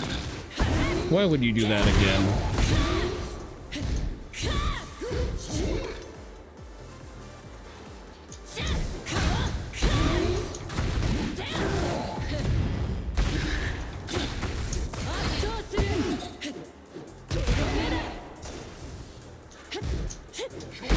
Okay.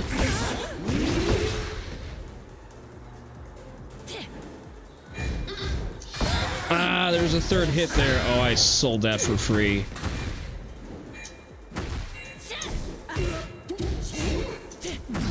Ah, no, that's on me. That's on me. I sold that one. I didn't finish him off in the corner correctly.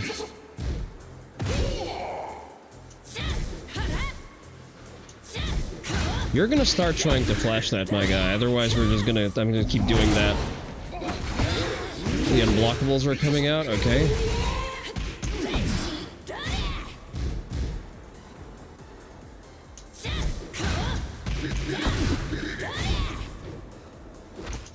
I didn't break. Fortunately, the only thing he can do is, yep, it's this.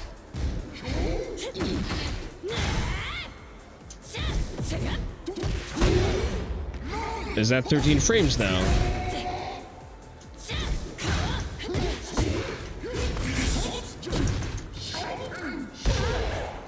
Sold that completely for free. What the fuck is that hitbox? Final round. Alright, lock in, lock in, lock in. I say as I whiff an electric. Collect my free damage.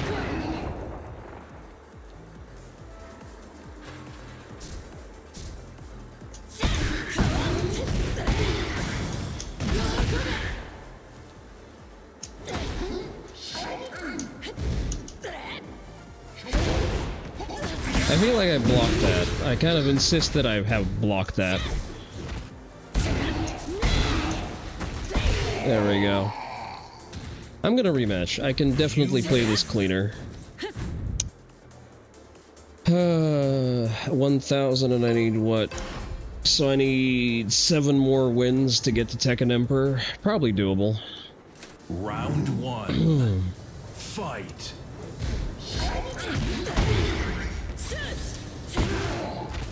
See if I lock in. Like, I know the Yoshi matchup.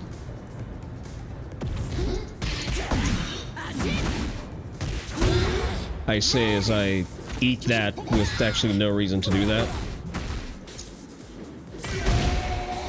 It's grounded. That's great.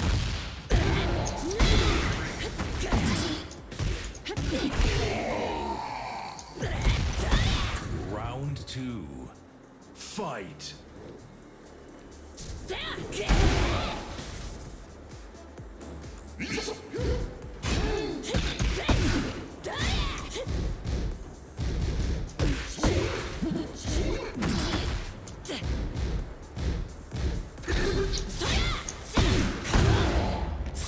And into the wall. Oh, good duck, okay. At the very least, he's now ducking under the throw.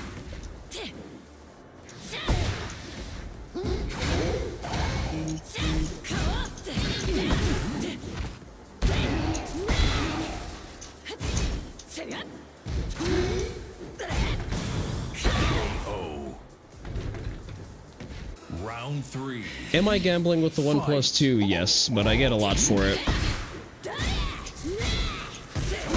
Okay, he always answers with that, which is fair.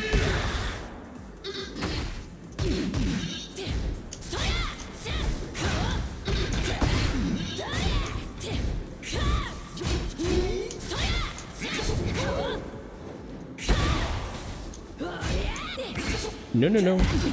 You stay put. We're not running this to a final match this time. There you go. No rounds brown. That's the way we do this. Let's go for a wardrobe change. I tire of the bunny suit. Get ready for the next battle.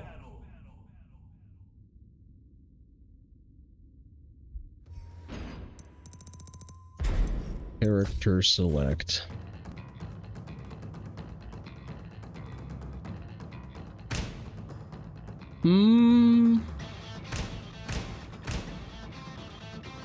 Probably a little too spicy for stream. You know what? The Kipao. The Kipao is always a good option. As you were.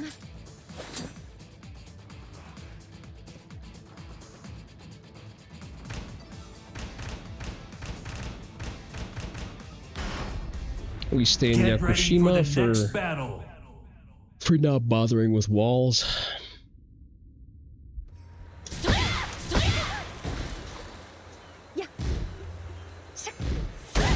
That's not a punish. Nope, still not a punish. Ah, damn, I rejected that. Yeah, that's probably all I get. God damn. Alright, let's record something else.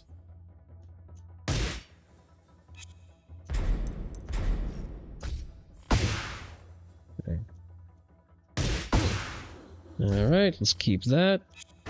That is a low into special mid. Interesting. That's only -12 though. Okay. What do I get for that then? And it forces crouch, so I'm Okay, so if it locks me in, it's a jailing low that doesn't let me stand up for the special mid, so I am probably limited to just while standing 4-4 there. Get ready for the next battle. King did low, goddamn. Right, this could go either way. I will suffer horribly, or I will just snuff him out completely. Fight. There is no in between.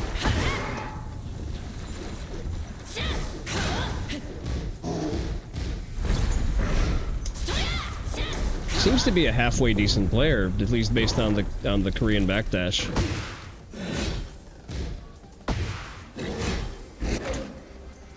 Wrong break. Sidewall.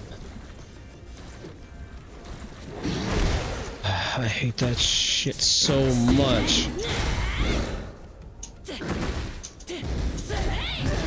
Good punish.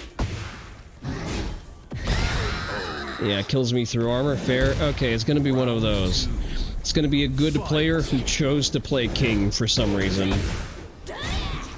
Just to make other people miserable.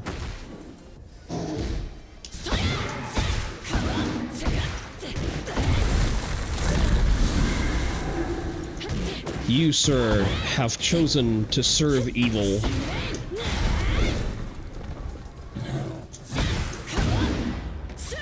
I'm just gonna go for my safe options. Okay. It's interesting that he has that option, the shove. Good to know. Round 3. Fight.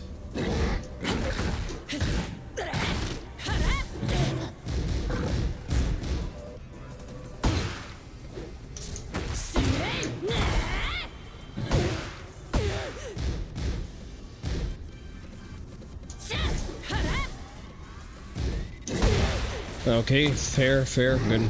Justified crash out.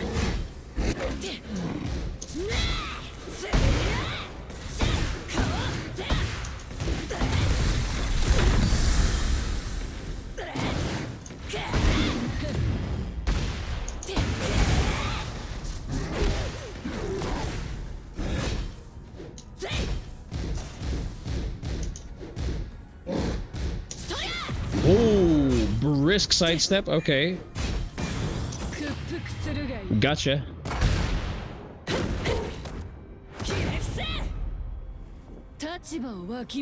Good shit going for the fucking just frame giant swing.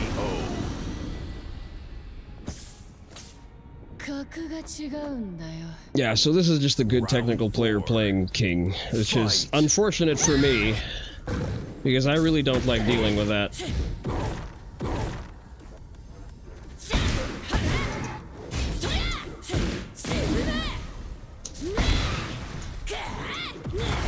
Really? Flash ducks.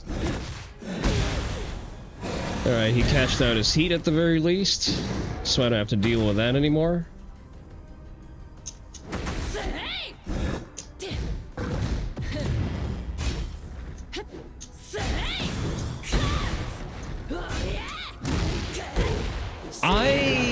I don't want a rematch. I'm just gonna be 100%. Like, this is a good player. I don't want to deal with a good player playing King. Sorry, man. No, thank you. None for me. Get ready for the next battle. I guessed your shit once. I do not trust myself to do that again.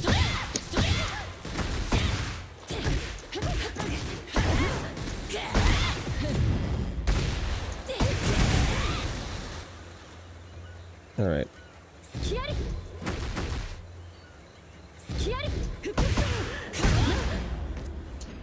Let's record something different. What is her? What does this do? And actually, let's record the other one while we're here.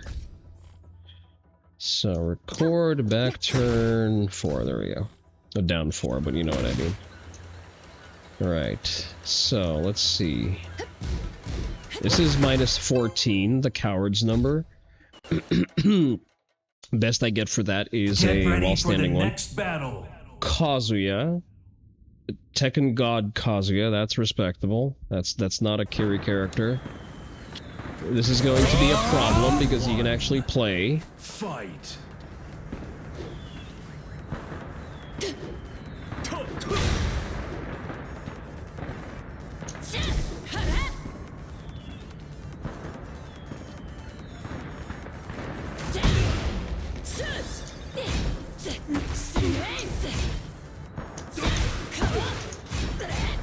Does he know the breaks?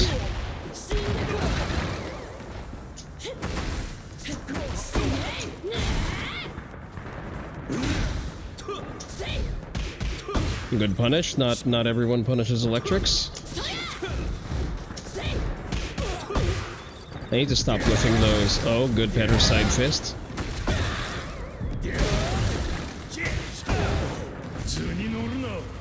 I can't believe I just sold that for free just by getting mixed at the wall 3 times. Okay. KO. And I just, yeah. he just does that at the wall. Round 2. Fight.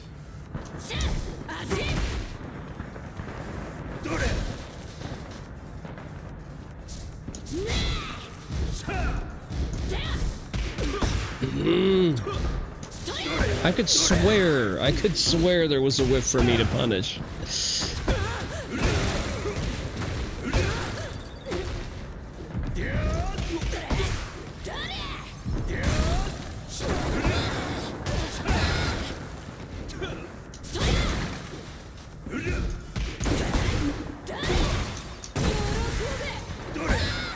What is that? Yes, to command throw, no tracking. That's why it's like that.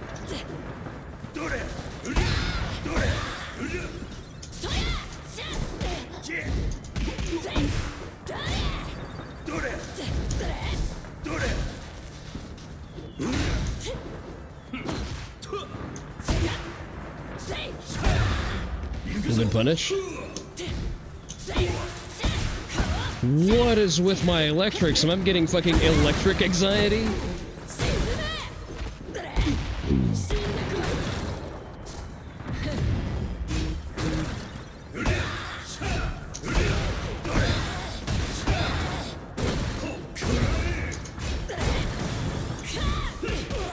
No, good punish, justified.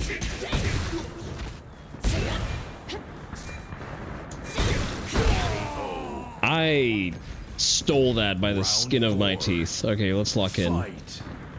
Let's actually not play like assholes.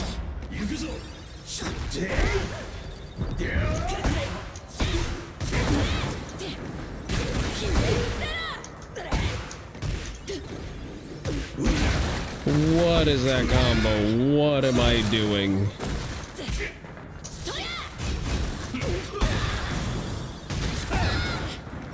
You know what I should have done? I should have sat the fuck down and blocked and punished.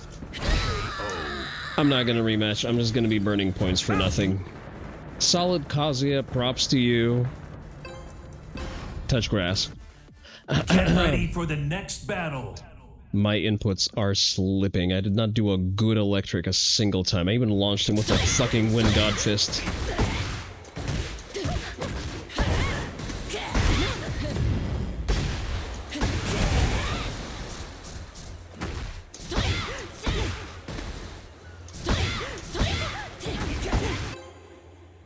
No, we don't do Wi-Fi. Not on Mishima's. If I were playing Feng, I would be open to the experience because I'm not as reliant on just frame inputs. On Reina, however, no. Get ready for the next battle. Clive. This could go either way. I mean, it's probably not a player who can play well. Round 1. So probably gonna be toxic as hell.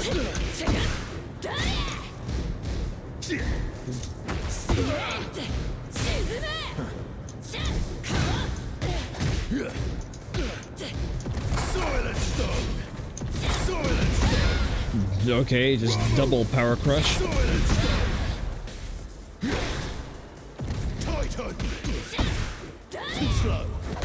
Aha, so we're playing this game. Okay. There you go. There. Parry this, you freaking casual.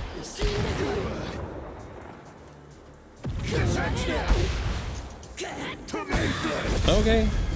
No, I did that to myself. I decided to casino for no reason. Fight. What the fuck? He can just do that?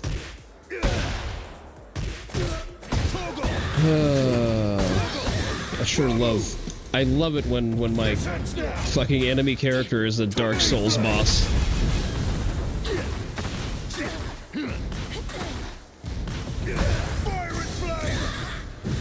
Wow, that's so cool. That's fucking peak Tekken right here. Did you see all that Tekken happening on screen, Oni Dojo? Isn't that great?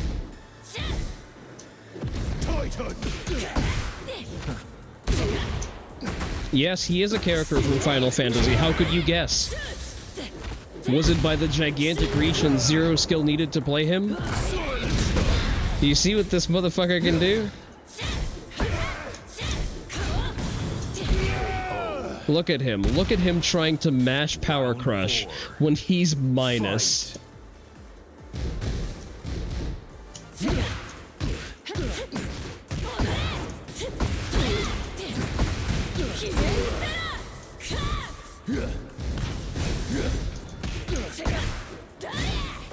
This ends now.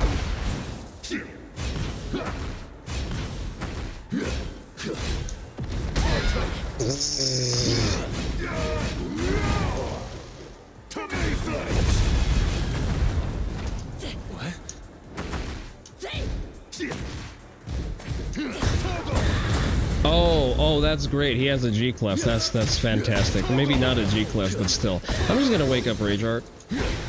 I guess I can't.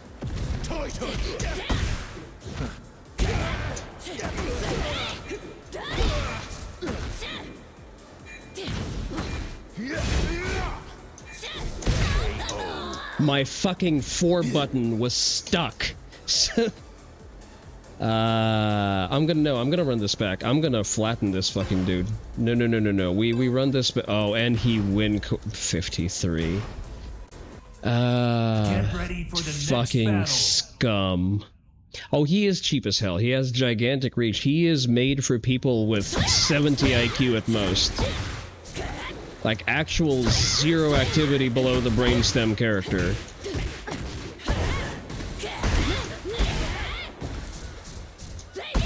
Like, if you needed any more proof that the developers sold us out for new players, look at the way Clive is designed. He's Noctis, but somehow even worse. Because Noctis, at the very least, had some solid counterplay. Like, once you teach yourself, once you take enough Adderall to react to the down back 2, you could react to the spear, you could step his mix-up, you could deal with him. More easily, actually, with Jin, because you could parry a lot of his options. Like, the running 1+2 wasn't even an issue if you're a Jin player. But Clive is a walking casino, with frame advantages that make no sense. Like, if you play Clive, you are bitch-made.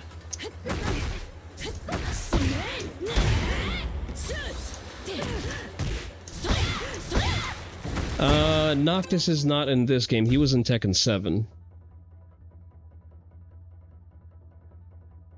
He was a playable character in Tekken 7, and he was, like, very much a harbinger of what was to come. Alright. We lock the fuck in. Hwoarang. Hwoarang is manageable at the very least. Round 1. Fight.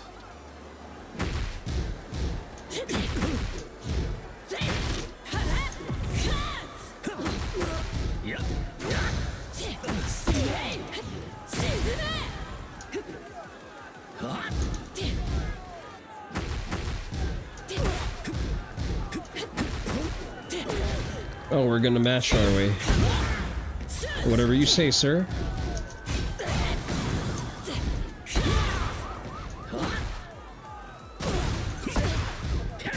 I really love blocking, and then my block doesn't block.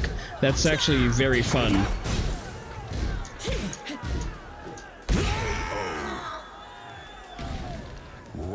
I need to swap out the buttons on my arcade stick.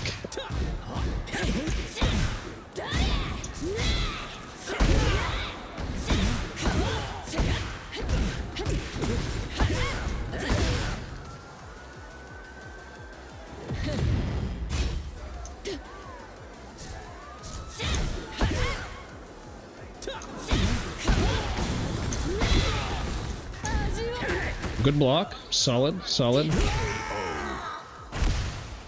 Sadly, you've pressed the button. Fight.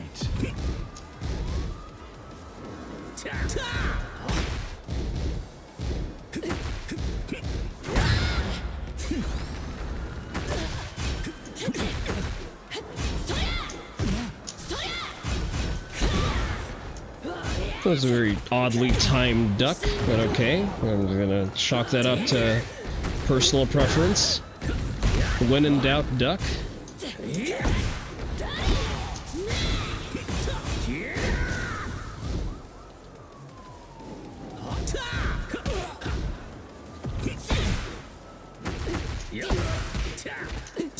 I sure love committing to my committal button and then nothing coming out of it. Stop that.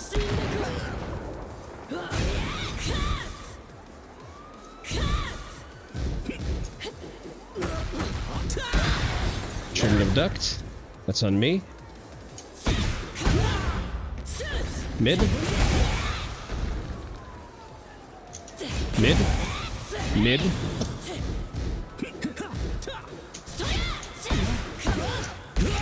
Sir, I am +5. Can you please stop jittering? I'm getting some juicy win bonuses there. This is doable up to Tekken Emperor today. I think we can get up to Emperor. Fight.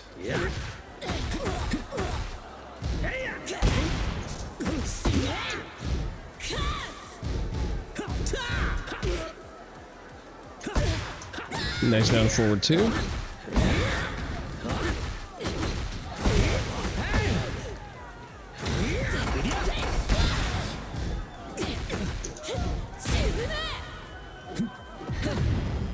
Nope.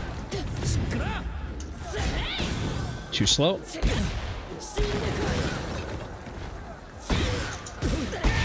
Good enough for government work. Round 2. Fight. Yep.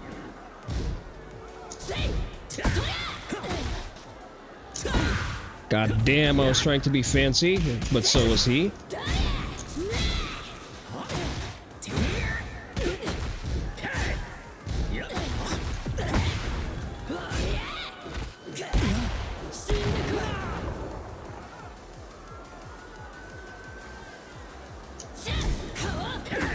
Good duck.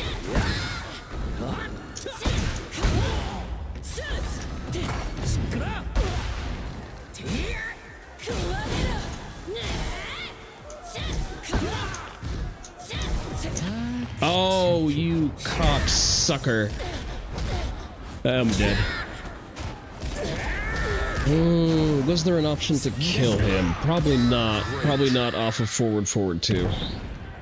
So let's remember that during rage we should probably avoid doing that.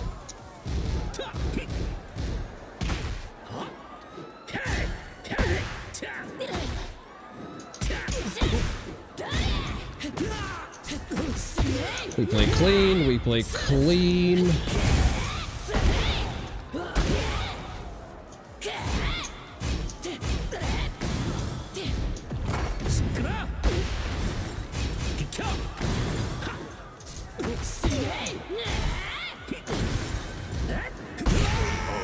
Good enough.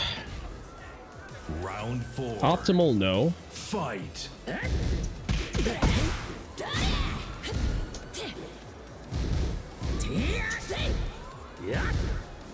I would like to actually land my electrics, please and thank you.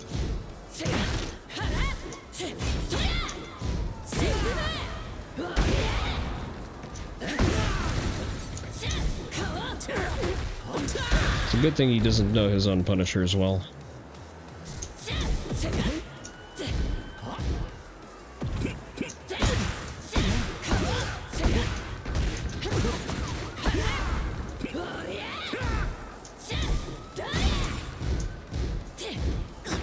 Very good.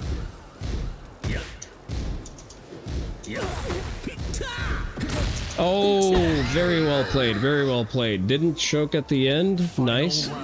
Very nice. Fight.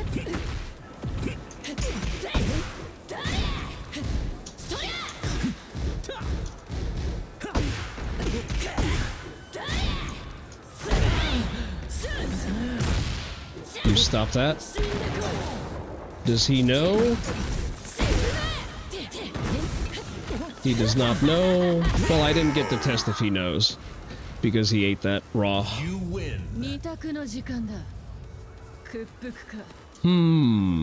I am technically 3 wins away.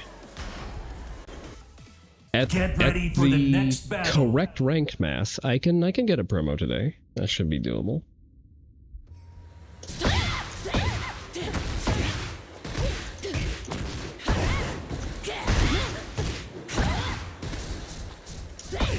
I'd say depending on the character, blue ranks are still not real ranks. It's glorified green ranks, maybe reds. If we're going by a Tekken 7 standard,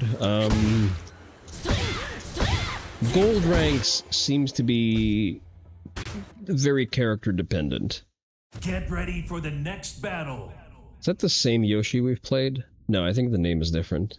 Finvestor? Yeah, that's a different Yoshi. He's on promo too. Bangin' Custom doesn't skip the cutscene, so it's probably gonna be toxic as hell.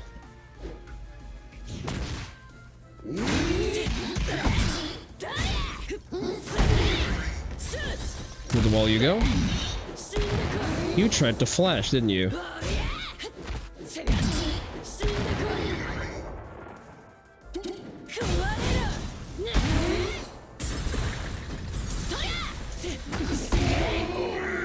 Never mind, I whiffed that electric totally on purpose and not because I biffed it.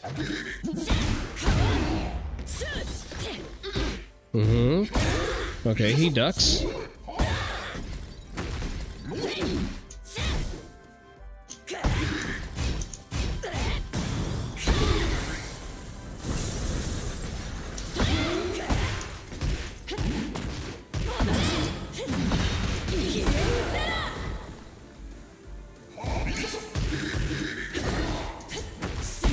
Alright, we took 2 clean rounds.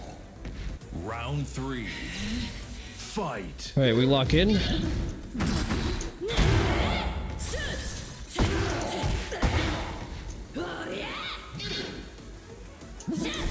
Oh, okay, good spit, good bad stomach. I should have expected that. I do not see Yoshis at my level use that.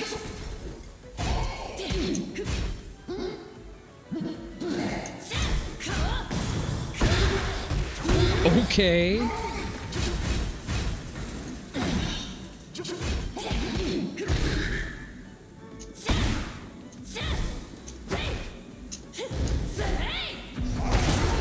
Too slow with the hop kick.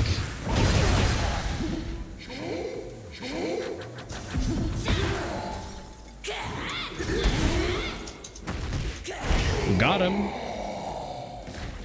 Sorry, sir, I'll be taking those points. Ooh, can I promo off of this? I can promo off of this.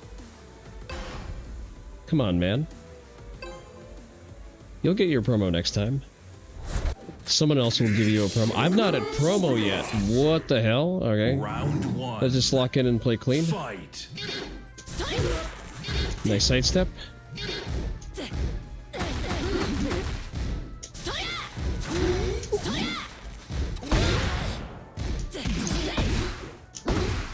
Raw hop kick off of my flash punish. Okay. Okay. I mean, it is a Yoshi. Nice homing. Alright, he's just gonna run the mix. Round 2. Fight.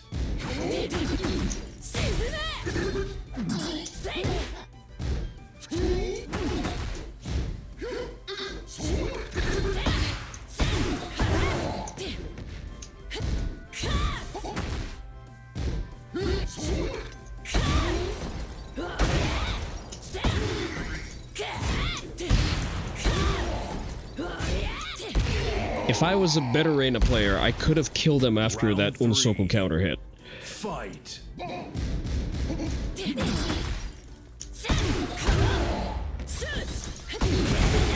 Frame trap. No, I ducked too early.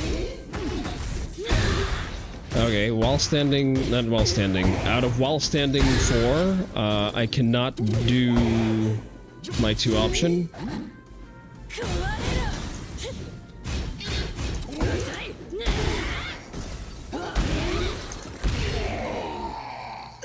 I got some tricks up my sleeves. Fight.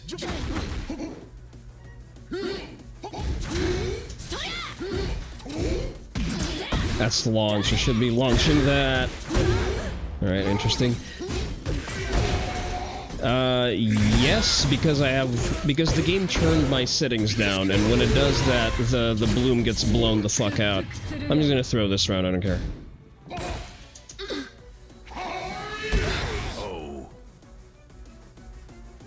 Alright, lock in. Fight.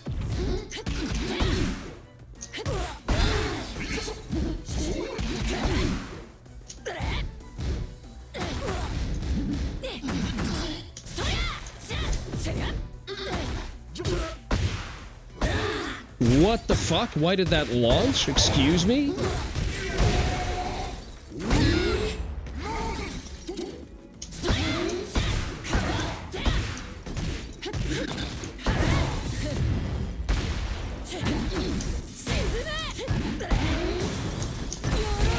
Holy shit, somebody clip this robbery. Oh.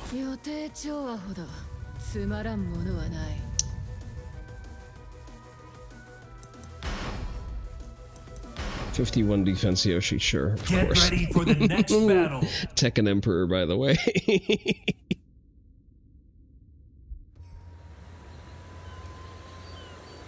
Yeah, so we had a tiny bit of lag on one of the early ones, and it automatically ducks all of your settings to low. And I think this is a post-processing issue. Get ready for the next battle. Dragonov, Tekken God Dragonov for a perma. That's a bit rough. We might fib this. Round one. Oh wait, what? Excuse me? Fight.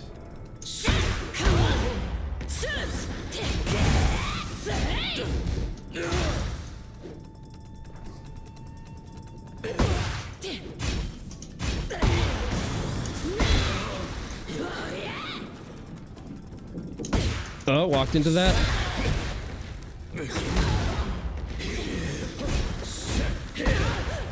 That's a frame trap I didn't respect.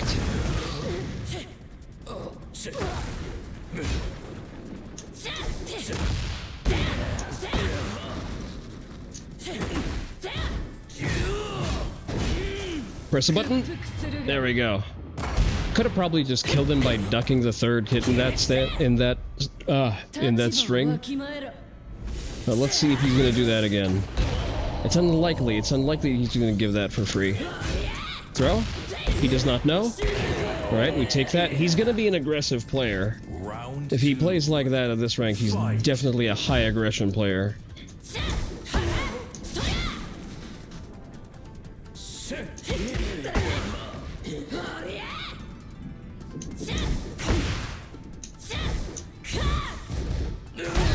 I ducked. I should not have.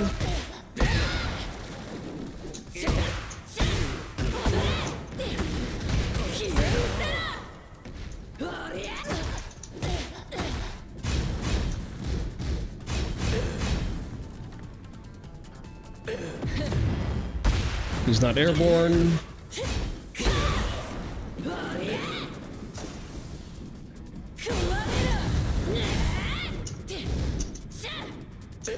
Ah, goddammit, counter hit.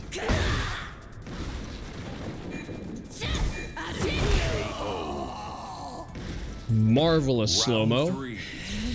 Fight. No.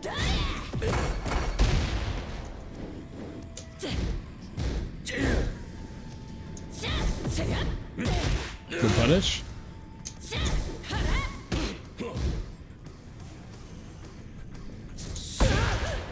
Good curse circle forward too. I deserve that. Well, I wouldn't say deserve, but it was a good counter. Switch sides. Collect my free shit. Collect more free shit. Less free than I would expect.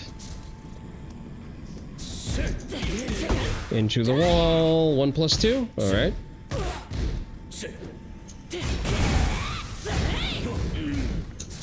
I should be ducking that. I should be ducking the down forward 1-2. 1-4. He's not gonna kill. I will though.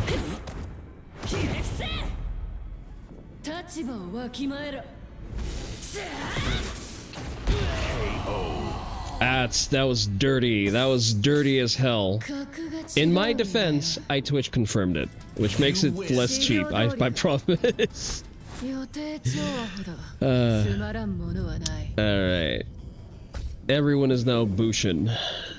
I have less to do with my Jin.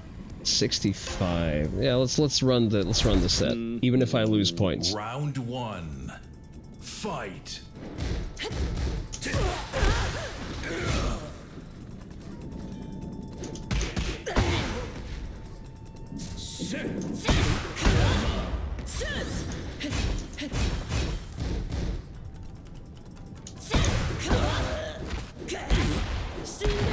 Did he really break that the other time, or was that just dumb luck? Good punish. Ah, a little short.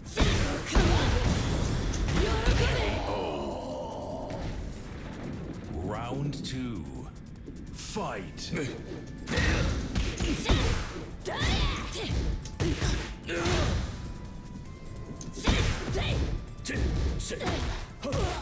I should be ducking those.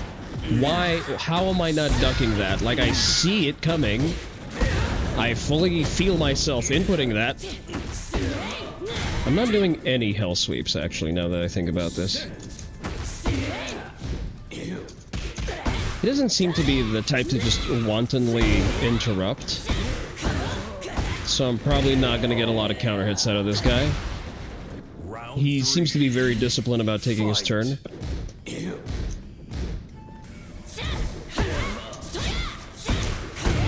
Oh, until that one time.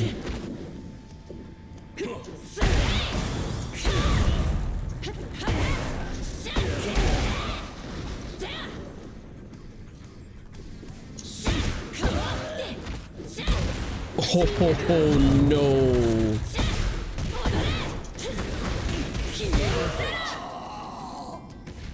Somebody clip that. Was it a highly technical combo? Not really. Slightly disgusting, however, looked very cool. Get ready for the next battle. Oh boy. Alright, I'm not fully ready for a Tekken God push today. I think I need to decompress. I'm starting to drop. What we can do is we go quick match and we go character select. Let's play around with a little Kazama Jim. Or rather, the better Jim Kazama. I do not know a single optimal combo. I didn't even bother learning. I'm still doing like season 1 combos. Get ready for the next battle. Apparently you're supposed to make use of some tailspins, but not others. Like they took away the 2-4 tailspin for some reason.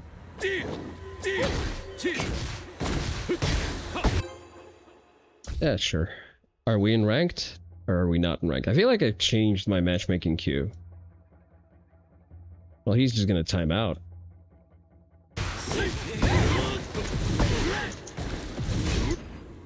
Let's see. Matchmaking settings. We're in quick match. Okay.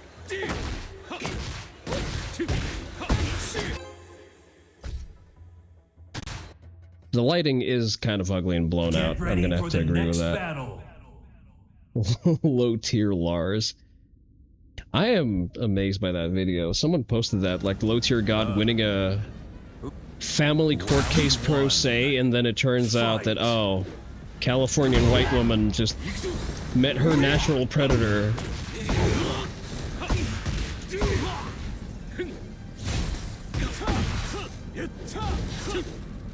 I'm trying to do flash punches.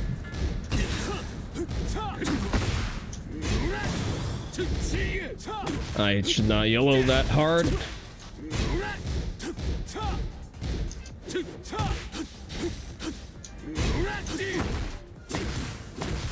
I can YOLO a little bit.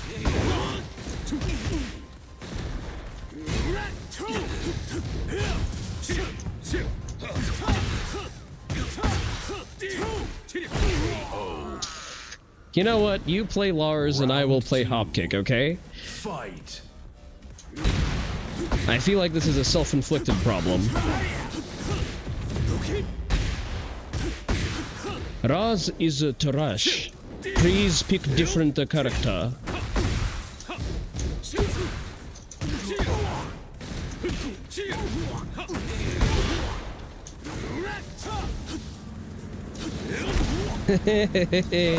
Oh. Wait, this is a Tekken God Lars. Fight. 4?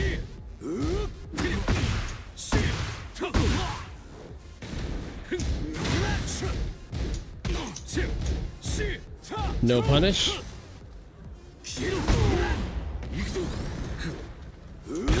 No, that's on me. That was a misinput I was supposed to throw. Why am I doing complicated wire? There is no way he breaks the 2 throw.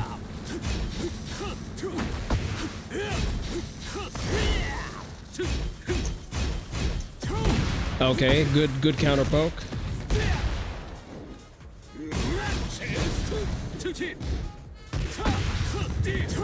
What the hell? Why does orbital evade hop kick? Excuse me? Is this some new meta that I'm not aware of?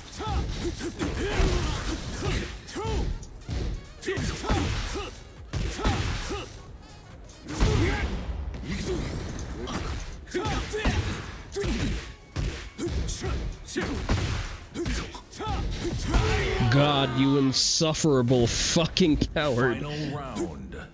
Fight. Coward is not the right word for this. You know that kind of person who just plays obnoxious small Tekken? That's him. Like, oh, as long as I breathe, I will down one. I will dick jab until my dying breath. Tekken God rank, by the way. Tekken God rank Lars. 57 defense. Holy shit. We live in a society. My arms do be looking kind of long. Round 1. Fight. Sidestep. I guess that's not that unsafe. It's really cool that he can just zip from range 5 into right up close to me. That's such good game design. That's fantastic. That makes the counterplay so fun. Not having real ranges that correspond with the things you see on screen is definitely good video game design, especially for fighting games.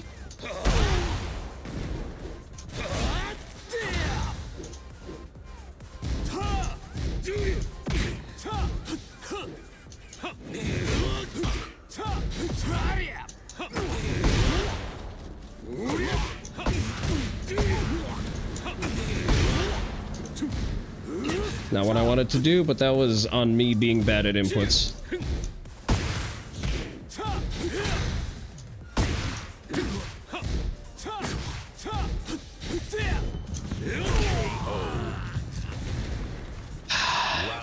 Flare kick is like tragically bad. There is no way it should be connecting at all.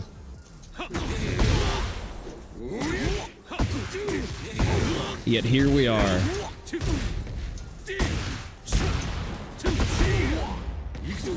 I'm just gonna go. Oh, okay, nice.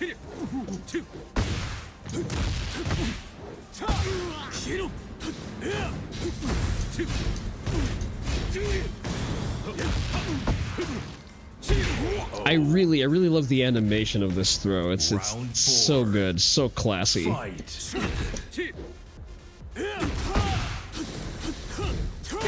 Definitely a throw in name only. I could have launched him for that.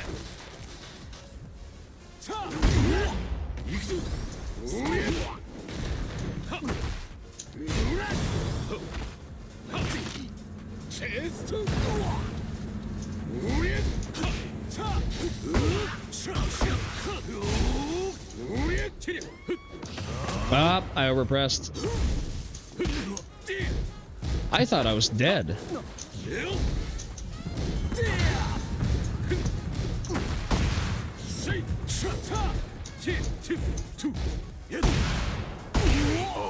Sure, I guess. You win.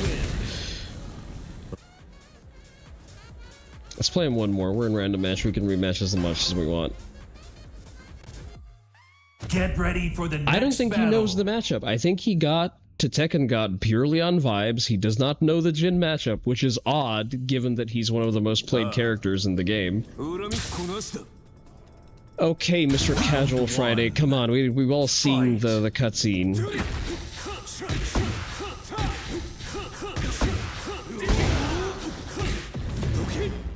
Look at him. Look at him. He really thinks that he did something there.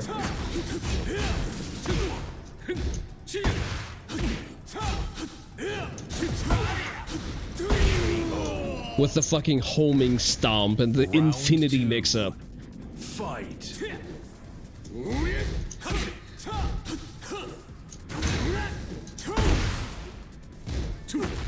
Could have launched. What is that fucking punishment range? Excuse me? So my forward 4 whiffs, but his fucking 1+2 doesn't? Oh, wake up Rage Art. Wake up Rage Art. Just get the fuck off me, bro.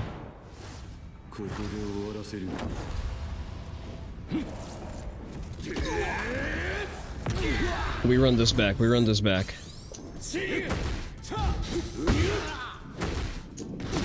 I biffed it. Nah, I deserve. I forgot which way my Zan stance works. Fight.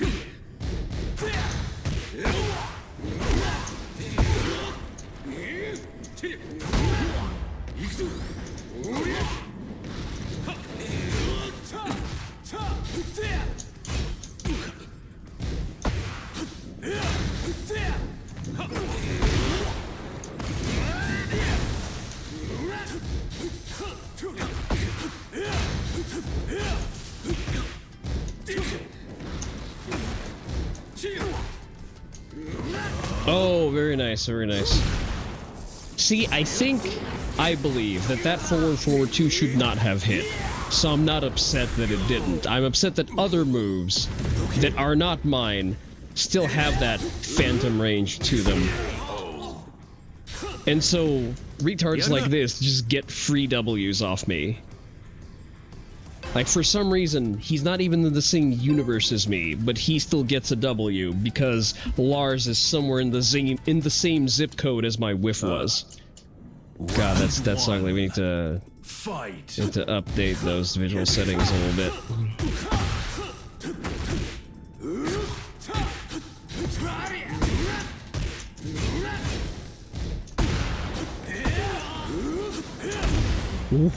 Whoa.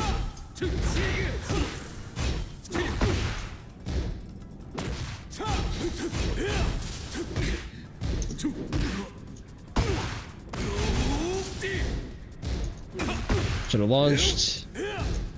Should have launched. Did they decrease the range on Hell Sweep? I feel like there's a stealth nerf there in play.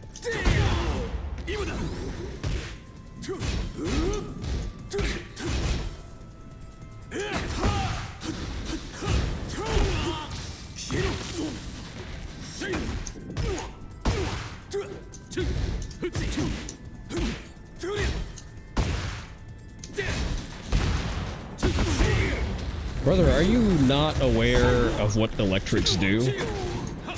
Okay, good block.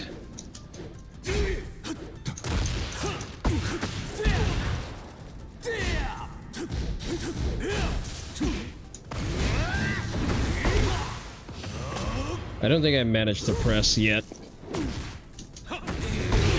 I forgot what my punishers are. Down forward 2? No, my down forward 2 doesn't launch. Bro just gets that for free. That's so cool.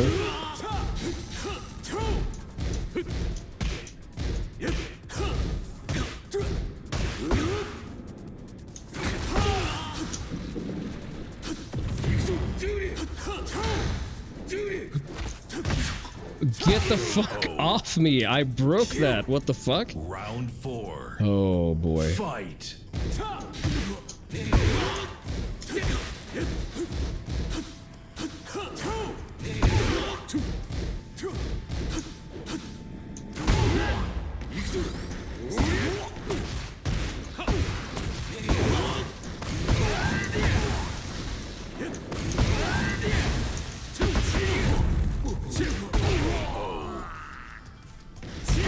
Final round. Fight.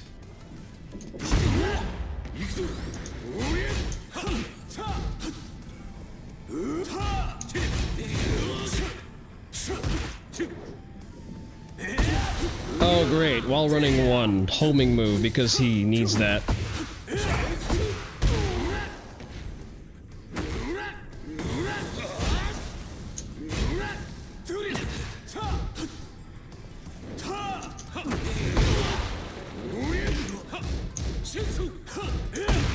I keep pressing into that.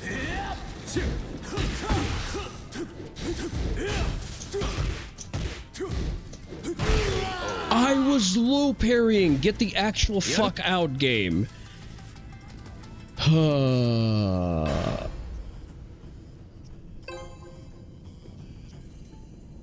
Like, all he does, he just spins in he spins in circles, and the game just gives him frame advantage for free. That's all he does. That's the mind of a Lars player.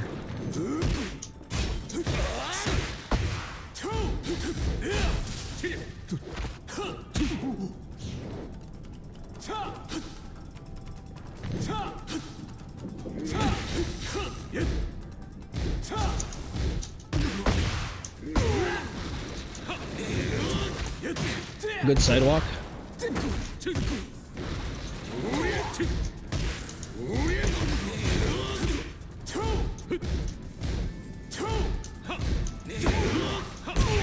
I had to do this.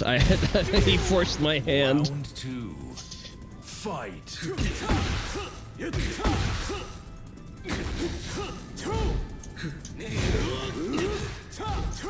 He doesn't know what the punish is. Why? He doesn't need to know what the punish is.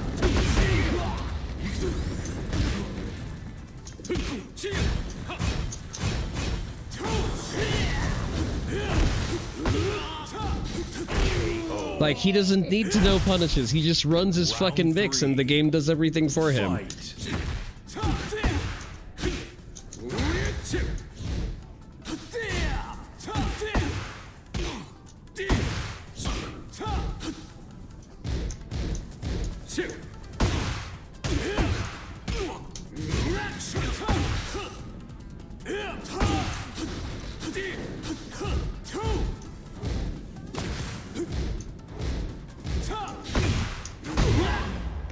I'm just gonna throw him.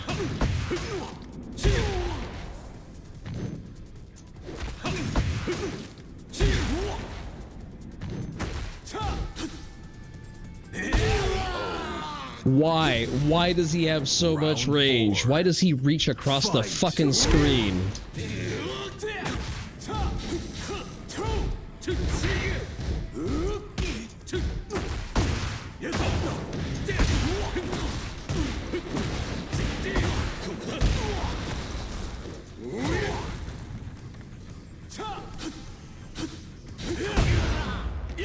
Did you see that? He fucking teleports across the entire screen.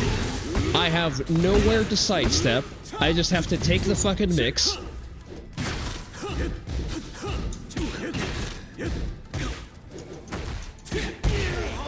He eats a fucking generic down 4, still mashes through it.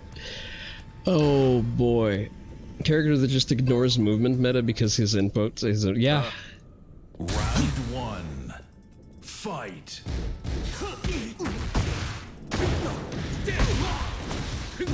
Like, never mind that his frame data is ridiculous on the face of it.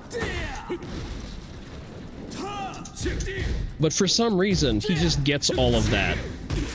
And he stays ridiculously safe. I should have long swing for that. That's on me.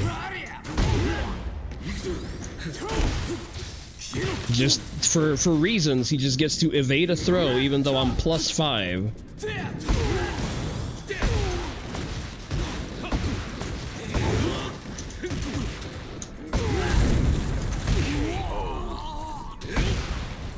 Round 2. Fight. Thank God he doesn't get a combo on that trade. I do get a combo on this trade, though.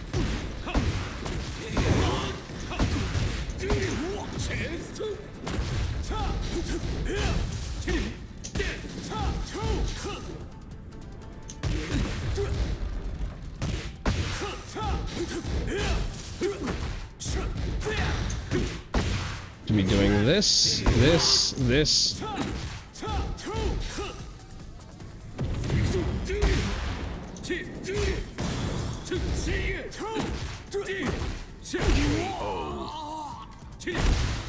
I think I'm getting a hang of his general temperaments and flowcharts.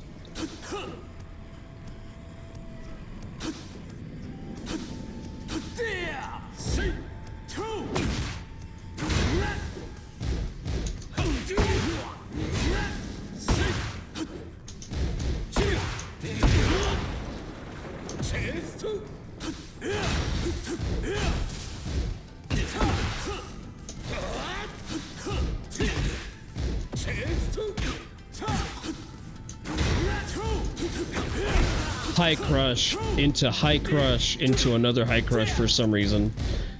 Somehow this is not -12. Just look at him. Look at him living his best life, pressing buttons. Reliable frame data, or do you think this is killer instinct? I mean, the frame data is reliable once you know the specific character that you're working with.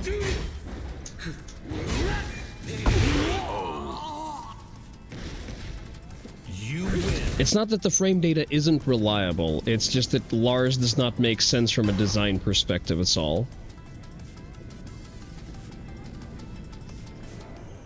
Like, it's a character very much made to go spin, spin, spin, give happy chemicals because I won a game. Never mind that I had zero input into winning with Lars, but I sure did win. And apparently you can spin to win your way all the way to Tekken God.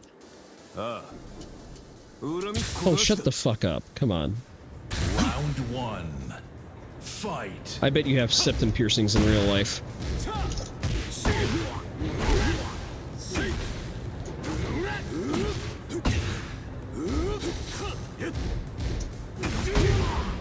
That was not a punish, he mashed.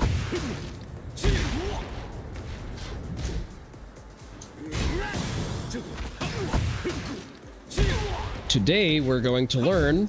That's not what I wanted to do.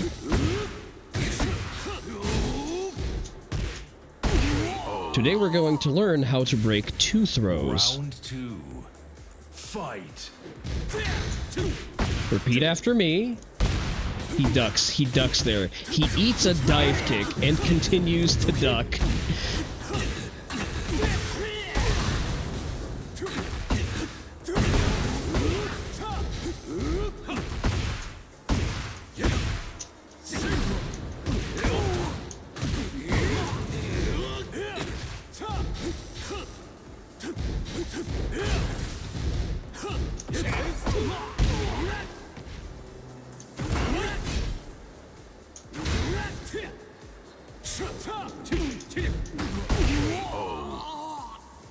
Imagine not blocking the 3rd hit of down 3-4 at God rank.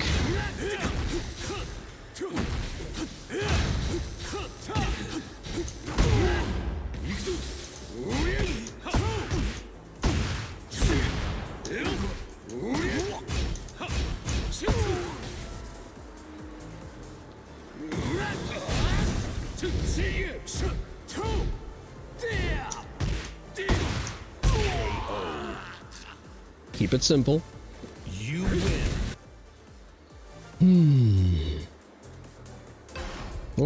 play him to 5 and then move on. This is not enjoyable. This is raising my blood pressure way too much. Ah, he doesn't want to pray anymore. That's too bad. I feel we bullied the Lars player. 50 fucking 7 defense Tekken God. Get Holy ready shit. for the next battle. This is why you can't have a conversation with people about ranks. Like, they'll say, oh, I'm fucking a true Tekken God. Oh yeah, on what character? Do tell. Let's go fix our graphics real quick, because this is eye-gougingly ugly. Let's at the very least get better textures. We're not playing ranked anymore anyway. Should I play rank with Jin? I feel like blue ranks would be free. We'll go graphical settings. I don't care about shadows. I care texture, slightly shadows. Very, very slightly post-processing. This should be fine. Let's go quick match, and if it doesn't stutter itself to death, we're going to switch over to ranked. I am nowhere near optimal with Jin. Like, I'm not even going to pretend that I am. It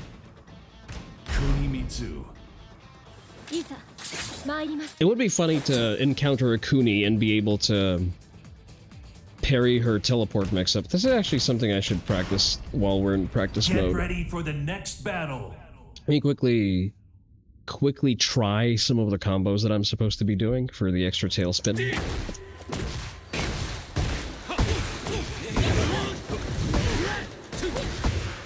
I don't think that was a combo.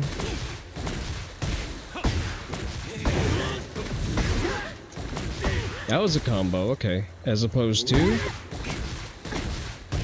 76 damage. No, absolutely the fuck not.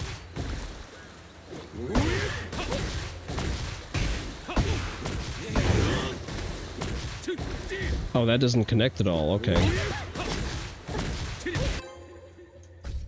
Alright, let's try this. Get ready for the next battle. Kazuya, okay. Gotcha Man 82. Gen X represent. Legacy player, I guess. Round 1. Fight.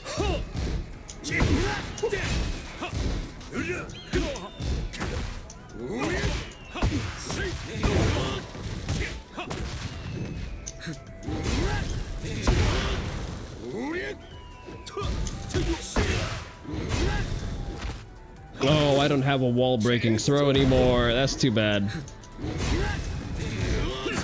Good block. A little too slow there. Down 1+2 is not guaranteed there.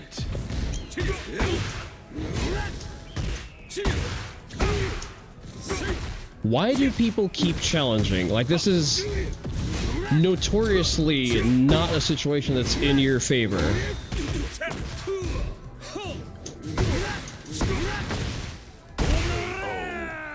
It's a little stuttery. It's a little stuttery. We may need to cool it a little bit.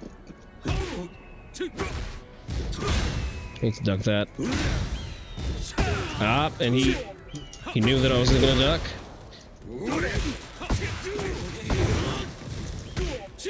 Does he know? He does know.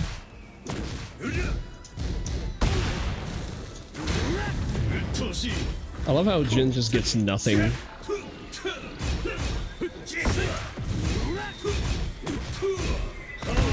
Oh, nice. I should just parry that. I shouldn't be letting him do the whole string.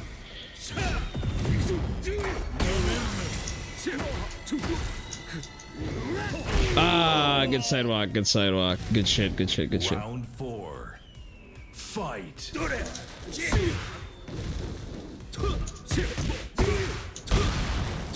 Okay, ballsy, sure.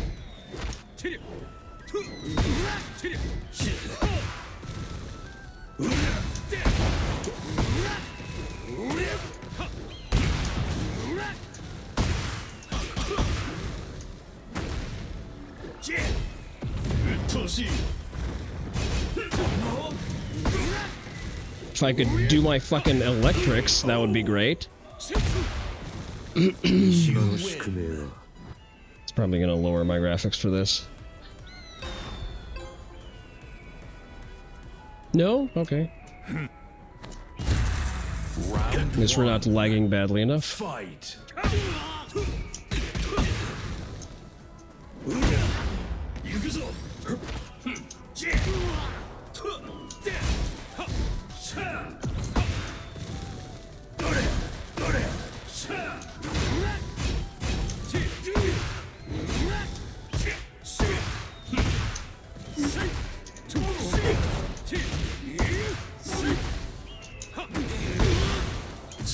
Oh, did I press? I did not press yet.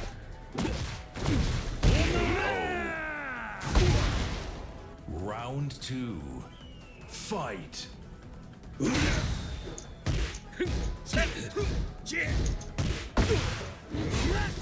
think I could have launched him for that.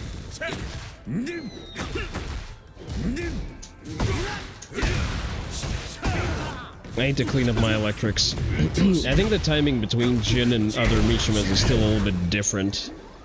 At least subjectively.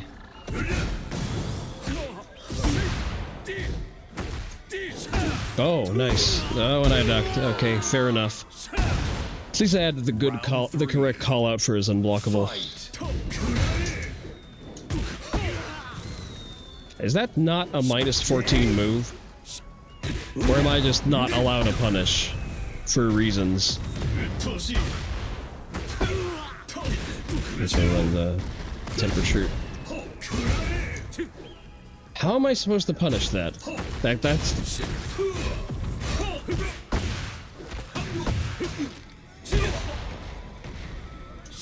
Surely back one can't just be a safe move. That's it's like down back one, I think, but it's not supposed to be safe.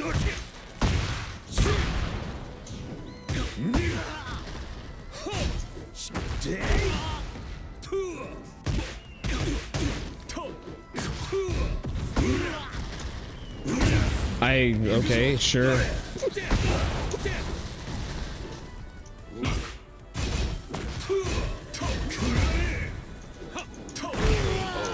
I'm just whiffing for free. Right, we have to run this back. This is embarrassing. I don't know why, but I'm getting range issues on a lot of moves. Round 1. Fight.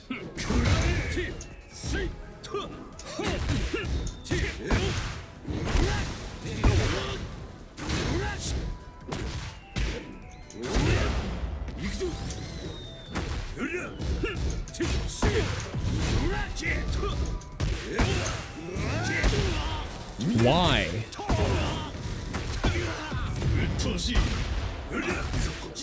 I just hit confirm, see the Zan 1, that's it. Okay, I guess my CD1 is just a fucking no count. Round 2. Fight.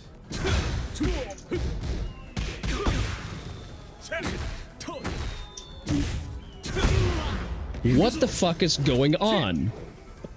Why did it land as a goddamn counter?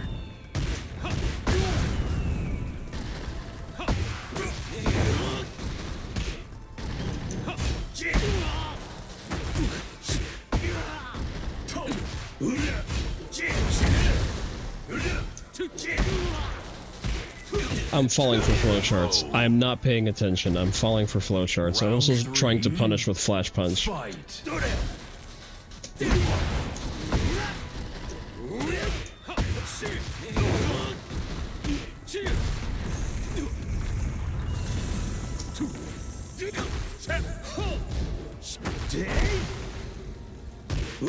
Why? Why does this catch me sidewalking to the correct direction?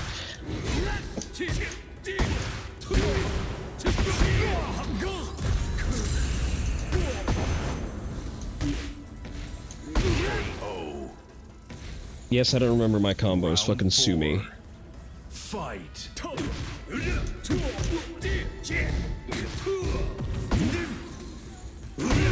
Why? Why does that clip?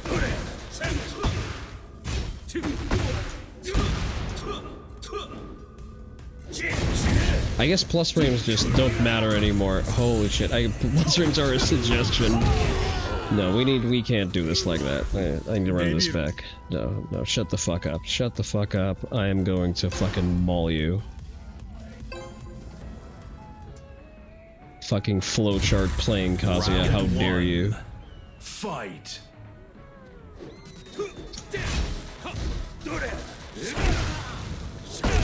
What is that tracking?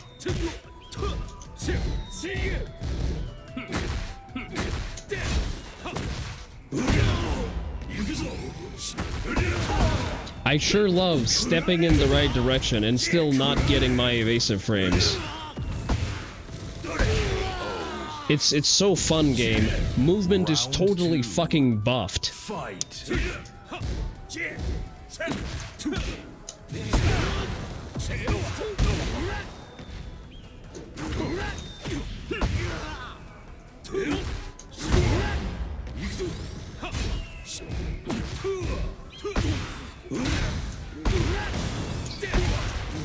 And I forgot my own combo, god damn you. No, you're dead, you're dead. Like there is no shot that he would survive that. Round 3. 4.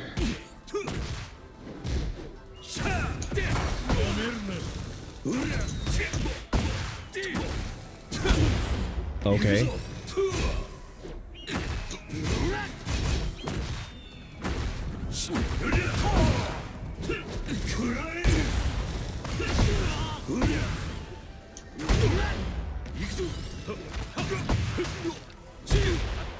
That's a bad direction to step.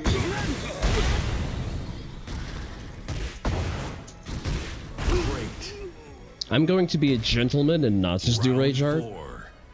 Fight.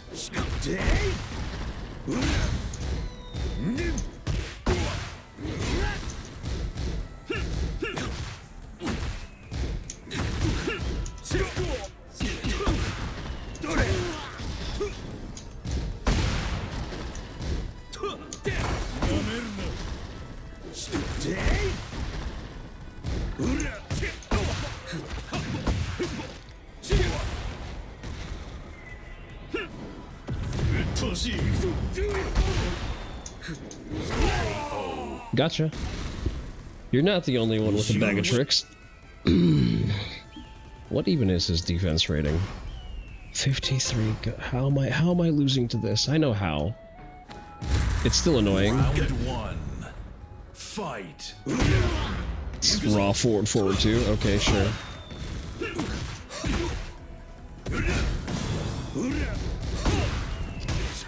I'm not supposed to punish, I'm supposed to low profile, not low profile, low berry.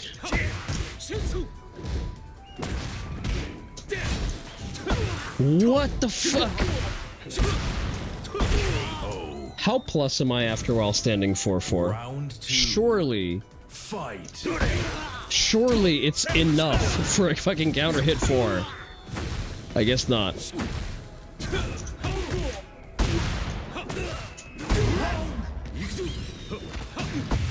Not a single throw broken, by the way.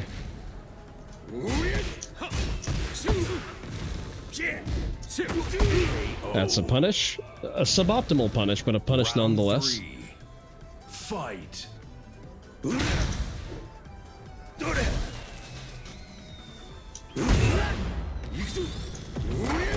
I really hate how this game has devolved into forward 2 simulator. Should have launched him for that.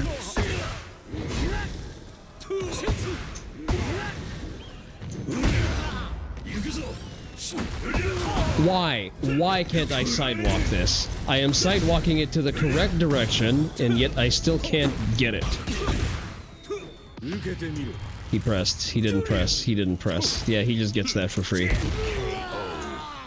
My bad. I should have Twitch confirmed. Fight. Oh, that's no longer hits like that. Okay.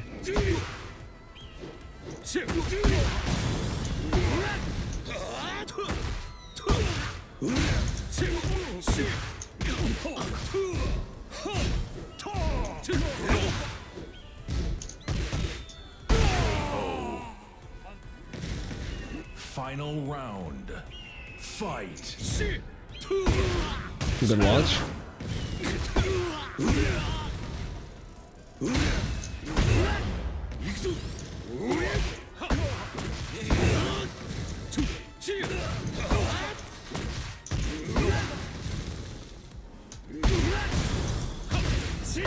Do I not get wall for this?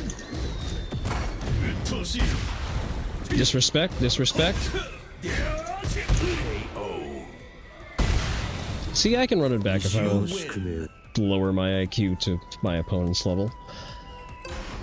Oh, and he doesn't want to play anymore. For the next battle. Alright, we'll do one more Jin match, and we're gonna call it a night. It's getting a little bit late. I have shit to do in the morning.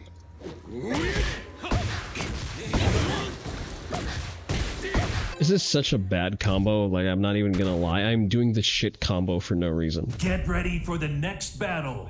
Oh, great. We're just gonna get abused now. First our dad beats us, now our mom has come in to beat us as well.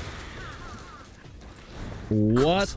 Okay, this is not. These are not mods. These are natty visuals. I promise you. I did not duck correctly.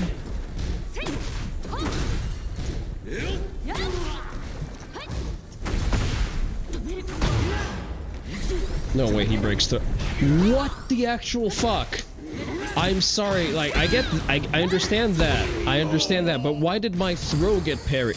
Oh, it's like that, okay.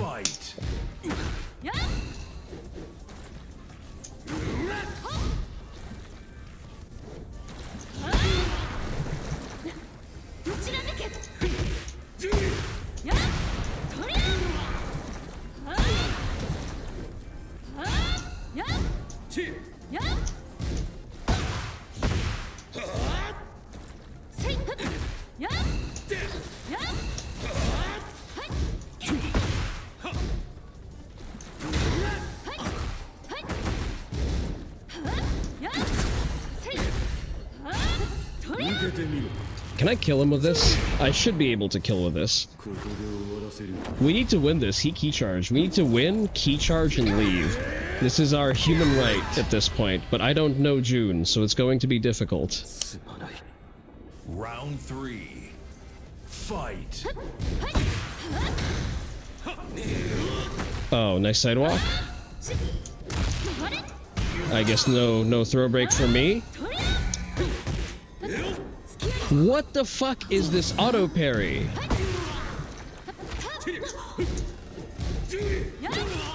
He obviously knows the matchup. What the fuck? Holy shit. 4. Fight.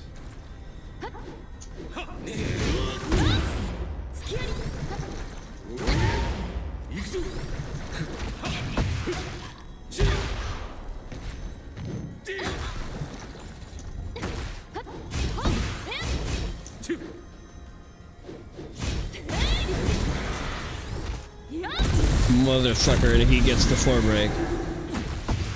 I don't know June. Like, I'm out of options here. At least out of good ones.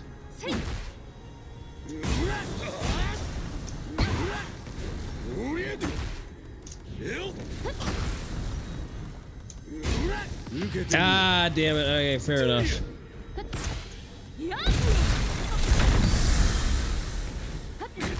Fuck it, you know what? I'll play him again. I'll play him again. I will win, and I will play again. Rather, no. I will win, key charge, and win quit. Run it back, ho.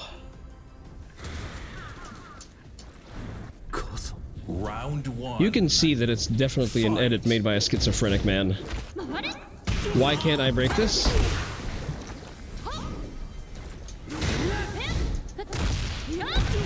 Why? Why?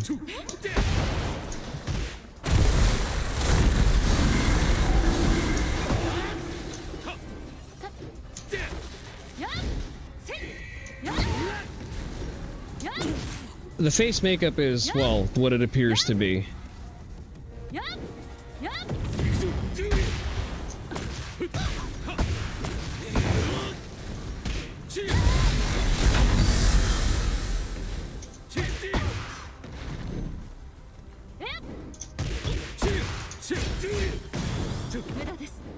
I hate this. I hate this so much.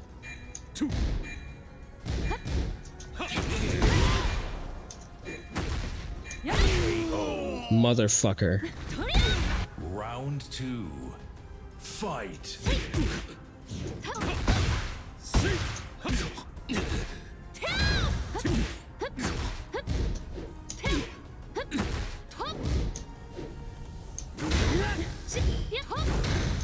She has some sort of auto parry that I am not familiar with.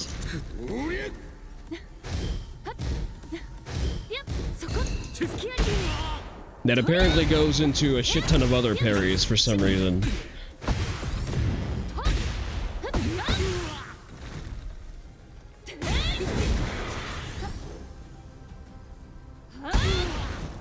Misinput, sadly. What is the range on that jab? God fucking damn it. Fight.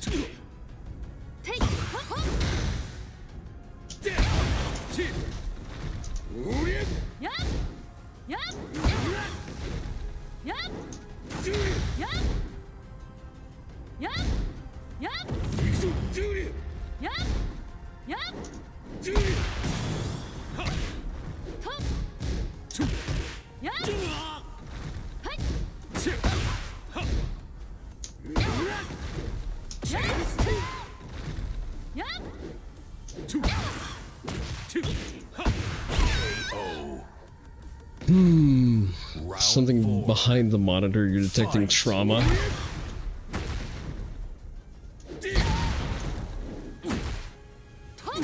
You just need to understand that some people are just born sad to forever be sad. That's all. They exist exclusively as entertainment for everyone else, and they lash out angrily whenever they get even a crumb of relevance, such as inside of a video game.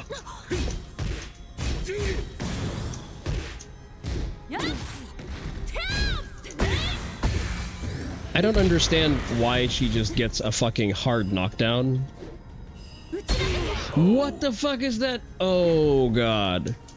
Why does it track so much? Why? Who? June is a fucking problem. Holy shit.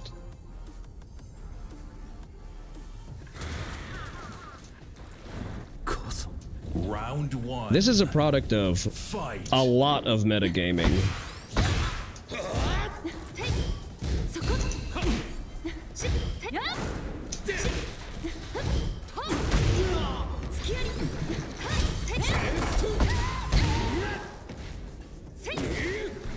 Wake up fucking... I can't.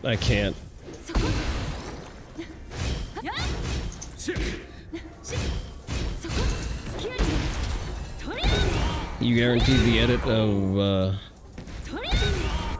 that edit is somewhere on Blue Sky? Nah. Blue Sky... Like, listen.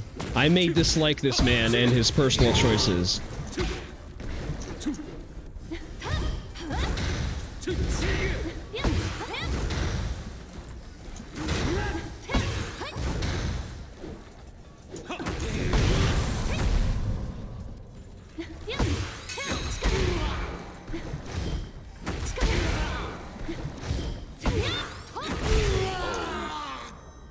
Like, he is playing the character as intended. That's the worst part of what's happening here.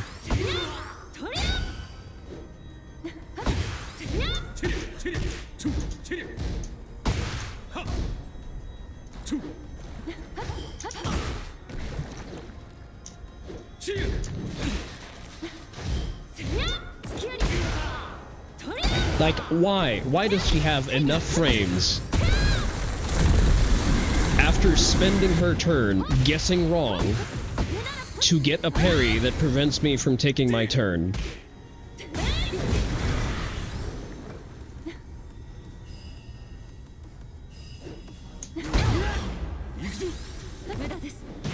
Again, why?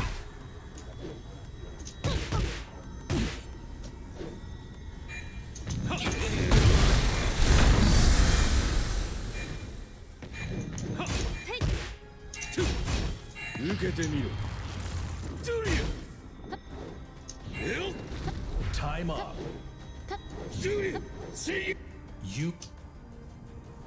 This is why you don't play ranked after around after midnight, because this is where the unemployed demons come out. This is where these kind of people start infesting ranked. Given that they were busy during office hours, sleeping and probably masturbating, not contributing positively to society, this is where they get to shine.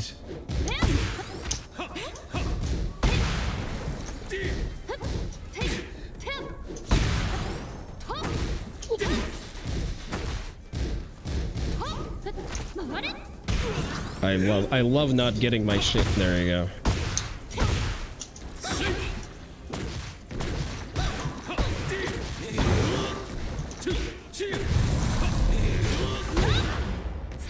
Sure.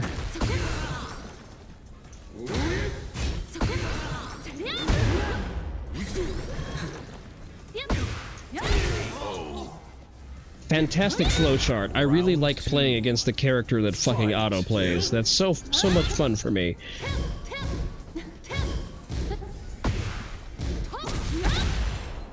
And I can't duck this. I can't step this. Like there is nothing for me to do. There's no get the fuck off me. The frames are such that, you know, he just gets to do that.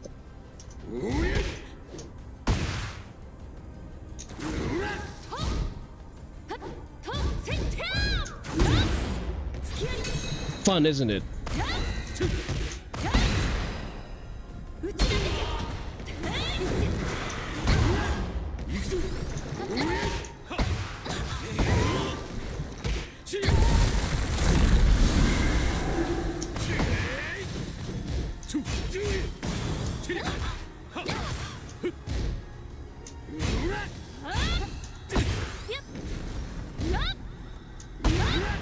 Notice how I block and it's still somehow not my turn.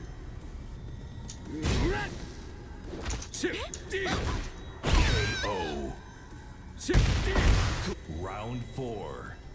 Fight.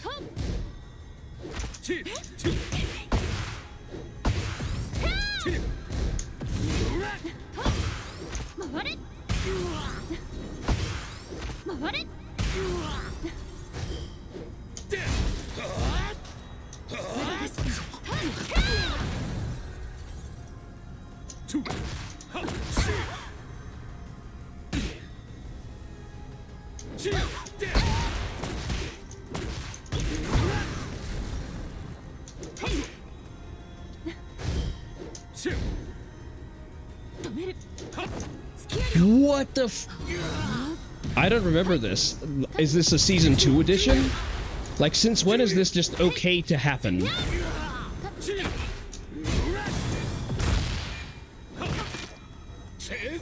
Please don't biff this. Please don't biff this. Fuck it, I'm just gonna go raw rage art. Fuck it.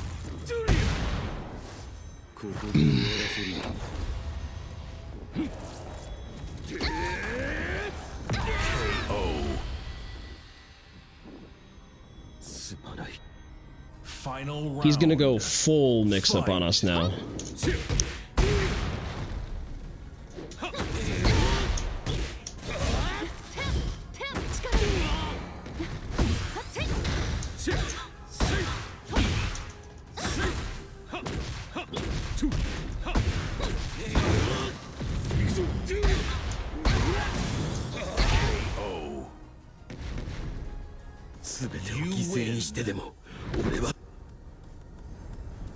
We got our win. Oh, it's an Alisa player. That makes all of the sense. Alisa and the June player. Why did I rematch? I should have just taken the W and left.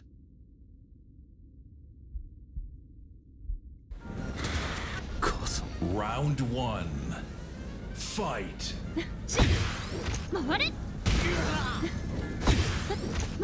That's a 1+2 break. I need to remember that there's a flowchart there. And I'm just dead for my troubles. Isn't that great? Isn't it cool that I don't get to take my turn back?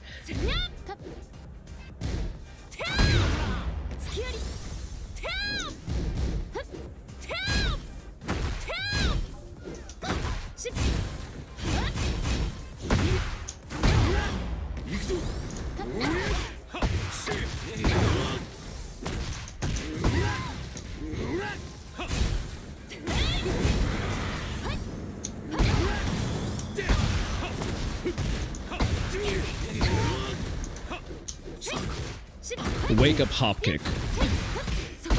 Wake up hop kick.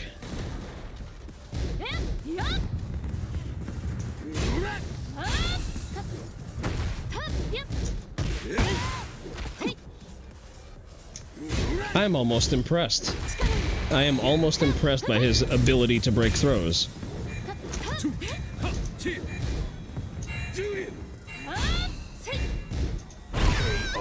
No, get away with me. There's no Alisa player worthy of respect. They simply do not exist. True.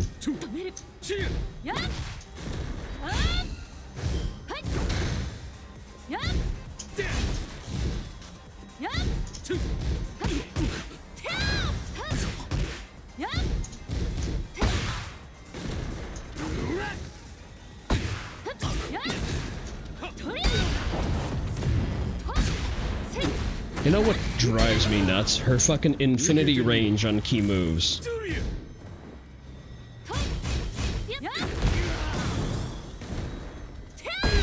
Like, I have to space shit out, I have to do my just frame fucking launchers. No, she just presses forward too.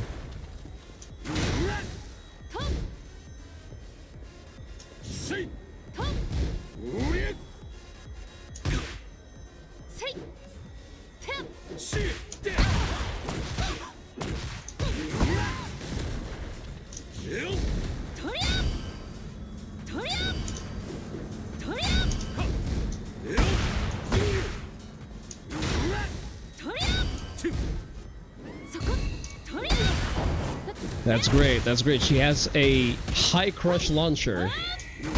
Isn't that just so fun to play against?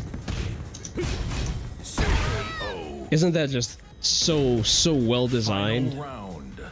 Fight.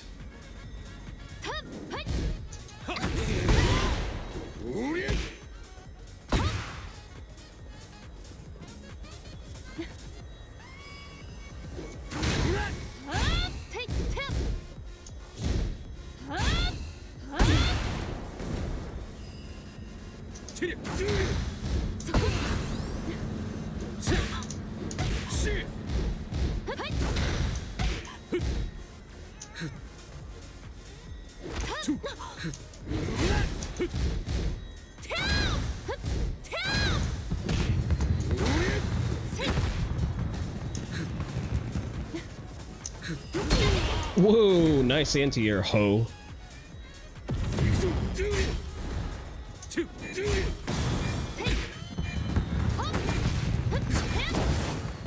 Wake up, Rage Art, wake up, Rage Art, wake up, Rage Art. If I even survive to do one. I just don't even survive to do one. Isn't that great? Isn't that just fantastic game design, guys? I get mixed for free for 0 investment, 0 execution quality. I just have to suffer this fucking low IQ carry character and the fucking troglodytes who play them. For the next battle. Holy shit, I desire mass executions of both Alisa and June mains, but not before the people who designed that fucking abysmal frame data. Ooh, why is the community being so mean? Why do you design the game to be so shit?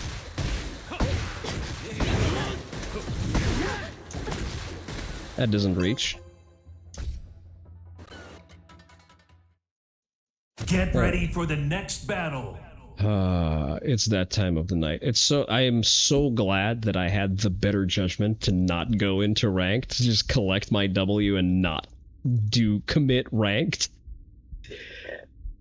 Because online is just going to be these characters now. Like, we are thoroughly in unemployed, useful people hours. Round 1. Fight.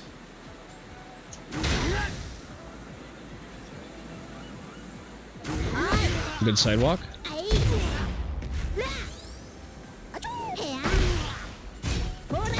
Why does she need so much range on key moves? Good sidewalk.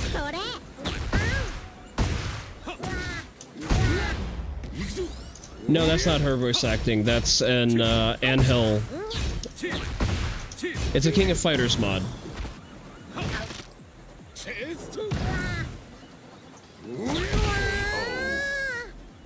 Listen, it's better than the original, trust. Fight.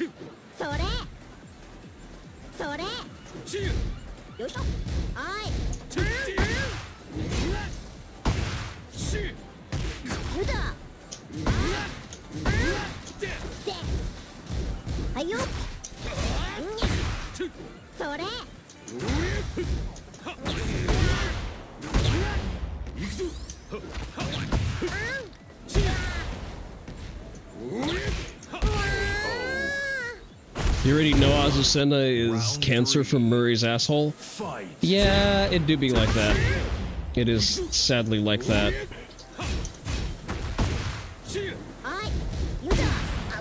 Why did that string jail, excuse me?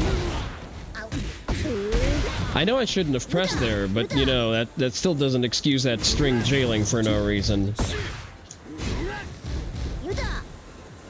Like, I'm trying to duck that, but I can't. I guess that's not the way you step her. Or at all. You just don't step. Round 4. Fight. And this is toned down Azucena.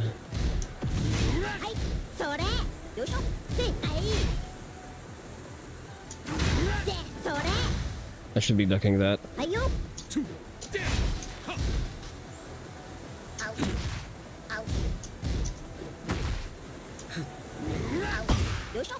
Nice.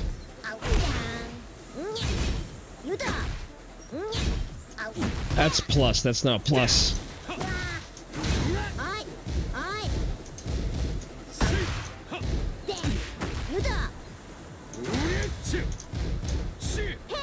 Plus 10. Ah, damn it, I didn't duck. Am I still alive? No, I'm not. I should probably... I can wake up blocking low there.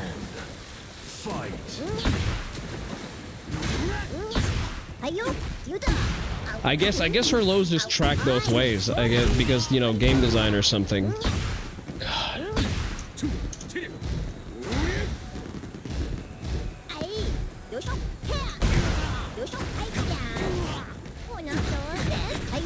You're just gonna run the mix. Like that's all it takes. Like this is an autoplay character.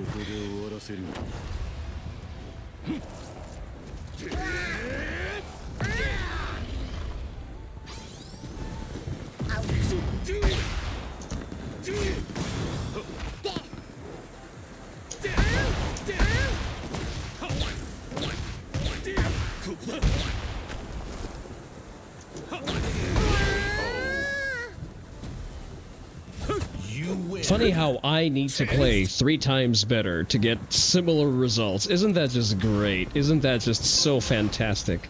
83 defense is respectable, just not the rest of the character. Round 1. Fight.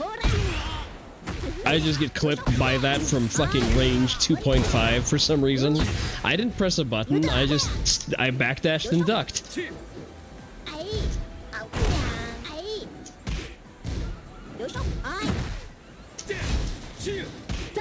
Alright.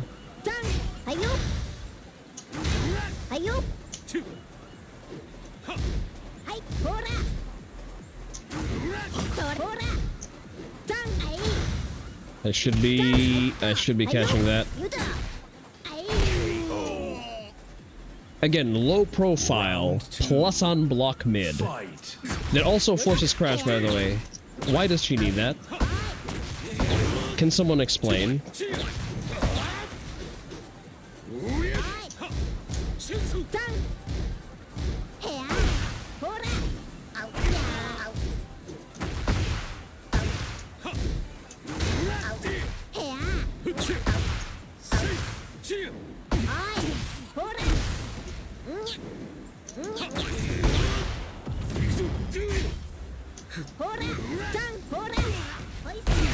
Why? Why is that guaranteed? Why does she reach into range 3, knock down, and get a guarantee out of it?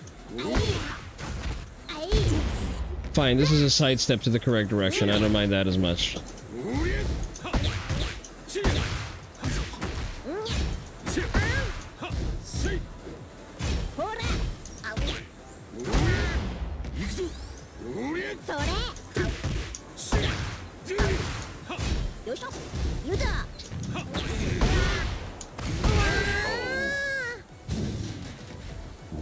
I keep forgetting about my own heat cheese, which is probably a part of the reason why I'm not having as much of a good time.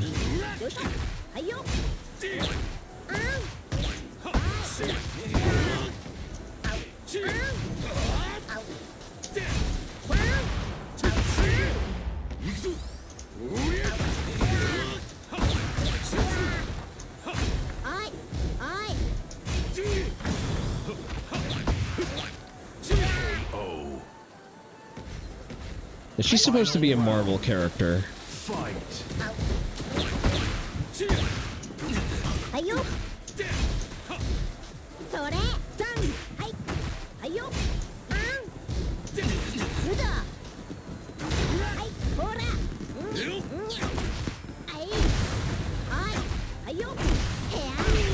And I just get mixed to death. There's nothing I do there. That's it. I just take the mix, and this happens.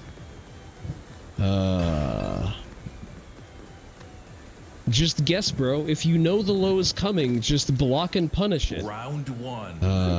Fight. Guru manga of Paul beating Azucena? I don't know. That's not.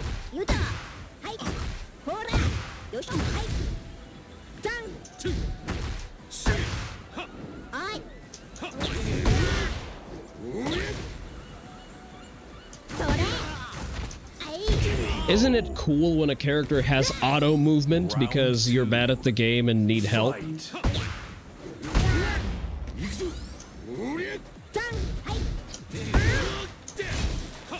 Look at what you forced me to do. You forced me to use the cursed down 2.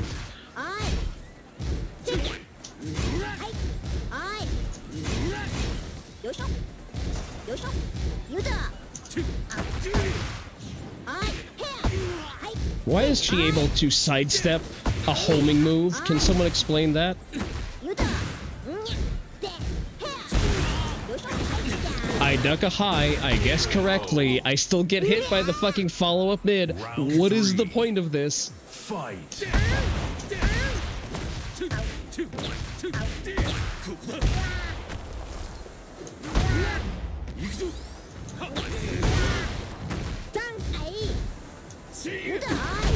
I really love miss inputs. Miss inputs are so fun. It's so great when that happens.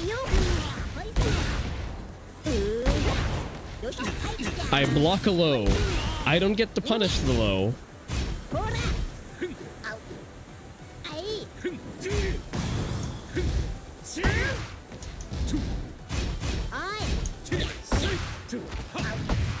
The voice is growing on you, though. I maintain that it's less bad than vanilla Azucena. This is an improvement. This is why I keep the mod around. Fight.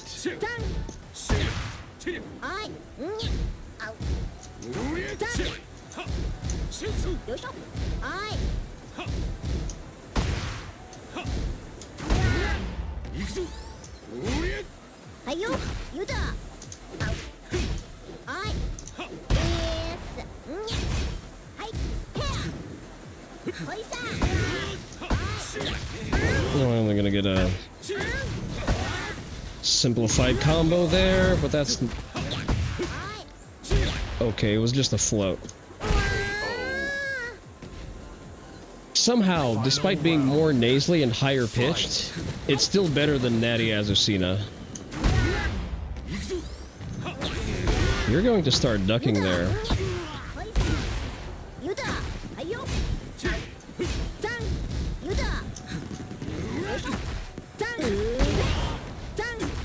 Why? Why did she get a full fucking tornado off of a low? Who designed this? Good sidewalk. I'm gonna probably biff it. Never mind, I clutched. Good for me. You win. Insufferable. Absolutely fucking horrific.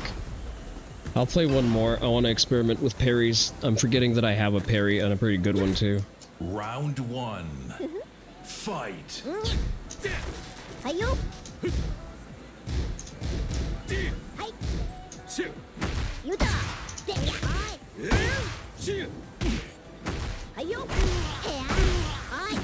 Although, what am I supposed to parry? The fucking...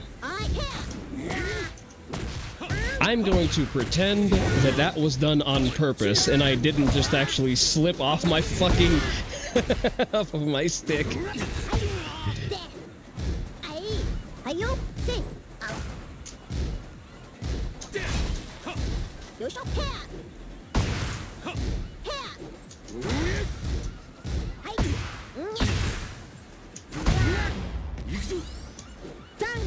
Good duck. Not good enough, unfortunately. Hey there, Fagoth. You're kinda late. Fight.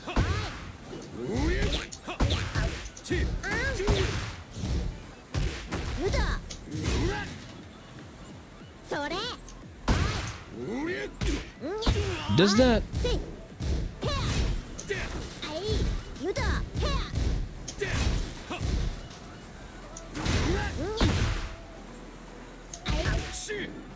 What the fuck?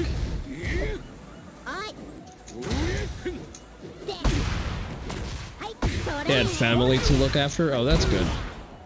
All the SSRIs in the world couldn't help her? No, she's alright, she's alright. She's a... I frown on her for being a coffee lover, but otherwise she's okay. Round 3. Fight. The people who play her, however...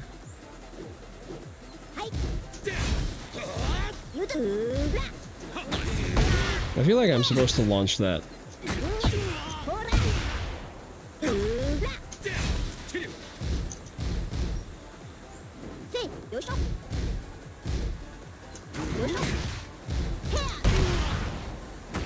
I need to parry something.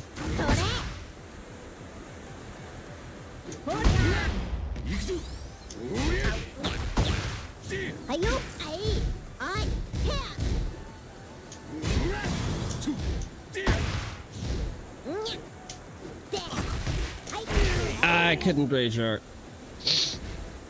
I don't know what month you're talking about, Fagoth, but we're currently in the middle of Buff Oni Summer. However, if you're not participating in the festivities of Buff Oni Summer, you get to participate in the other one, I guess.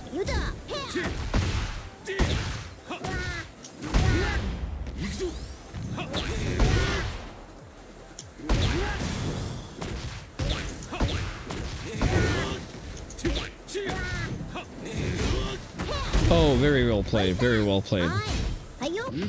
Unfortunate. Should have just launched her. I think isn't it Men's Mental Health Awareness Month specifically, not just health?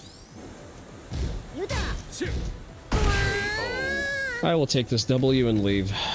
You win. We're what, 3-1? That's good enough for me. Ah, he doesn't want to play anyway.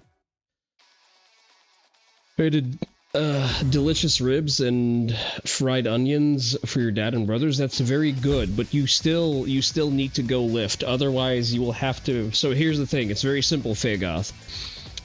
If you lift as part of Buff Oni Summer, you get to celebrate Buff Oni Summer. If you don't lift during Buff Oni Summer, you celebrate Pride Month. These are the rules. Yes, I do make the rules. I don't care. You have to follow them. That's why we've implemented a point system in the Oni Dojo.